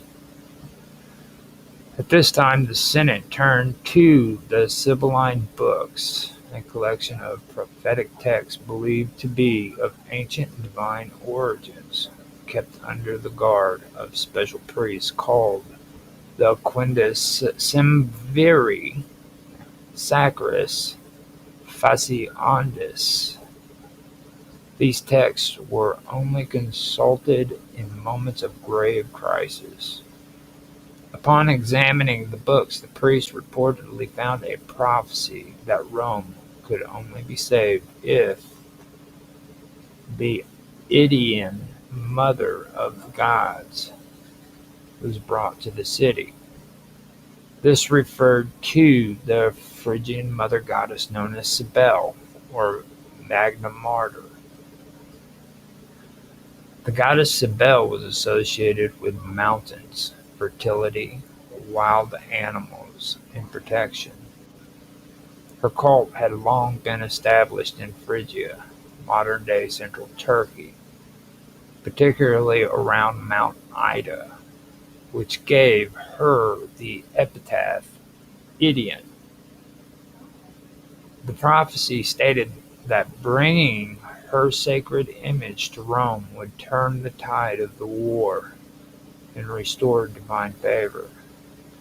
In response, the Roman Senate dispatched an official delegation to the city of Pergamum, a Hellenistic kingdom allied with Rome, where the sacred black stone represented the goddess, where the sacred black stone representing the goddess was kept.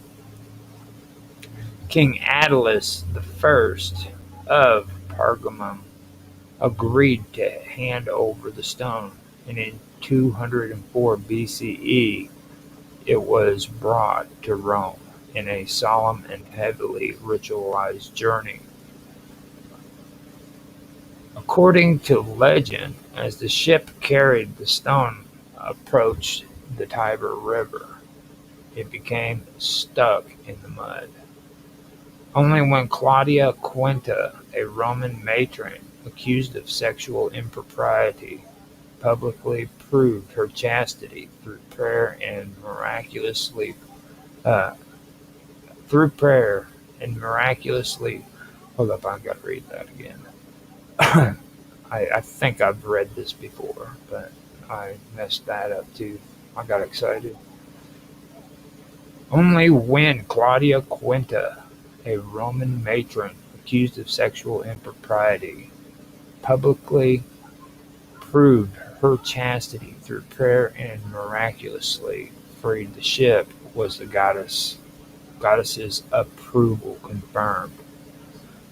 This moment became a powerful narrative about the restoration of Rome's moral and divine order. The stone was first placed in the Temple of Victory on the Palatine Hill. A few years later, a full temple was constructed for Magna Mater, foreign deity no, Magna Mater, dedicated in 191 BCE, also on the Palatine. The introduction of this foreign deity marked a major turning point in Roman religious practice and so forth. Although initially controversial due to her ecstatic rites and foreign origins, her presence was ultimately accepted as a necessary intervention to secure divine protection. The entire episode illustrates how seriously Romans took omens and divine portents, especially in times of national peril.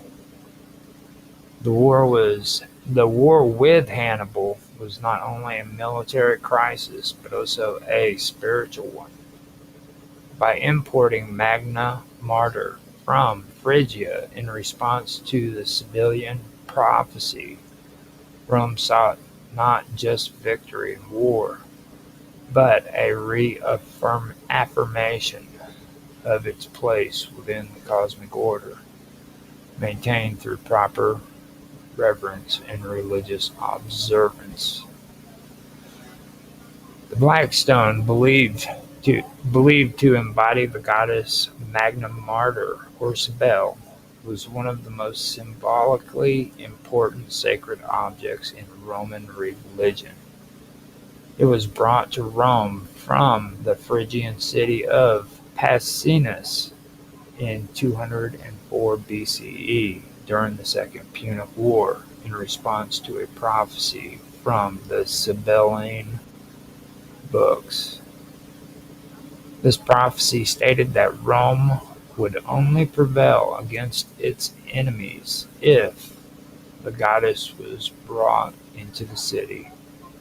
The stone, described in ancient sources as meteoric in origin, served as a physical manifestation of the goddess and was housed in her temple on the Palatine Hill.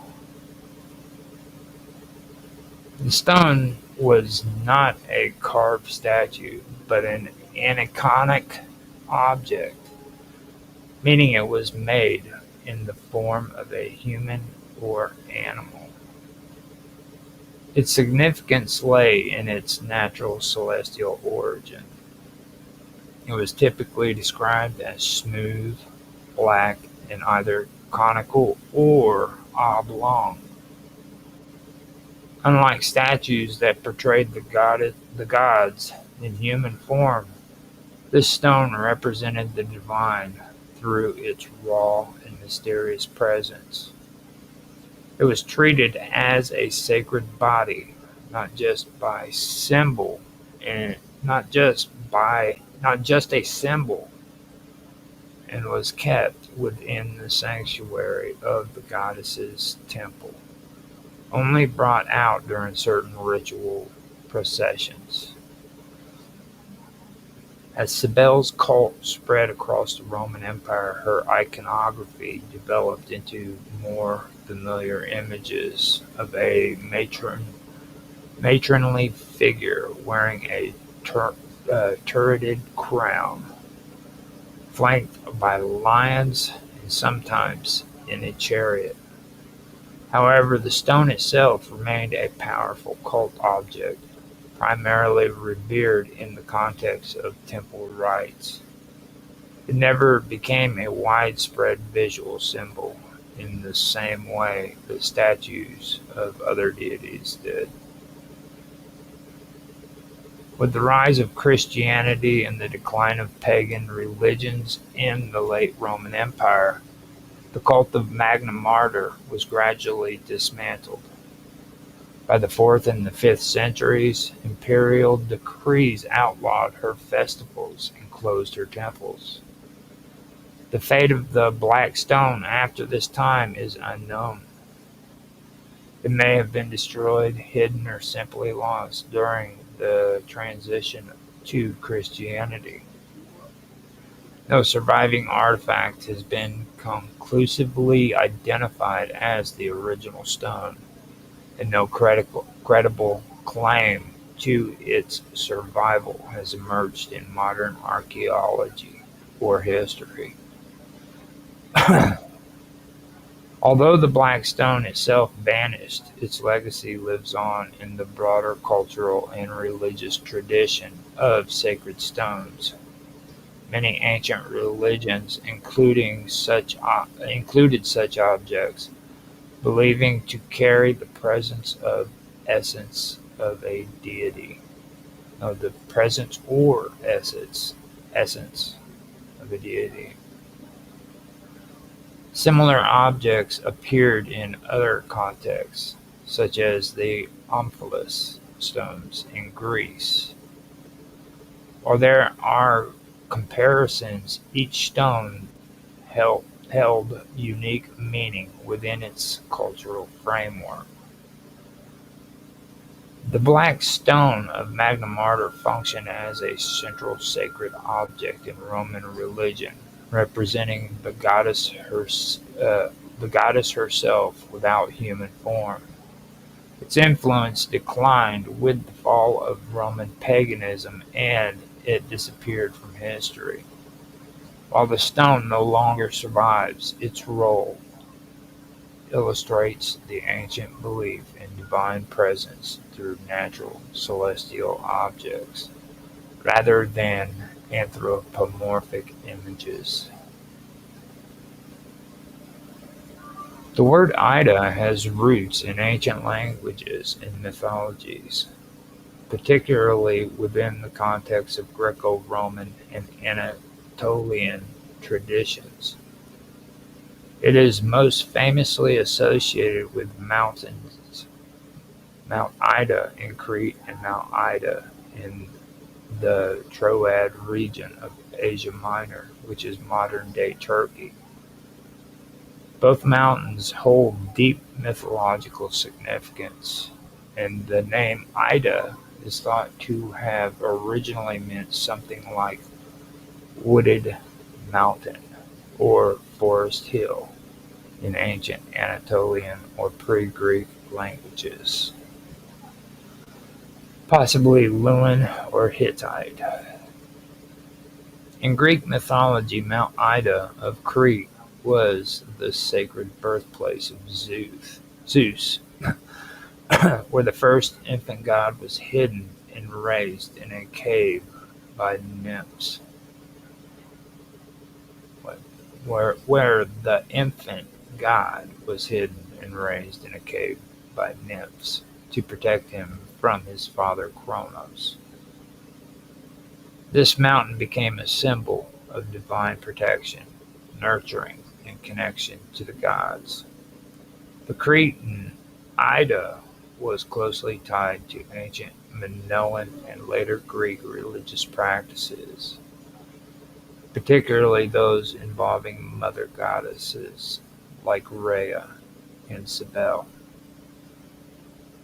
The other Mount Ida in the Troad near Troy was also sacred and is frequently mentioned in Homeric texts. It was the setting for many myths, including those concerning the judgment of Paris, which led to the Trojan War. This mountain was associated with Cybele, known as the Great Mother or Magna Martyr in Roman tradition, and was one of her central cult sites. in Phrygia. In this text, Ida became linked not just to a geographical location, but to a divine feminine in ancient mother goddess worship. The later Latin and poetic tradition, no, in later Latin and poetic traditions, Ida sometimes functions as a symbolic or literary reference to nature, divine motherhood, and sacred geography. The mountain's name became almost interchangeable with the goddess or the goddesses and rituals associated with it, reinforcing its spiritual weight. So the word Ida ultimately denotes more than just a mountain. It embodies the idea of sacred space, divine birth, motherly care, and the spiritual bridge between earth and deity in ancient Mediterranean religions. It means evolved, no, its meanings evolved, but always maintained the aura of sacred femininity and mythic depth. Ostanis is a legendary figure often associated with ancient Persian wisdom and is frequently cited in Greco-Roman texts as one of the earliest magi or alchemists. Although there is no firm evidence that he was a real historical person, he came to represent the archetype of an Eastern sage, especially within the context of alchemy, astrology, and esoteric knowledge. The name Astonis may have been a Greek rendering of a Persian or Median title or name, possibly used symbolically to denote a generic wise man from Persia. Ostanis appears in classical literature as a traveling magician, a purveyor of hidden knowledge. He was said to have accompanied the Persian king Xerxes during his invasion of Greece and was credited with introducing the Greeks to magical practices. Greek authors such as Pliny the Elder, Plutarch, and later alchemical writers referred to Astonis as a master of secret arts, particularly in the realms of transmutation, the preparation of elixirs, and the spiritual dimensions of matter. The writings attributed to Astonis, often appearing centuries after his supposed lifetime, were uh, pseudepigraphical, pseudepigraphical, that is, written by later authors. He used his name to lend authority to their work. These texts were commonly found in Hellenistic Egypt and the broader Greco-Roman world, where they merged elements of Babylonian, Egyptian, and Persian religious and scientific traditions. The alchemical teachings connected to Astonis often emphasizes the purification of metals, the symbolic transformation of the soul, and the correspondence between cosmic and material processes. In these writings, Astonis is often portrayed as discussing the Philosopher's Stone, a legendary substance believed to transmute base metals into gold and grant immortality.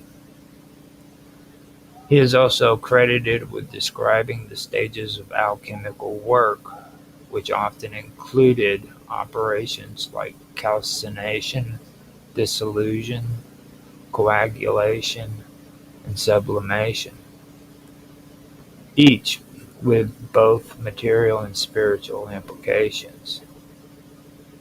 These processes were not only physical but also allegorical, symbolizing the journey of the soul through suffering, purification, enlightenment, and union with the divine. His teachings frequently intersected with the Hermetic tradition, particularly through the shared belief that alchemy was a divine science passed down from the gods to the earliest sages. In this light, Astonis was not merely a technician or sorcerer, but a priest, philosopher, whose understanding of the material world was deeply tied to metaphysical truths. His writings often warned that true mastery of alchemy required moral purity, inner discipline, and spiritual insight. Though no original text of Astonis survive from antiquity, many Arabic and Latin manuscripts of alchemy from the medieval period reference him, along other legendary figures like Hermes Trismegistus, Zosimus of Panopolis,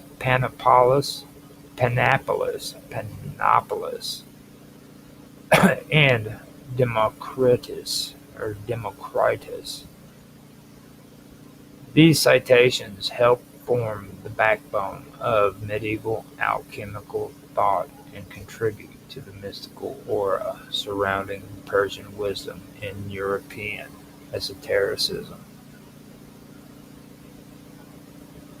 Pliny the Elder, in his encyclopedic work Naturalis Hysteria, Natural History, refers to Astonis as one of the most significant early figures associated with the transmission of magical and alchemical knowledge from the East to the Greco-Roman world.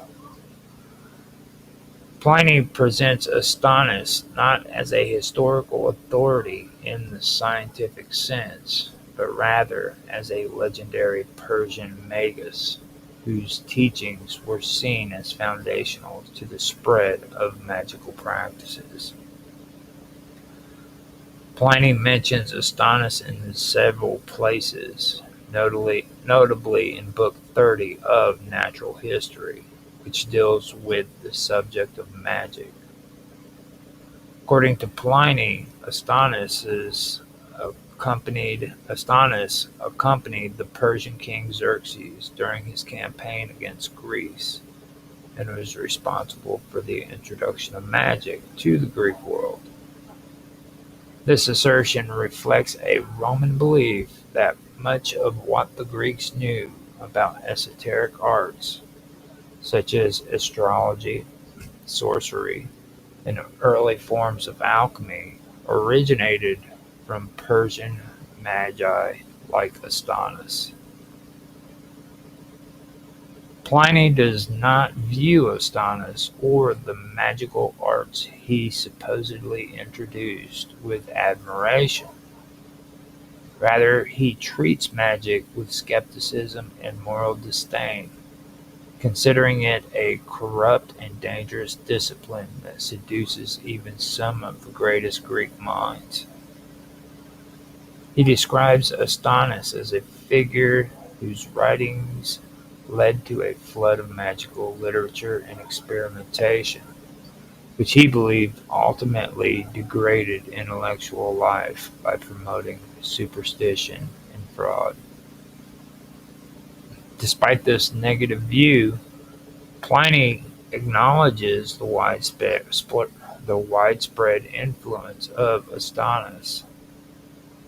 He notes that many subsequent writers of magic claim descent from Astonis, from Astonis's teachings, often attributing their works to him or using his name to lend credibility. This reflects Astonis's status in antiquity as a legendary authority, a kind of archetypal magus from the East whose name came to represent the hidden, arcane traditions of the ancient world. Plutarch, the Greek biographer and philosopher, writing in the late 1st and early 2nd century CE, mentions Astonis briefly in his works, primarily in passing references related to Persian magi and the broader transmission of esoteric knowledge from the East. Unlike Pliny the Elder, who directly addresses Astonis in his discussion on magic, Plutarch does not focus heavily on Astonis as a central figure, but he does contribute to the mythos surrounding Astonis by reinforcing his association with Persian wisdom and magical tradition. In Plutarch's writings, particularly in works such as Life of Numa, Isis, and Osiris, and on the obsolescence of oracles, he refers to the practices of the Persian magi, sometimes evoking names like Zoroaster and Ostanis as exemplars of a deeply spiritual and ritualistic priesthood. Ostanis is often grounded together with legendary Eastern sages who were believed to possess ancient mystical insights into the working of nature and the cosmos. Plutarch generally treats such figures with a measure of philosophical curiosity. He does not present Ostanis in the negative tone that Pliny uses, nor does he outright endorse the magical arts. Instead, Plutarch places Astonis in a broader context of the philosophical and religious traditions that he believed form the backbone of ancient moral and metaphysical thought. Magi, in Plutarch's view, were not mere sorcerers, but spiritual guides and theologians who lived in accordance with divine order. The mention of Astonis in connection with the Persian magi helped reinforce his status in the Greek-Roman imagination as an ancient font of arcane knowledge. Though Plutarch doesn't provide specific teachings or works attributed to Astonis, his inclusion of the name among respected mystical and priestly lineage lent credibility to the legendary status Astonis had already acquired in earlier texts.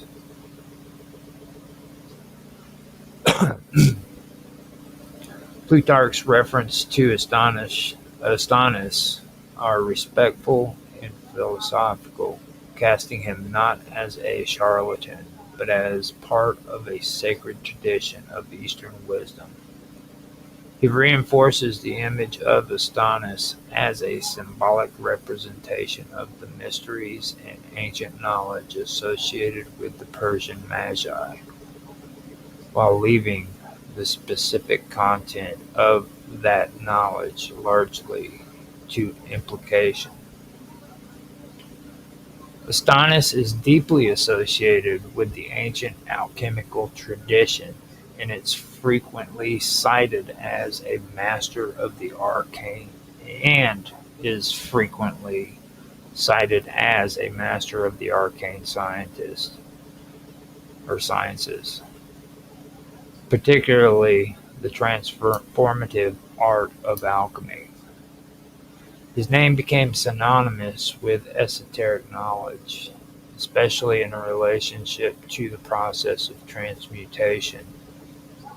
In this tradition, transmutation was not limited to changing base metals into gold, but encompassed a broader understanding of the transformation of nature and the inner purification of the soul. The teachings attributed to Astonis describes transmutation as both a physical and spiritual act. The conversion of metals was seen as a mirror of the soul's journey towards perfection.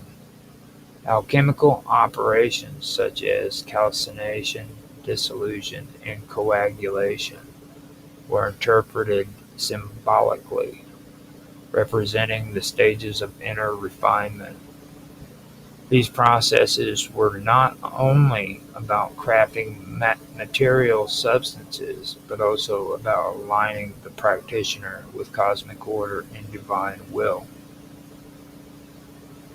Writing under the name of Astonis include instructions and no writings under the name of Astonis include instructions and allegories about elixirs, the philosopher's stone, and the secrets of longevity. These texts often integrate ritual practice, astrology, and natural philosophy, emphasizing a sacred harmony between the forces of heaven and earth. The alchemical vessel and its fire, for example, symbolizes the trial of the soul and the furnace of spiritual rebirth, where impurities were burned away to reveal a perfect essence or a perfected essence. His teachings played a significant role in the development of Hermetic and early alchemical thought, influencing later practitioners across cultures. In these traditions, Astonis represents a lineage of wisdom in which the manipulation of matter is inseparable from moral and spiritual discipline. The goal of alchemy in this context is to achieve a union with the divine through the mastery of both physical and inner transformation. Astonis is closely linked with the early alchemical views of matter is not inert or lifeless, but infused with spiritual significance and potency. According to the teachings attributed to him, all material substances contain within them a divine essence or inner soul that reflects the cosmic order. This concept is rooted in the belief that nature itself is animated by a hidden intelligence, and that the visible world is a manifestation of unseen spiritual realities. In the spiritual dimensions of matter, as described in alchemical texts attributed to Astonis, transformation was more than a chemical change. It was a revelation of the divine qualities already present within a substance. Metals, stones, and natural elements were not just simply raw materials, but living embodiments of cosmic principles. For example, gold was not just a precious metal, it symbolized perfection, solar energy, and divine incorruptibility.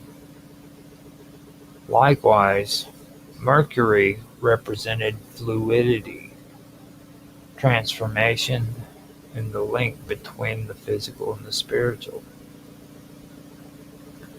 Astonis taught that the alchemists Astonis taught that the alchemist's role was not to force change upon matter, but to assist it in fulfilling its latent potential. This process required not only technical knowledge, but also moral purity and spiritual insight. The practitioner, through rituals, prayers, and meditative focus, sought to align themselves with the divine order so that the material world would respond accordingly. Alchemy, in this view, was an act of sacred cooperation between the human and the divine, with matter acting as a medium through which spiritual truths could be realized. His teachings imply that every element of the natural world carries proper understanding and reverence. Fire, water, earth, and air each had their own spiritual correspondence and transformative powers. The process of distillation, for instance, could be seen as freeing the spirit from the body of a substance, while coagulation could symbolize the descent of the spirit into form. This theory presents a vision of the universe in which everything is interconnected and filled with purpose. To Astonis, the transformation of matter was not merely utilitarian but mystical. It reflected a sacred cosmology in which all things aspire to return to their original divine state. The alchemist, through disciplined work and spiritual devotion, played a role in this cosmic drama, helping matter reveal its inner light and aiding the soul's ascent through understanding and unity with the natural world. In the alchemical writings attributed to Astonis, the purification of metals was described not only as a technical process, but also as a sacred ritual that mirrored the refinement of the soul. While specific recipes and steps varied across different manuscripts, a consistent theme emerges that true transmutation required the metal to be stripped of its imperfections in order to reveal its inner perfected essence. This purification was often considered the first and most essential step in the path towards creating the philosopher's stone or achieving transmutation. Astonis's approach began with the selection of impure metals, typically lead or copper, which symbolized the base, unrefined state of both matter and the human condition.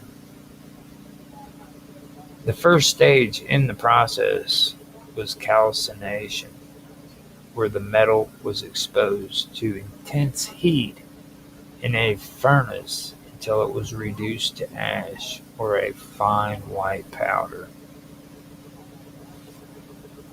This was seen as the burning away of corruption, ego, and earthly impurity.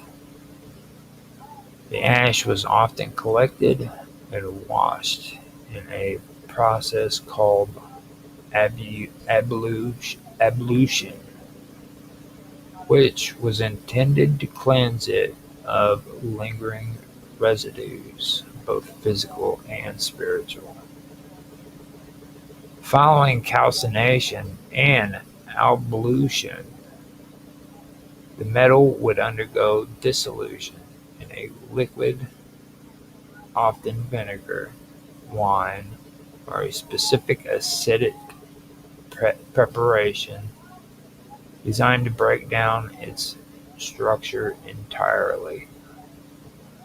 This stage symbolized death and dissolution of the ego, or the material form, making way for rebirth. The solution would then be filtered and distilled, separating volatile elements from fixed ones. This process required both patience and precision, as the goal was to preserve the essential spirit or soul of the metal while removing its corrupt exterior. Coagulation followed as a final step, where the purified metal was reconstituted, ideally in a more perfected and noble form. This stage symbolized resurrection or spiritual rebirth, where the base matter had now been elevated closer to the state of gold, which was considered the ideal form of metallic life. In some variations of Astonis's procedures, a tincture of powder, what later alchemists would call the Philosopher's Stone, was added to assist or finalize the transformation. Throughout the process, practitioners were instructed to observe strict purity, both physically and spiritually. Ritual fasting, meditation, and invocations of divine names or cosmic forces were often performed alongside the chemical work. Astonis emphasized that the alchemist must be morally upright and spiritually focused, or else the matter would not respond correctly. The purification of metals was not just about altering physical properties. It was about cooperating with the hidden intelligence of nature to bring about transformation on all levels. Astonis's teachings reflect a deep-rooted belief in the principle of correspondence between cosmic and material processes. In his view, the universe was a living, interconnected whole, and the same forces that govern the heavens also operated within the earth and its substances.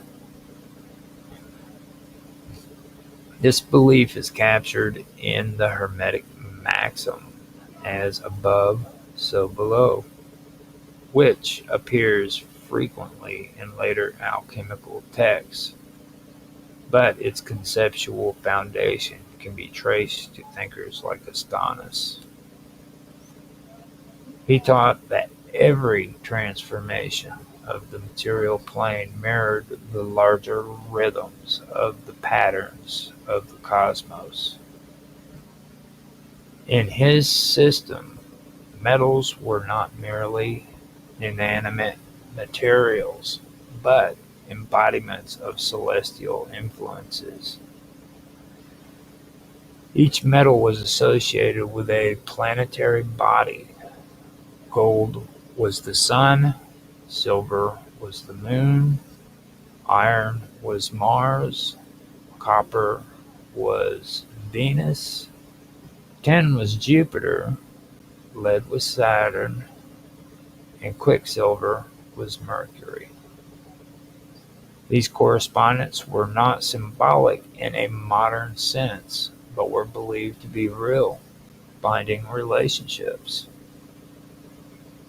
The physical qualities of metals, such as color, density, or malleability reflected the spiritual characteristics of their planetary rulers.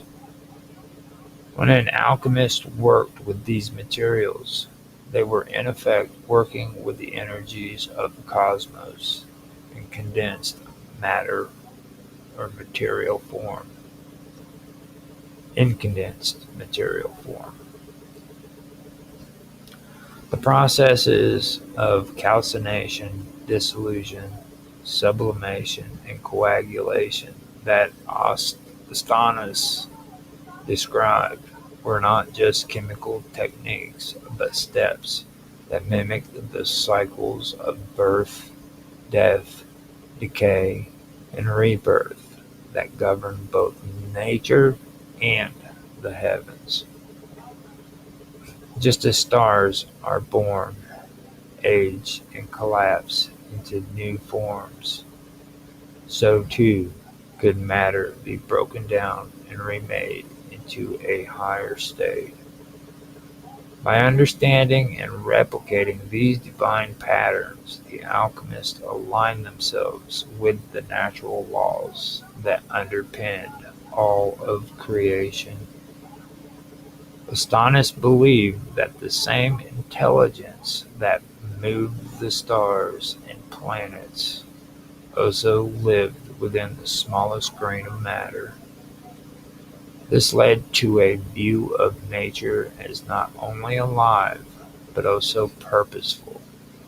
The transformation of lead into gold was seen as the fulfillment of a latent destiny written into the very essence of the lead.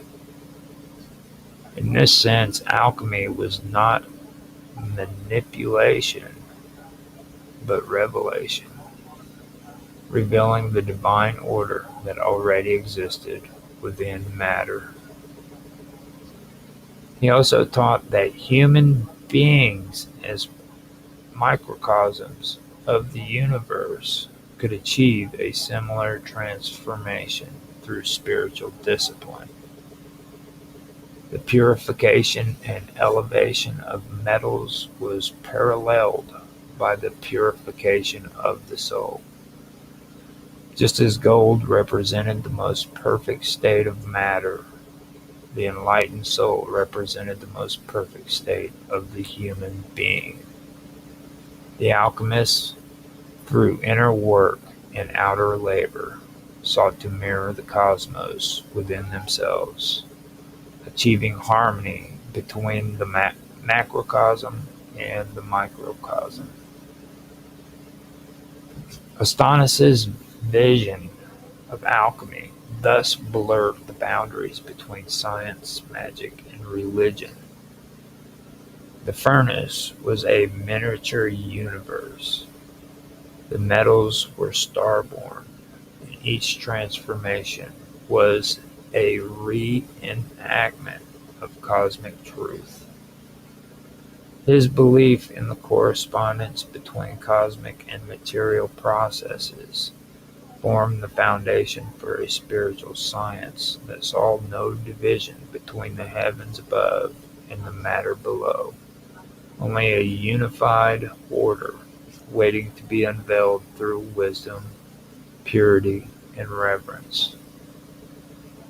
Astonis's teachings included a strong emphasis on the role of divine intermediaries, spiritual guidance, and sacred rituals in the alchemical process. For him, the practice of alchemy was not merely a physical art of transforming metals, but a spiritual discipline that required the cooperation of higher intelligence or intelligences. These divine intermediaries were believed to inhabit a realm between the earth and the celestial, acting as messengers, guardians, or facilitators of transformation. They were often envisioned as spirits, angels, or cosmic intelligence associated with the planets and elements. In Astonis's worldview, the forces that govern nature were not blind nor mechanical, but animated by spiritual beings.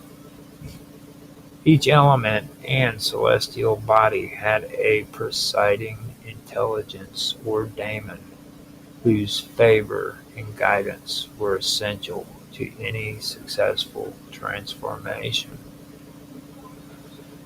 Before engaging in any major operation, the alchemist was expected to seek the blessing of these beings through ritual, invocation, or purification.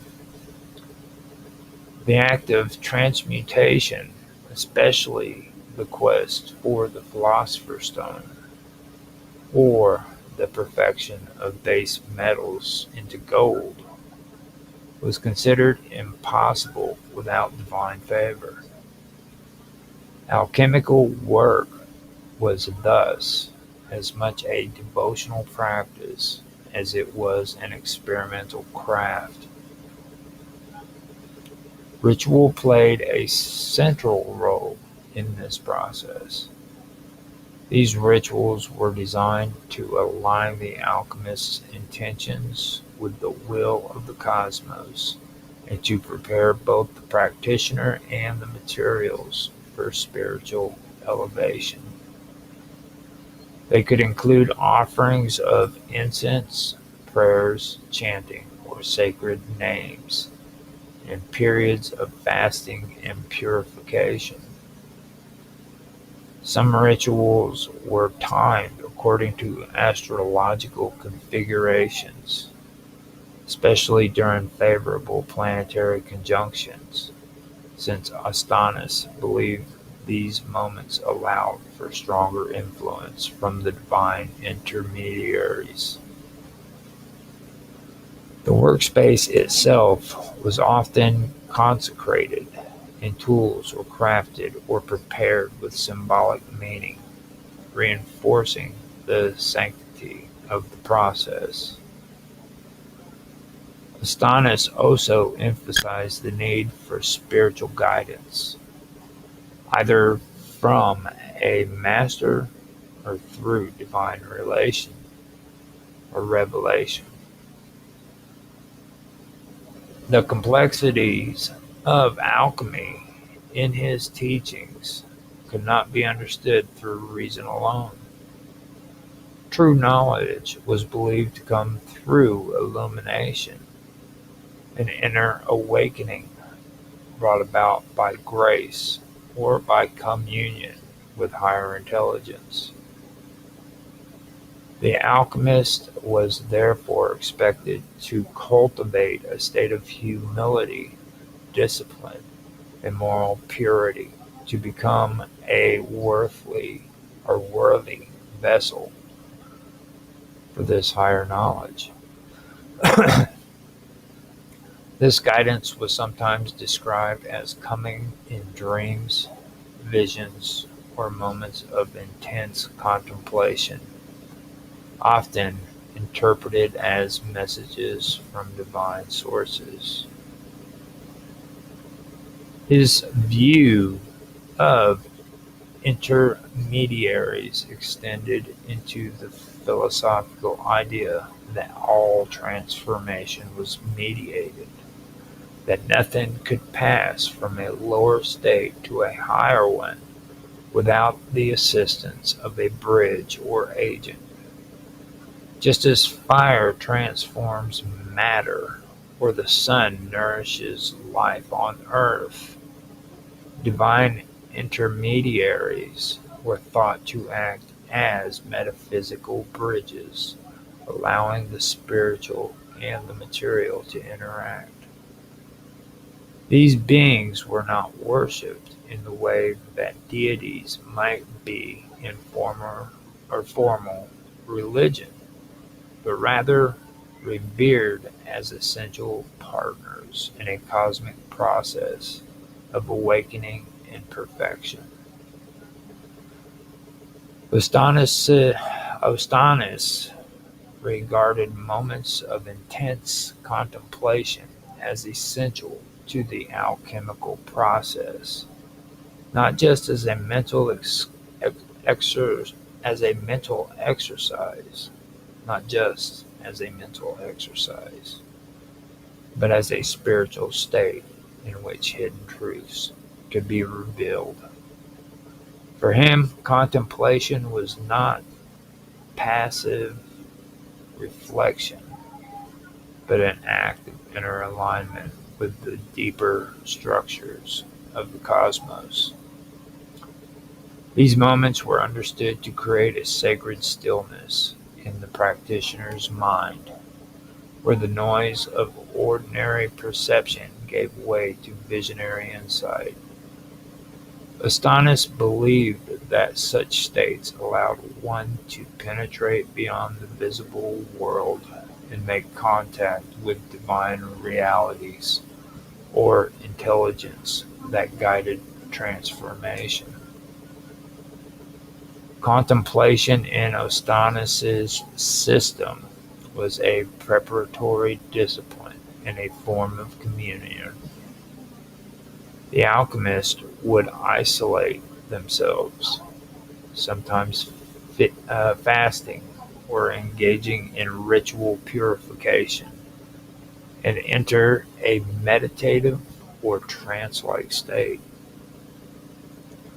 This was a time when the spiritual eye could open, allowing the practitioner to perceive symbolic truths, receiving intuitive guidance, or even have direct inner experiences on the principles behind alchemical operations. These could manifest as images, internal voices, dreams, or a sudden and silent understanding, a kind of flash of gnosis. The knowledge gained in such moments were seen as higher than intellectual reasoning. It was considered a form of divine transmission. Astonis tied these moments to the concept of sympathetic resonance between the soul and the cosmos. He believed that by purifying the self and concentrating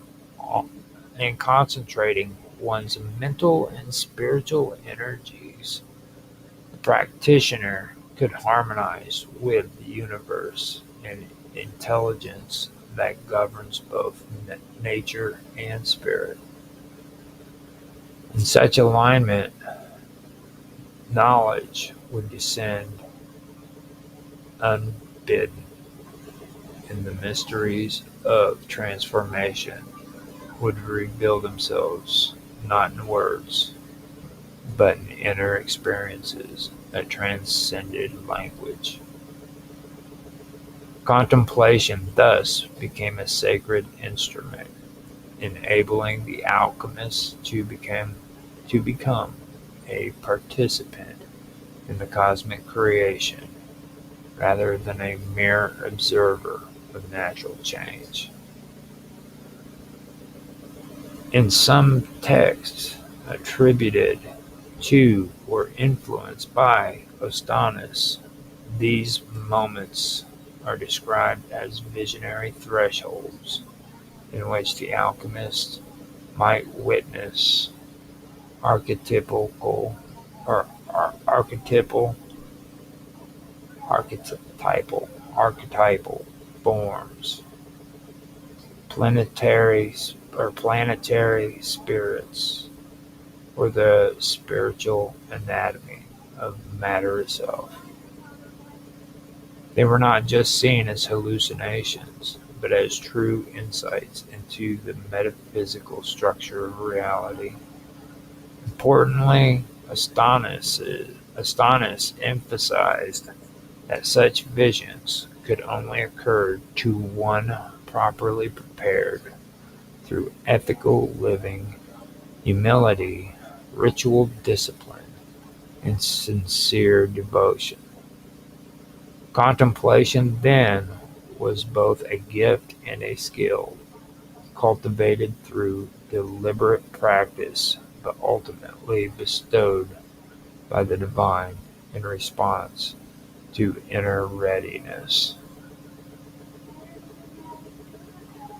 Through this emphasis of contemplation states, Astonis helped to frame alchemy not only as a proto-scientific endeavor, but as a form of sacred philosophy. These moments of intense inner focus were, were the portals through which the unseen could inform the seen, where the higher worlds could impress their order on the lower, and where the alchemists could glimpse the divine architecture behind all transformations. Astonis taught that all transformations, rather in nature, the human soul, or in the laboratory, required a mediated principle. He believed that nothing could shift from a lower to a higher state on its own. There always had to be an intermediary, a bridge, agent, or channel through which the energies of transformation could pass.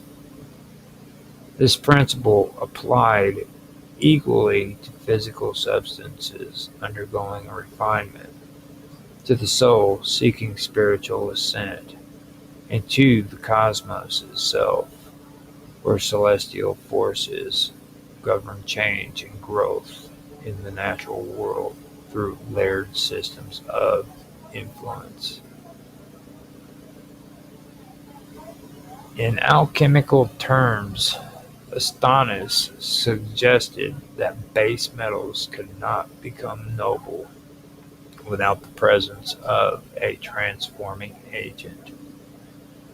This could be a substance like mercury, or a secret compound that carried within it the essence of both the fixed and the volatile, the material and the ethereal.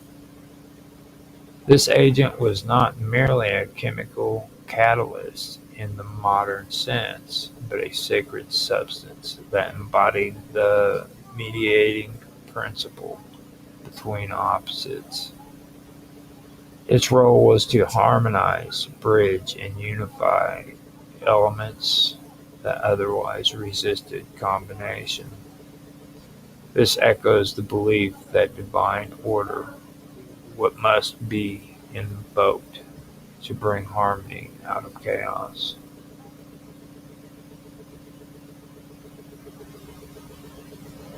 In the realm of the soul, Astonis taught that humans could not achieve spiritual elevation purely by will or intellect. A spiritual guide, divine intermediary, or celestial intelligence was required to draw the soul upward. These intermediaries were not always visible or personified, but they were part of a cosmological structure in which higher truths filtered down through levels of beings. Rituals, symbols, prayers, or inner devotion served as tools to attract the presence of such mediators. For Astonis, these beings or energies were not optional spiritual concepts, they were essential.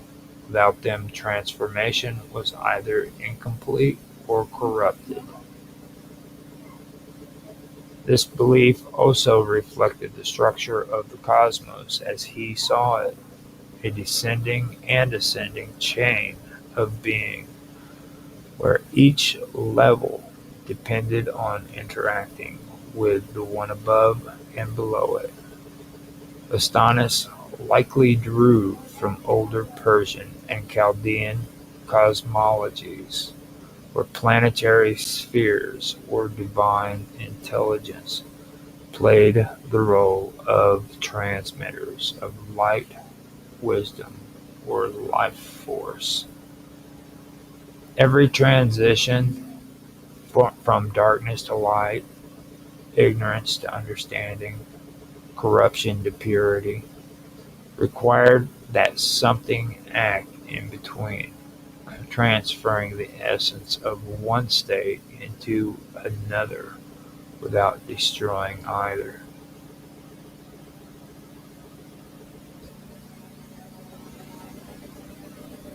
Astonishes viewed the absence of such mediation as the cause of failed transmutations, both in the laboratory and in spiritual practice.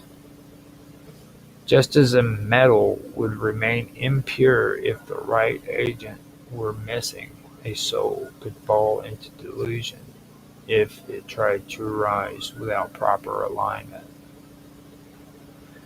In this way, he placed deep spiritual and philosophical meaning into the idea of mediation.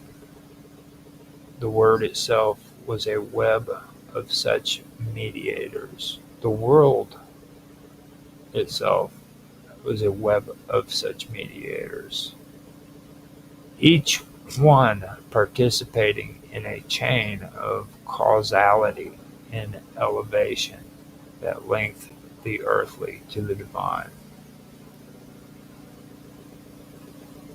Astonishes idea that transformation was always mediated reflected a core metaphysical assumption that reality is relational and layered, and that movement between layers requires guidance, alignment, and a properly prepared intermediary. Whether this was a chemical compound, a planetary intelligence, or a purified state of consciousness, the mediator was essential, not just to the process, but to its legitimacy and success.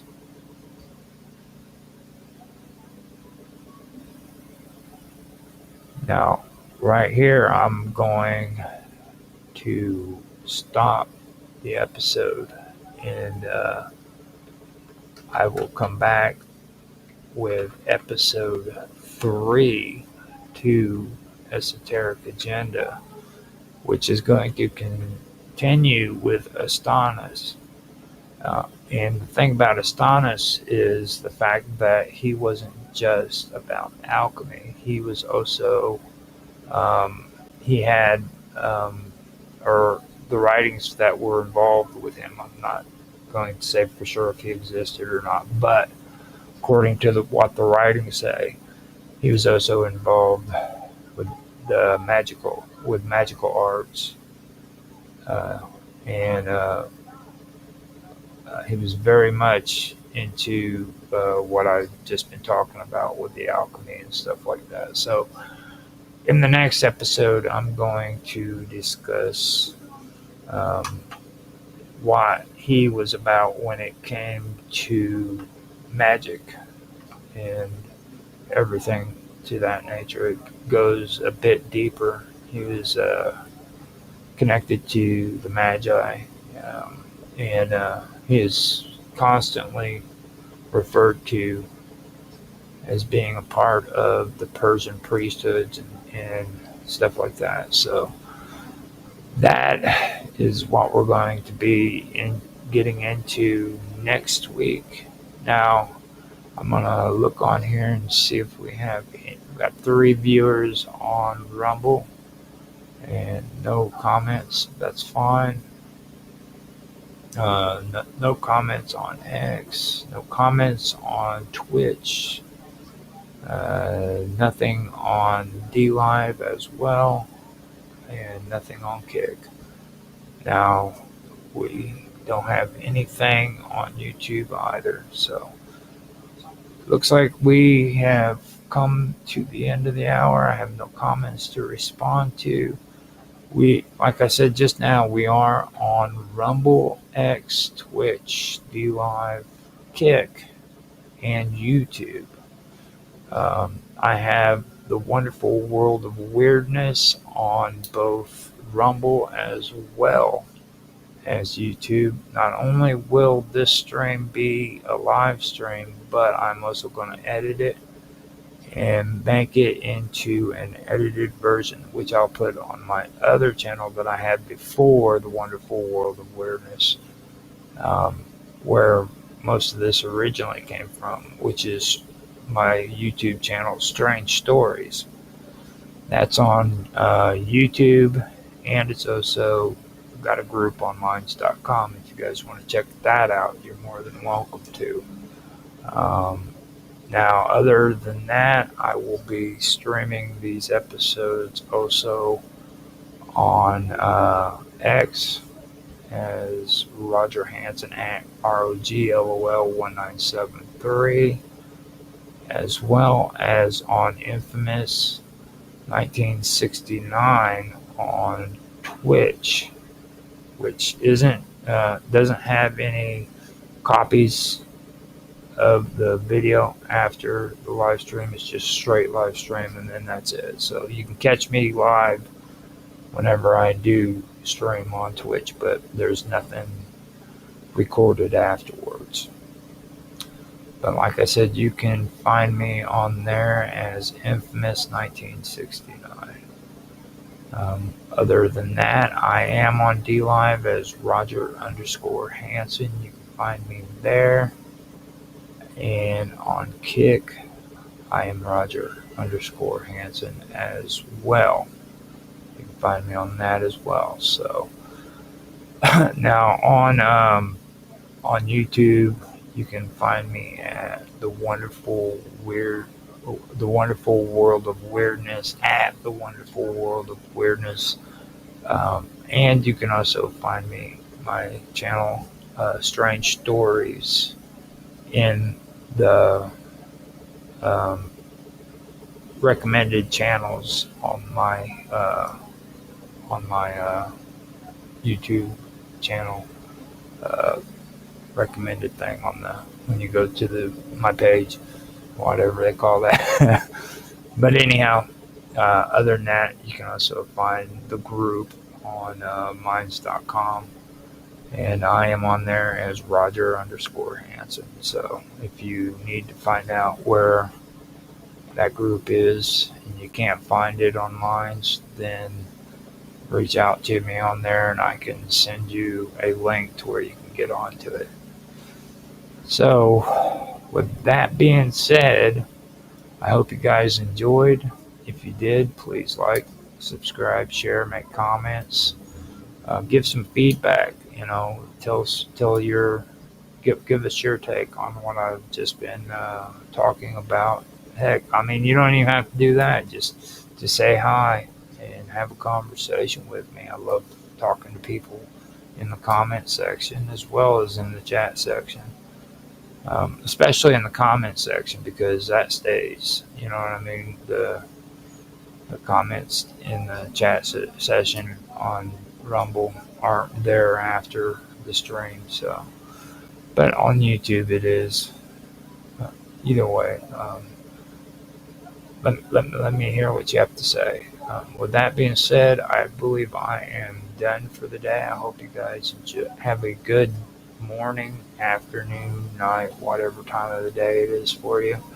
And I will be back next week for another episode of Esoteric Agenda. I hope you enjoyed, and bye.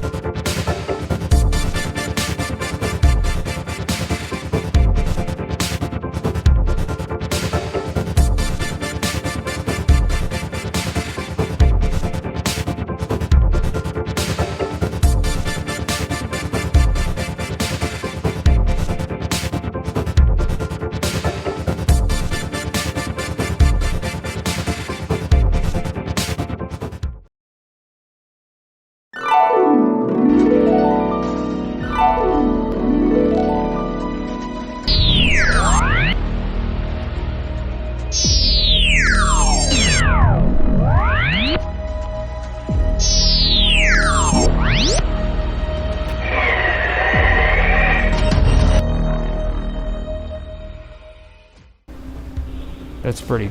That's pretty cool. You know that there's like pictures of like Set and there's like three, and they say that that's the Holy Trinity, quote unquote, in Egyptian history anyway. Like, does he not look like one of those statues? Or maybe I'm Well, with this statue, I'd have to say you would have to like compare the details. the time period, really see which ones goes back the farthest to see which one was older and which one is similar to which one. You know what I mean? Which one came first? Right. Which one is mimicking the other? Right, I got you. You know, because they had a habit of doing that back then. Now down here in the cult area, if you notice under occult, it finally mentions Shamash. It says, unlike Shamash or Utu, which Utu is Shamash. Mm-hmm. Yeah, see. Shamash was... Yeah. So Shamash was the ancient Mesopotamian sun god, earlier known as Utu. He was believed to see everything that happened in the world every day and was therefore responsible for justice and protection of travelers. As a divine judge, he could be associated with the underworld. Oh, that's interesting. So that's what you were talking about when it was saying goddess. That's who you were referring to. So their names are similar, but yeah, I see now there's difference. Unlike Shamash or Utu in Mesopotamia, but like Shams, also called Shamsum or Dat Baldurum, is a sun goddess of Arabian mythology. She was the patron goddess of Himyarite of the Himyarite kingdom. Her name meant shining sun or brilliant. She was the South Arabian equivalent of the North Arabian sun goddess Nuha. So she was an Arabian goddess. So Shapshu was a female solar deity. In addition to attestations in Ugaritic text, Amarna, letter EA 323, uses the Sumerogram for the sun deity, Utu, as a feminine noun. Now, Utu is also a part of the Sumerians. There's two Utus. There's Utu Shamash, and then there's a female who is Utu. But that Utu is a spider. What's the significance of the spider? Probably nothing. It just it's like they bring the name Utu up with UTU, and I know there was two Utus in the Sumerian pantheon. There was Utu Shamash, and then there was Utu, who was a female spider, and she protected the gateway to the underworld. Where did you go for this? Because I'm looking on mines and under cult. Because I'm looking at something else. I'm looking at the link that you sent me about Adoragus. I clicked on Shapshu. I see here. Okay, and that's how you got to the code. Because I don't. I clicked. Oh no, I clicked on the wrong one. That was Here, the guy. Let me post this link. That way you can see what I'm talking about. Okay. Get you hooked up. There we go. Shapshu. Yeah, this is some pretty cool stuff. It just keeps going deeper and deeper. Yeah, and the connection, the correlation, like I was saying, like what we were talking about, Atargatis or Atargatis. Yeah, like looking at that and just showing how everything correlates. Even if we go all the way to, we can get to Egypt, we can get to Sumerian, and then we're back in it's Phoenician. And it's just wild because, like, I don't know. I never knew that everything. Hold on, sharpshoot. But see, I still don't. Oh, okay. It's because it's on my phone. Let me put it on the iPad. Because I was like, I still don't see where it's talking about cult, but it's just because. Okay, so you go down past name, and it's just past that. Yeah, I got it now. It's just I had to do some things. It asks me if I would like to hide the appeal for a week. I hide the appeal for a week, and every time I open a link, it's still it's like showing me, hey, we would like your money. I'm not paying you, Wikipedia. You're not like, even. We're not free. Yeah, like information is no longer free. Like it's knowledge. You have to pay for your knowledge, which is foolish because educom means to bring out of. But anyway, oh, I see it here. Unlike Shamash. Okay, I got it. Okay, let's just making sure I can follow along. Now, Utu as a feminine noun, Seti Ra'am Utu, given the letter's prominence with Yaja of Ascalon. It may refer to Shapshu. Similar, the letter EA 155 from Ambilaki of Tyre to the Pharaoh includes a feminine Utu. Lugal, Utu, Duratam, line 644. Old Akkadian names such as Talad Shamsi, Samas gave me birth. And Uma Samas, Samas is my mother, Samas, might indicate a female sun goddess tradition in 3rd millennium BC Mesopotamia derived from the northwest Semitic solar goddesses. Okay, and that's where I was talking to you about where I don't understand, like, everybody using the term Semitic as like a prejudice thing, because there were tons of Semitic people in that region that weren't Jewish. You know what I mean?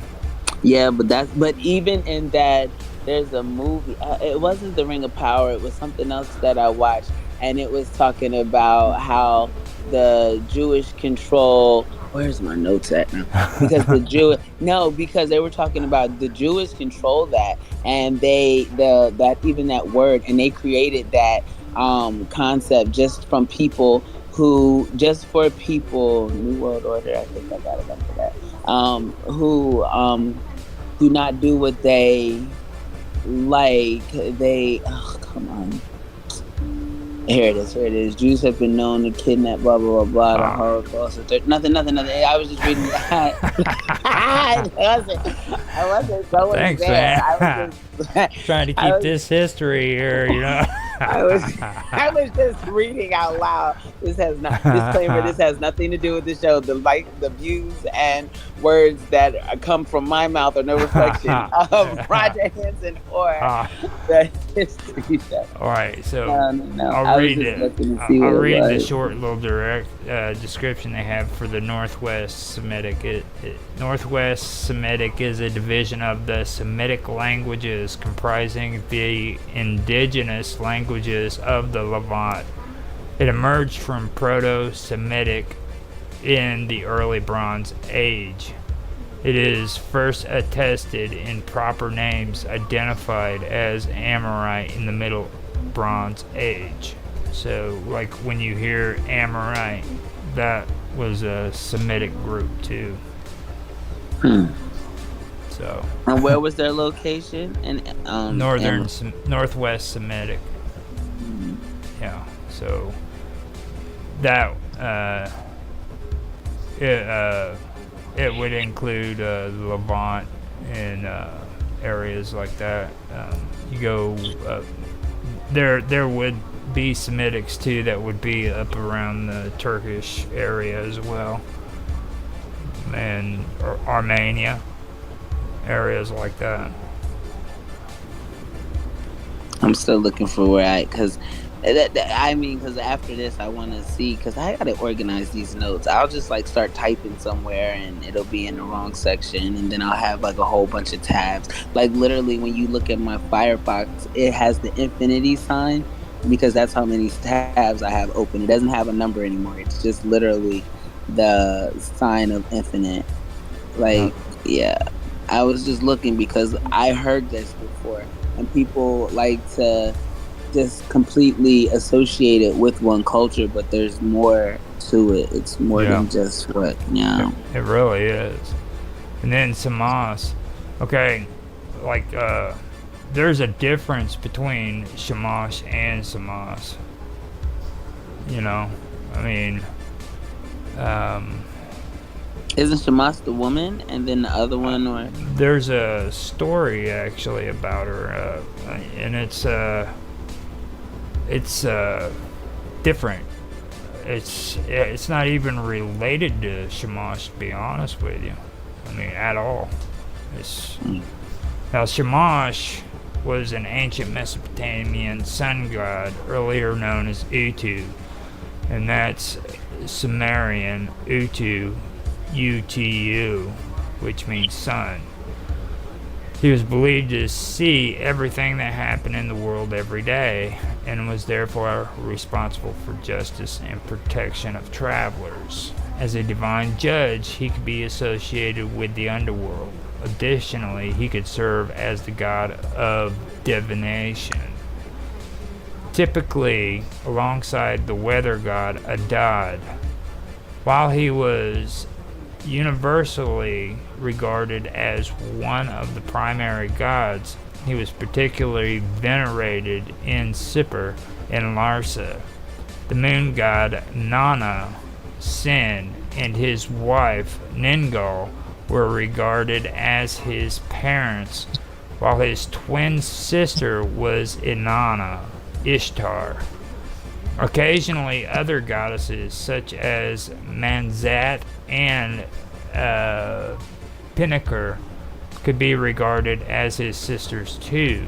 The dawn goddess Aya Sherida was his wife, and multiple texts describes their daily reunions taking place on a mountain where the sun was believed to set.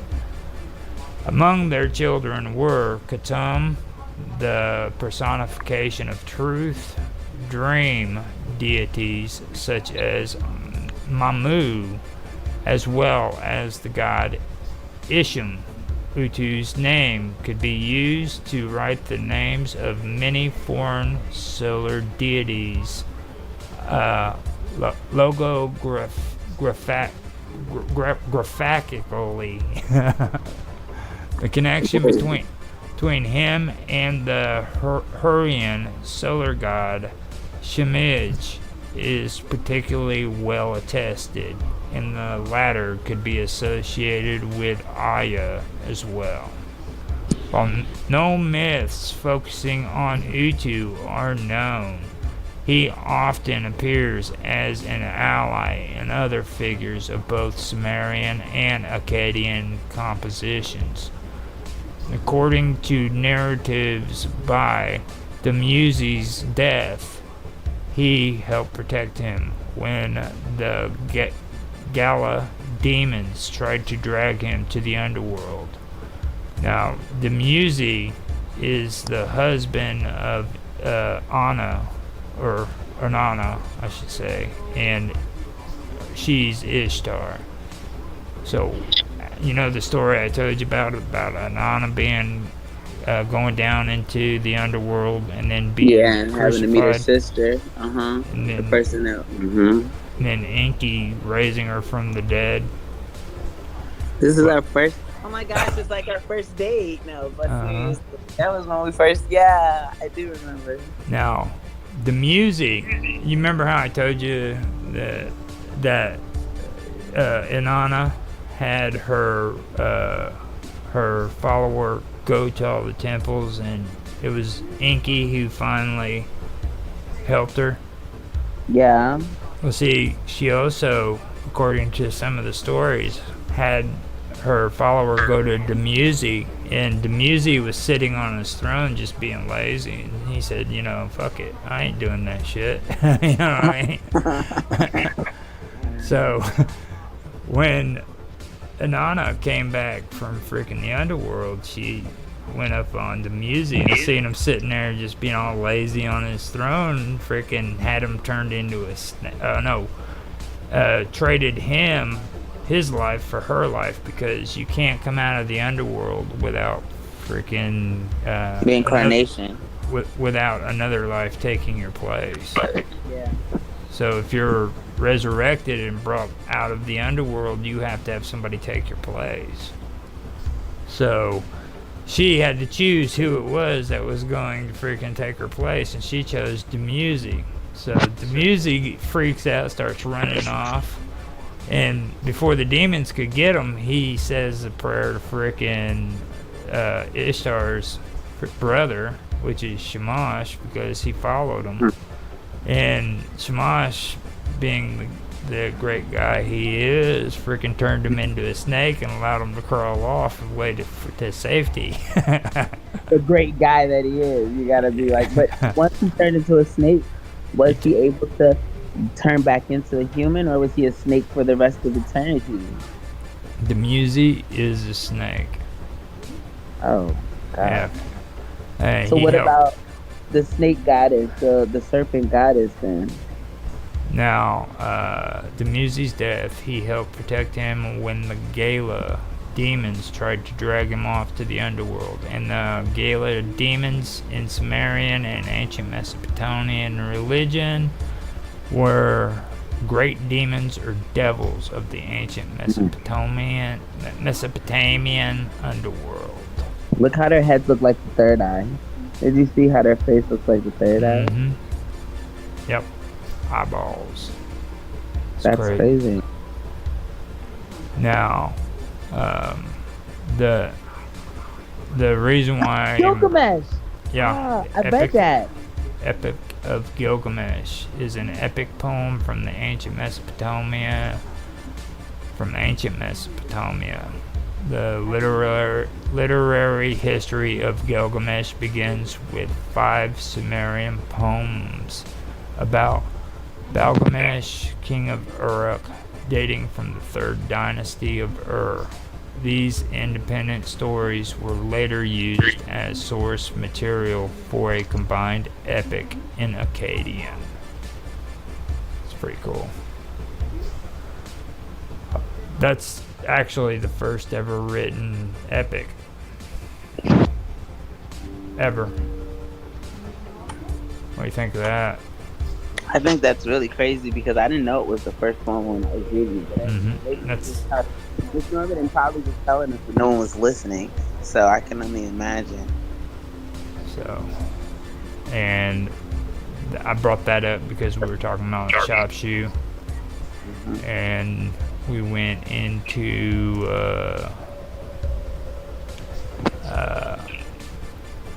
let me see.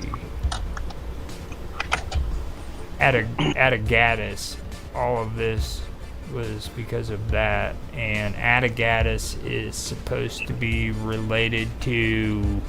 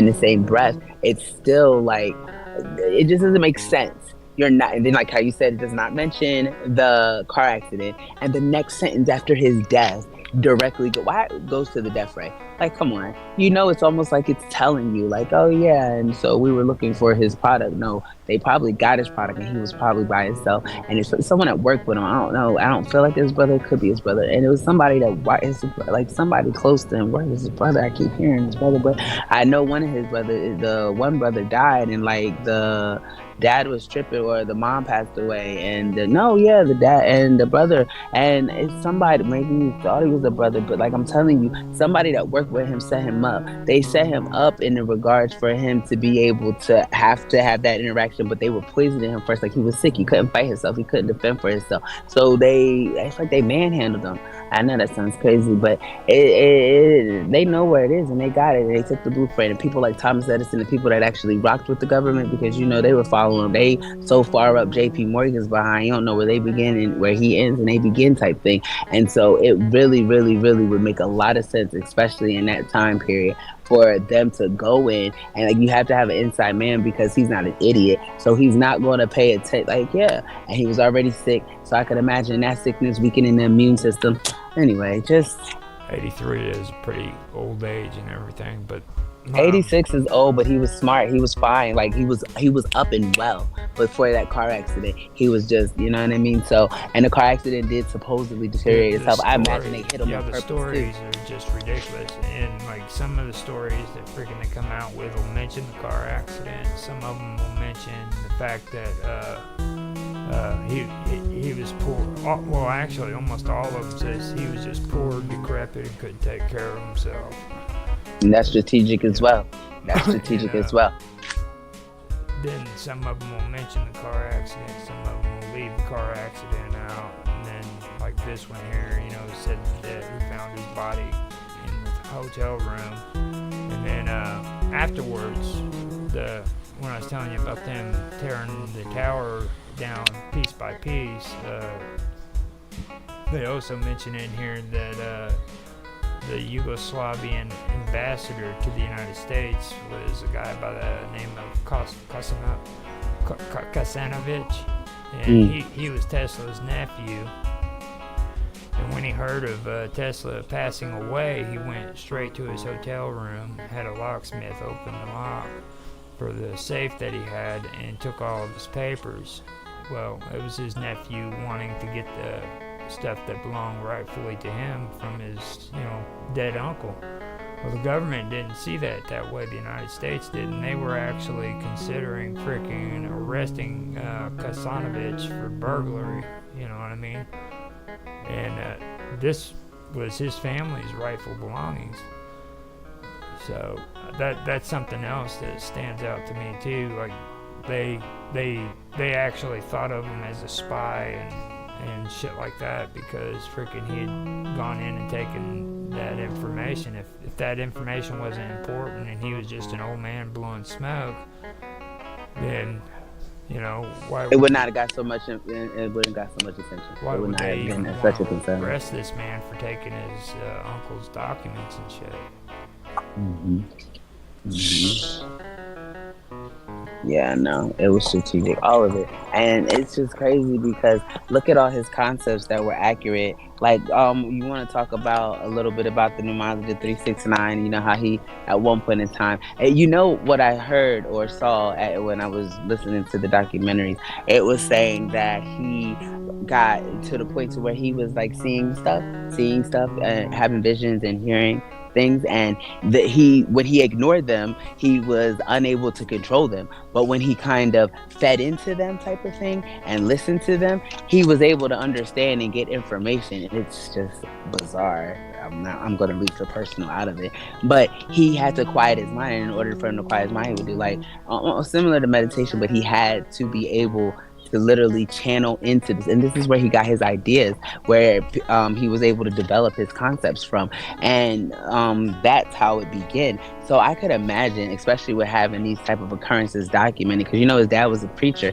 His dad never wanted him to go. He had to beg his dad to be able to go to school for engineering. And then when he went there, he did poorly because he didn't really want to do that. But he was starting to do. I mean, he wanted to do it, but that's how he kind of suckered his dad. He got really sick, and he said, "Daddy, I'll be good, and everything will work out in my favor if you get, and I'll get better. I'll be healthier if you put me in this school." And so, of course, I mean, the preacher, he's like, "Yeah, okay, sure." So he had to do something in the wilderness first, and so he went, and it wasn't the wilderness, but it was like in the mountains or something like that, and he had to like a sabbatical. And then when he came back from his sabbatical, not against his word, but upholding his word, he put his son, enrolled his son in school. And like I said, he was embarrassed that he failed out, and he failed out just from not showing up and not really doing the work, even though he could do the work. He was too caught up in doing other things. Even if it was educated or intelligent things, he was not doing the things that were required or as well as expected of him.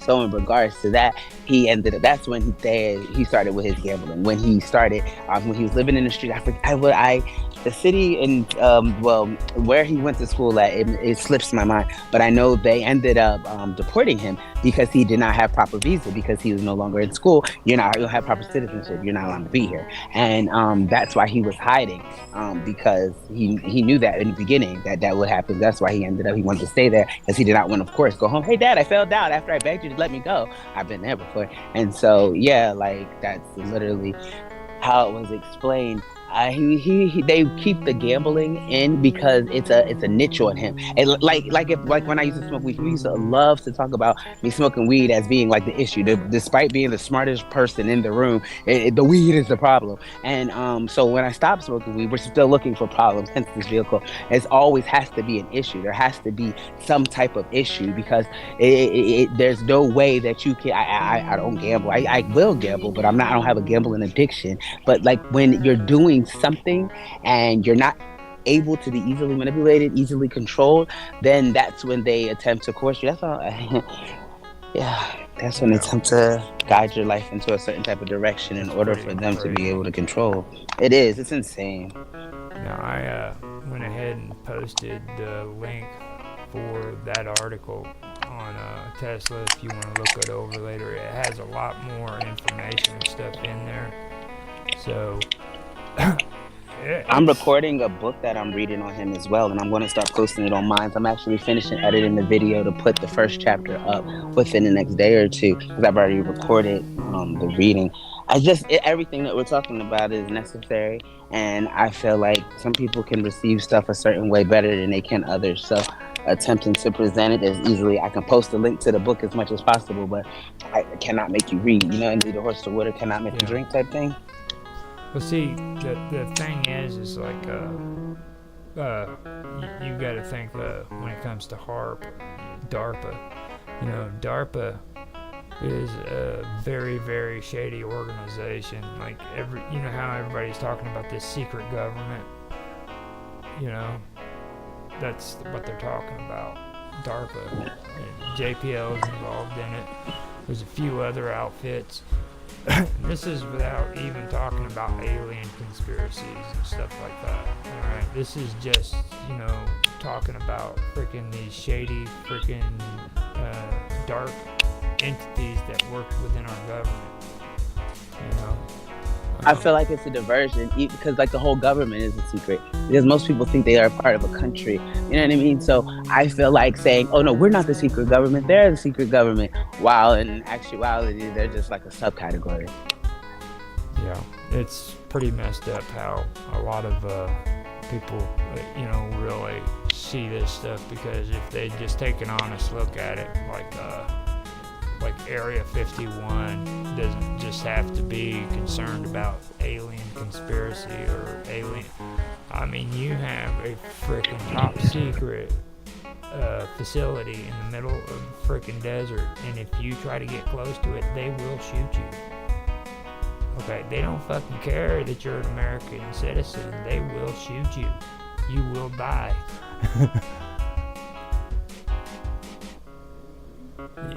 mean, it's just that's the thing. You got to comprehend that. You know, you have to comprehend that stuff because that's what they're telling you. You come near this place, we are going to shoot you. And listen, that's a lot.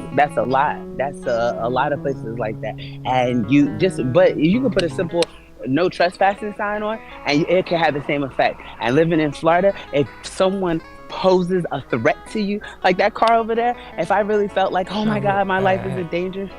There ain't no threat. They're talking about you even walk onto the property. There's certain levels where on Area 51 where they'll give you a turn back, okay? But once you cross a certain threshold, you don't even have to be a threat, man. You can be a family. You don't get one. In the desert, okay? They'll kill every single person in that car because you crossed that threshold.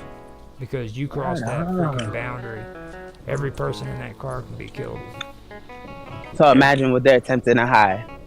Okay. And this is without even being a threat. Any kind of thing.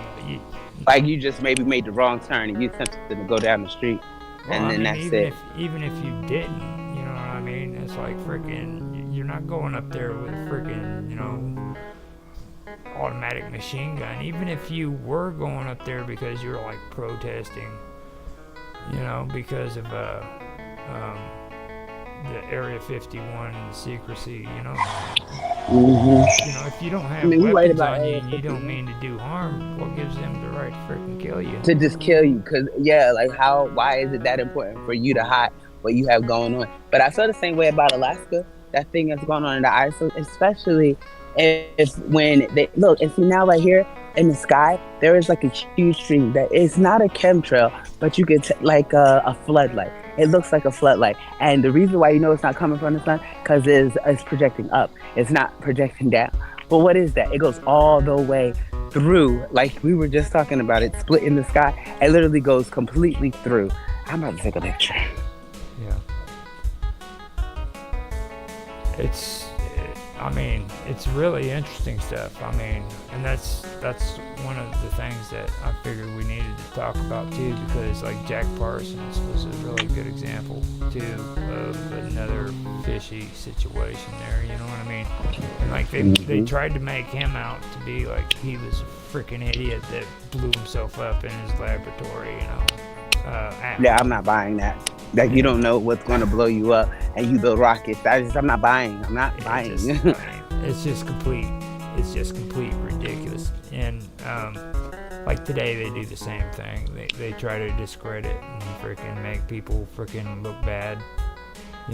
So of course, they do that to Elon Musk a lot. I even saw an article like his dad said he fears for his life. Not Elon necessarily fears for his life, but his dad is like, man, they need to protect my son. The government's going to try to kill him. He has but then the next few days, there's like an article that says that he's got contracts with the government. But see, so did Nicola. Like other people did as well, you know what I mean, type of thing. Like people, so it's got to. I don't know. I don't like to speak anything over anyone's life. And I feel like Elon doing his best, so I keep my mouth shut in regards. Well, like with Jack Parsons, they said that he blew himself up, and then they had to, throw all the shit out there about him freaking worshiping with the devil, Crowley, and being a devil worshiper and shit. And yesterday on freaking Strangeness, me and you went over freaking, that Ian Forrest. There's nothing there to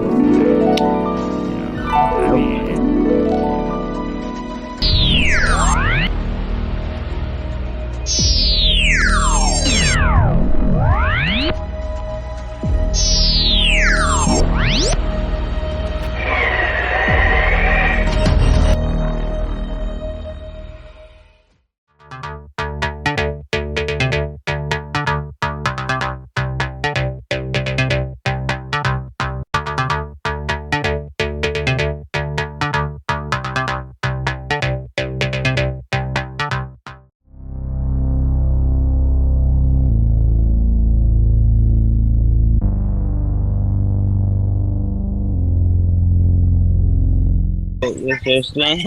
I don't want you to kick me. I'm like, this is just ridiculous. You're not. You're not. Let me give you the fair warning. Oh, I see him here. I've seen this guy before, but I didn't see him before. Yeah. The Divine Scribe. Now I've got the link for Wikipedia for Lemuria too. Magician of the Gods. Yeah. Magician of the Gods. Oh, okay. Are we reading Wikipedia? Oh, you already read this one. Yeah, I just read the beginning part, I think. I'm just sharing the Yeah, this is what I was looking at. I was looking at this one when you read it, and then the map too, because the map has Lemuria next to Australia. Is that correct? Yeah. Am I looking at the right thing? Yeah. The tectonic plates and everything, scientists have found out that freaking actually all the way from New Zealand down into Australia, there's freaking an underground continent or underwater continent that sunk there, you know. So I mean, like New Zealand actually freaking goes underwater. Part of their continent goes underwater, and people don't even know that.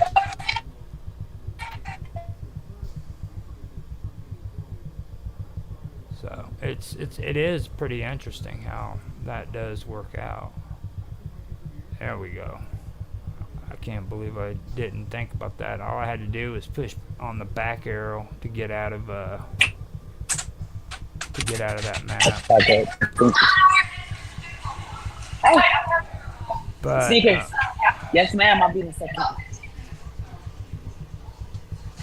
I'm listening now. So it's just super late for basketball. The people are late getting here.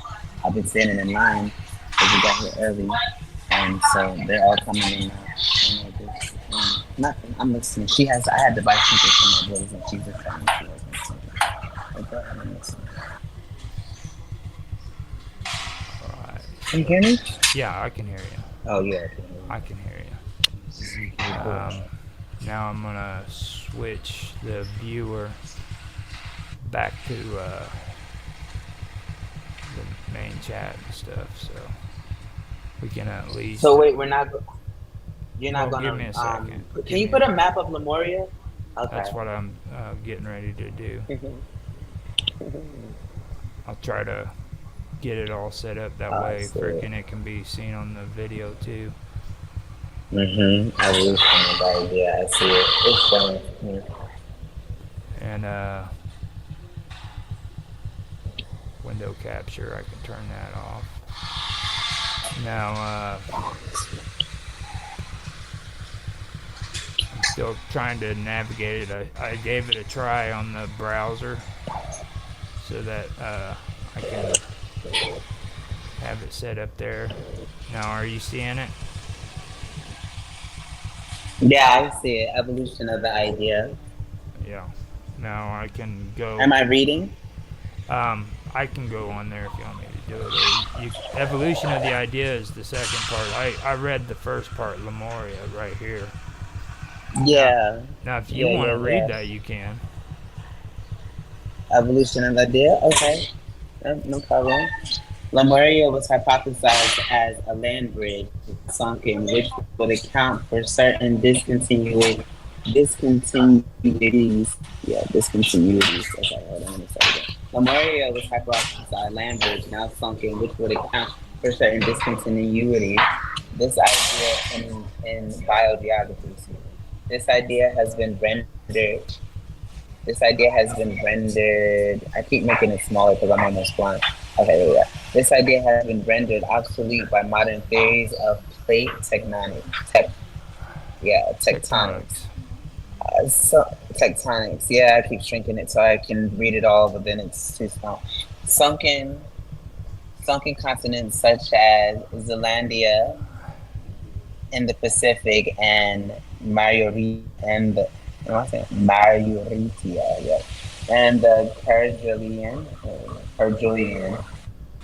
Plateau. Yeah. Indian Ocean exists, but no logical formation under the Indian or Pacific Ocean is known that could have served as a land bridge between continents. The idea of Lemuria was later incorporated into the philosophy of theosophy. Wait, hold on.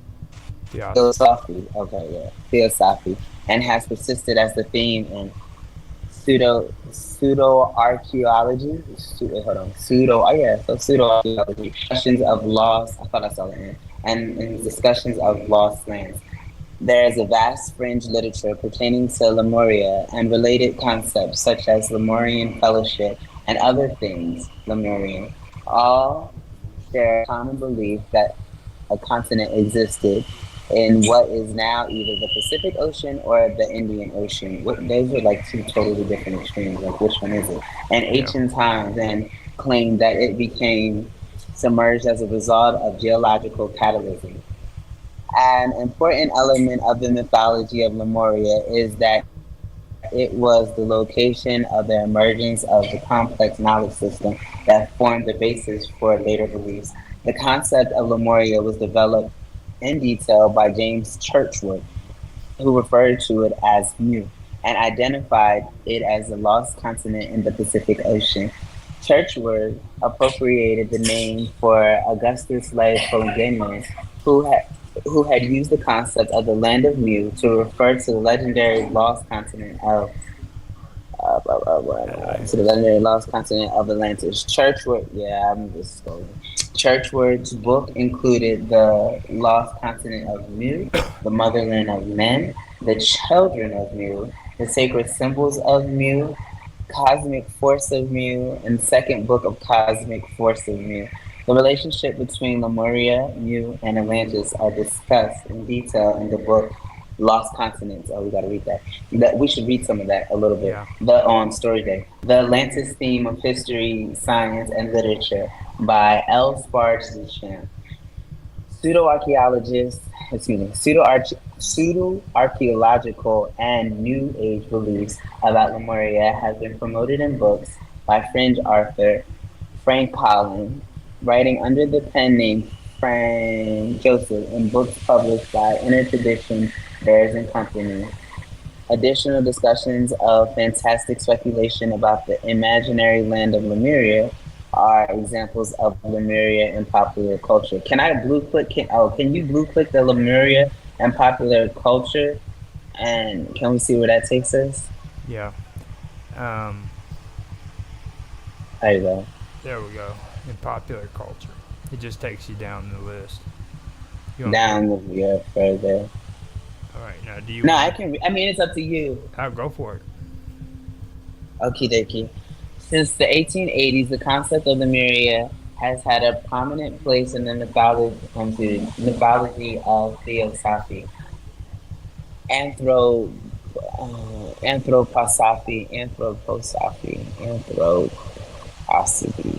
anthroposophy, and other occult and New Age beliefs, inspiring many novels, television shows, films, and music. There are not scientific ideas, but fall within the realm of studio archaeology and popular culture. Uh, Yeah. Australia, okay. Blavatsky. Blavatsky theorized that Blavatsky, thank you. Yeah. Blavatsky theorized that Australia was remnant inland region of Lemuria and the Aboriginal Australians and Aboriginal Tasmanians, which she identified as separate groups, where of Lemurian and Lemuro Atlantean origin Atlantean origin, after crossbreeding with animals. Her idea was subsequently developed in pseudo histories and fiction of the white Australian popular culture of the 1890s and early 1900s, including the writing of nationalist Australian poet Bernard O'Dowd, author Rosa Campbell Pride in My Australian Girlhood, author John David Hennessy, I just heard his name before, and just recently, and an Australian bush track, and George Firth Scott's novel, The Last Lemurian, a Westralian romance, which combines Australian and Western civilization. Robert Dixon suggests that the popularity of the ideas of lost race Lost races like Lemurians and Atlanteans reflected the anxieties of colonial Australians. That's when Englishness is lost. There is nothing to replace it. A. L. McCann attributes Praed's use of the Lemuria trope to an attempt to create a lineage for white settlers without having to confront the annihilation of indigenous people. That's interesting. Should we keep on or should we stop? Um, I think Okay. probably because In they start mentioning 1890, Robert Dixon. When they start mentioning Robert Dixon, it's just best not to even go there. Like that's where it starts getting yeah, into. this is the stuff. That's where it starts getting Tell us in. Mount Shasta though. Yeah, Mount Shasta is see that's where you start that's where you start getting into May the you click it? alien. You start getting into the alien Lemuria thing. So, um, tell us I keep Mount. attempting to click it, but I'm on your screen.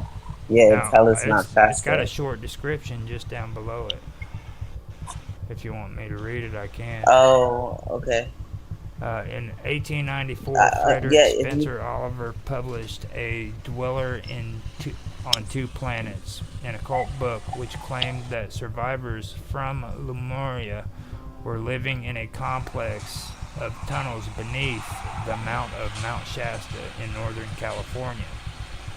This city, known as Telos, City of Light, boasted fur-lined carpeted floors and jeweled walls, all signs of opulence. Spencer also claimed that Lemurians could be seen walking the surface in white robes.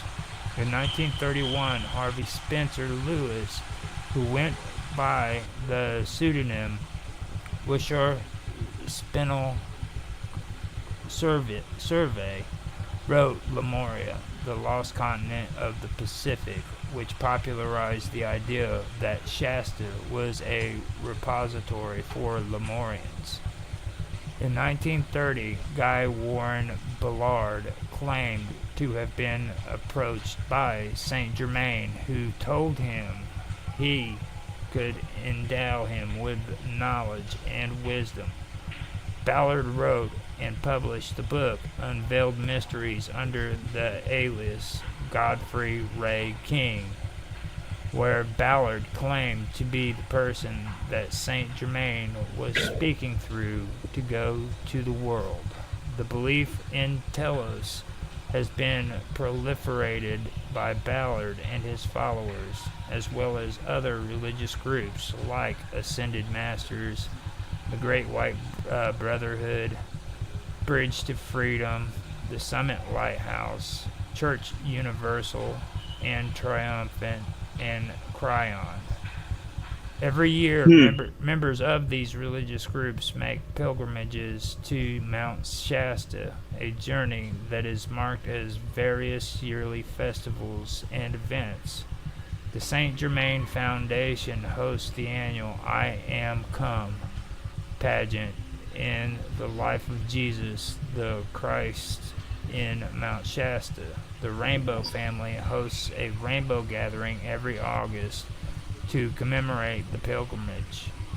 These religions are often a mix of spiritual practices based largely on native Christian, Buddhist, and Taoist traditions, synthesizing their beliefs and excluding negative aspects of such religions. For example, the Saint Germain Foundation does not include Jesus' crucifixion in their teachings. I don't know how they just avoid that subject matter, but that lets you know how religion can just vary based off of comfortability, or just more as idealism, what people would like for it to be. And that's why, like, I never down anyone if like you're going to be religious, but it's really a way of being in bond. We don't like to do the religious debate. We're not going to do the religious debate. I just feel as though a lot of the time. We're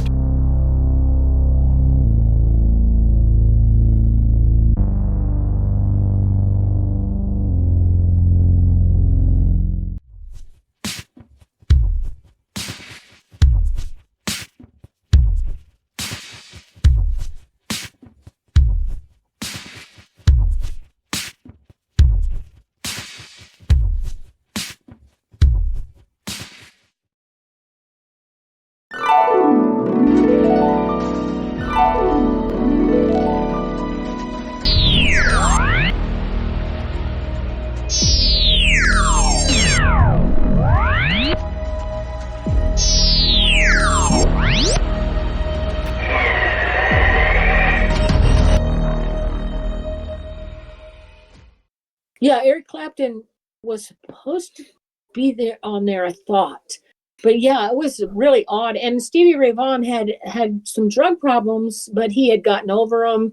He was feeling better than he ever had. He was playing better. I mean, he was just doing so well. And then, yeah, it's kind of his career was cut short.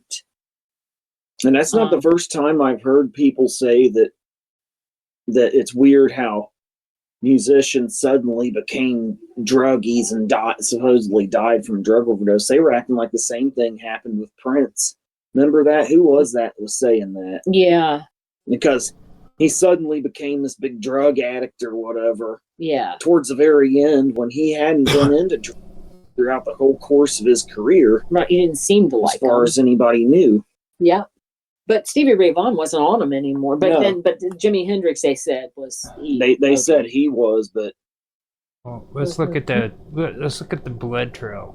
Okay, you guys are leaving out. You're leaving out Richie Valens, died from a mysterious airplane crash that everybody still talks about today. You go ahead and we'll take the bus. You know what I mean? Right. Well, everybody switches around, like Waylon Jennings and who was the guy that died? Buddy Holly. Wasn't Holly. Buddy Holly on that flight? But Waylon yeah. was going to get on the plane, but I think he didn't feel good, or no, it was the other way around. The Big Bopper had the flu. He had the flu, so he said, "I want to get on the plane so I can get to the hotel and get cleaned up, and I just feel like hell." So, I guess Waylon Jennings was the one that decided to get on a bus or something. So he jokingly said to him, "I hope your old plane crashes." And he said, "Well, I hope your old bus crashes or something."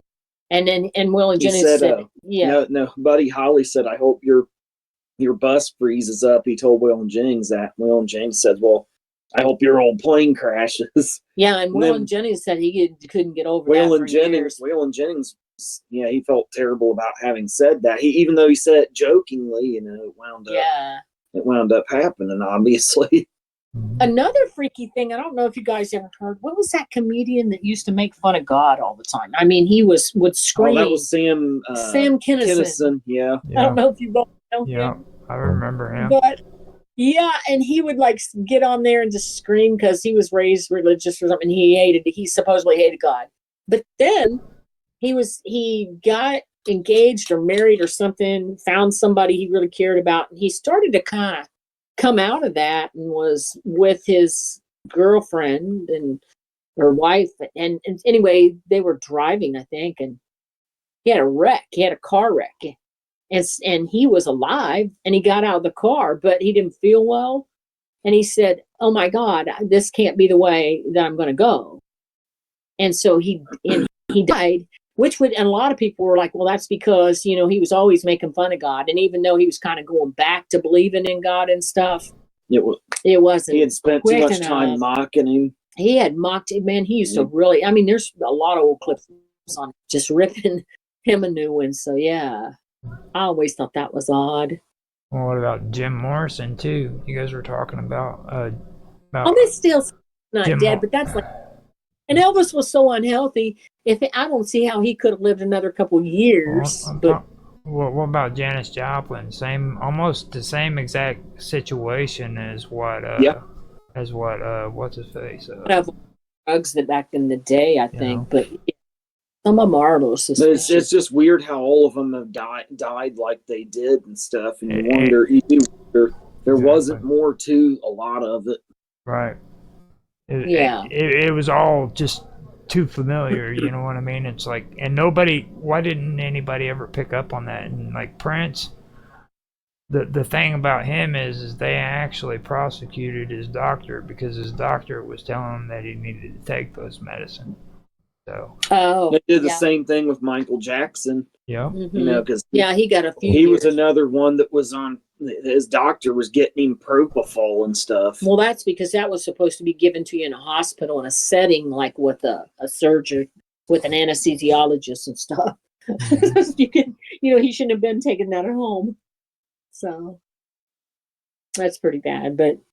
Yeah, some of them are suspicious. So some of them probably really are drug Yeah, I mean, overdoses. it's hard to tell what. And that one friends that I watched a show about that, and they were talking about how Oh, I knew he was rehab still was on stuff. rehab was a big scam, and all Yeah. that. There was all this crookedness with the doctors and the California Board of Health out there in LA and Hollywood.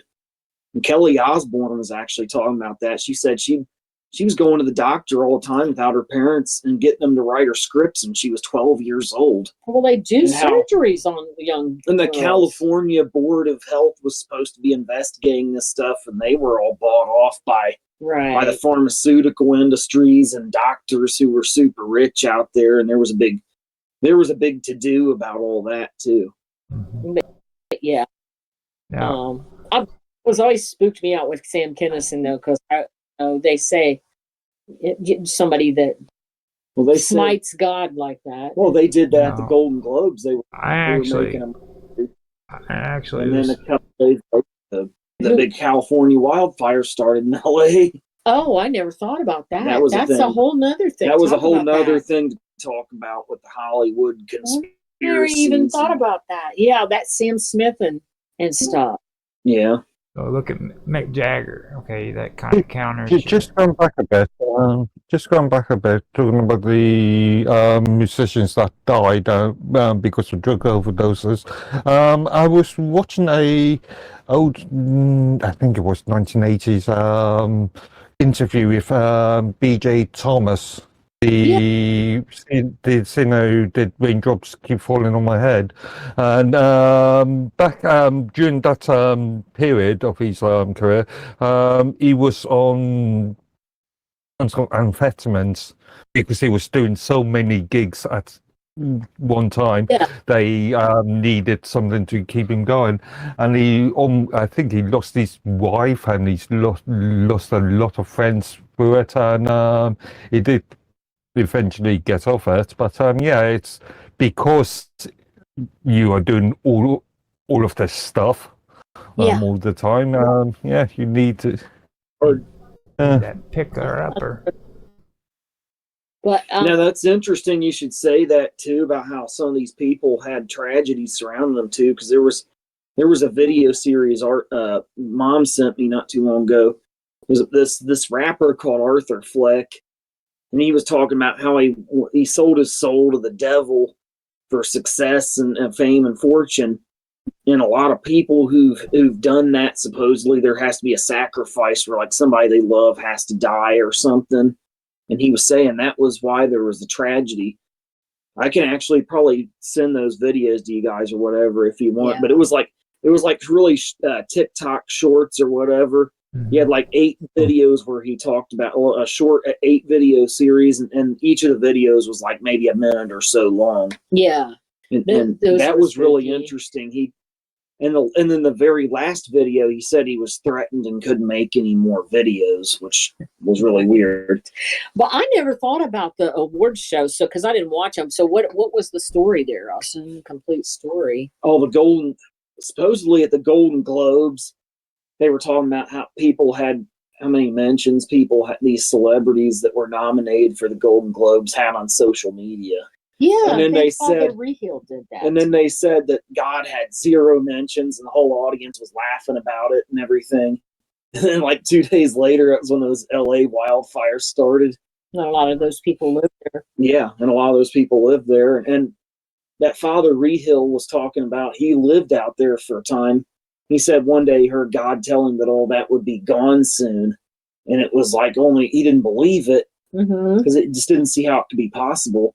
And a couple months later, it happened when those wildfires in LA started. So that's something I wondered about too.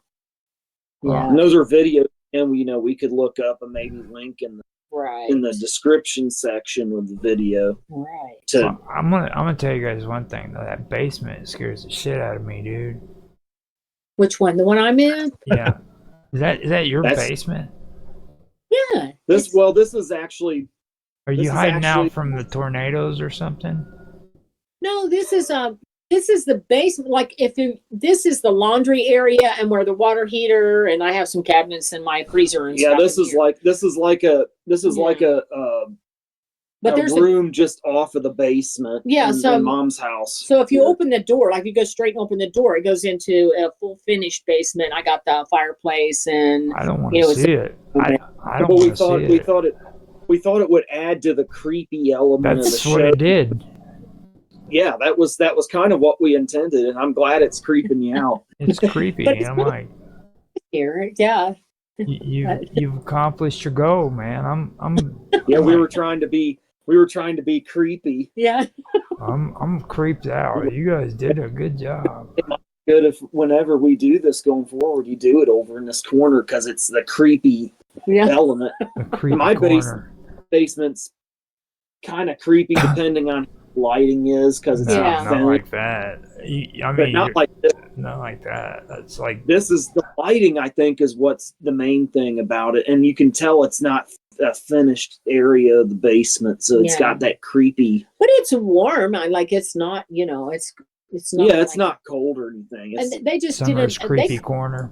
They could have it's actually. a creepy corner. That's what I love about it. They could have actually remodeled this too and put like a ceiling, a drop ceiling. It's got boards now, and put like stuff on the wall and made it like a fancy laundry room and made it real pretty. But it's not awful. I mean, it doesn't scare me. I've come in here alone. It scares me. And that's good. Alone. I'll take walks alone at night. And my boyfriend's like, you can't do that. That's the aim. We wanted to have kind of a creepy vibe for the show, and that was we achieved it. Yeah. That makes it really cool. I used to take nighttime walks, and I walked by this freaking apple tree all the time. And every time I walked by this apple tree, freaking there was deers that were out there always trying to get the apples. Yeah. It took about 2 months for me to figure out, for it to dawn on me that, at any point I could actually die because freaking me being there could have freaked one of those deers out, and they could have just ran straight into me and just but they're not usually very aggressive, are they? Unless they're bucks. Maybe they're scared, Yeah, but in the middle of the night, some skinny. I'll tell you, the place that was scary is the house I used to live in, the old farmhouse. Wow, very scary. I've heard about that old farmhouse. That was a creepy place. It was beautiful. I've got pictures of it still. I've got a lot of pictures of it. I'll just send you a couple pictures of scary rooms. I think. I told you that one kid that was my daughter's friend. She was having a big party, and they were older then. I bet you she was almost in college, and his name was Graham. And I went outside, and he was sitting on the porch steps, and I said, "Graham, why don't you want to go back? Aren't you going back inside?" I said, "It's a little chilly out here." He said, "I'm not going back in that house, and I especially am not going back in the parlor." We had a garden room, but it was an old parlor. Mm-hmm. Actually, I bet they probably buried people back in the 1800s, 1900s here. But, or at least had the services there. They didn't bury them in that room, but maybe. But,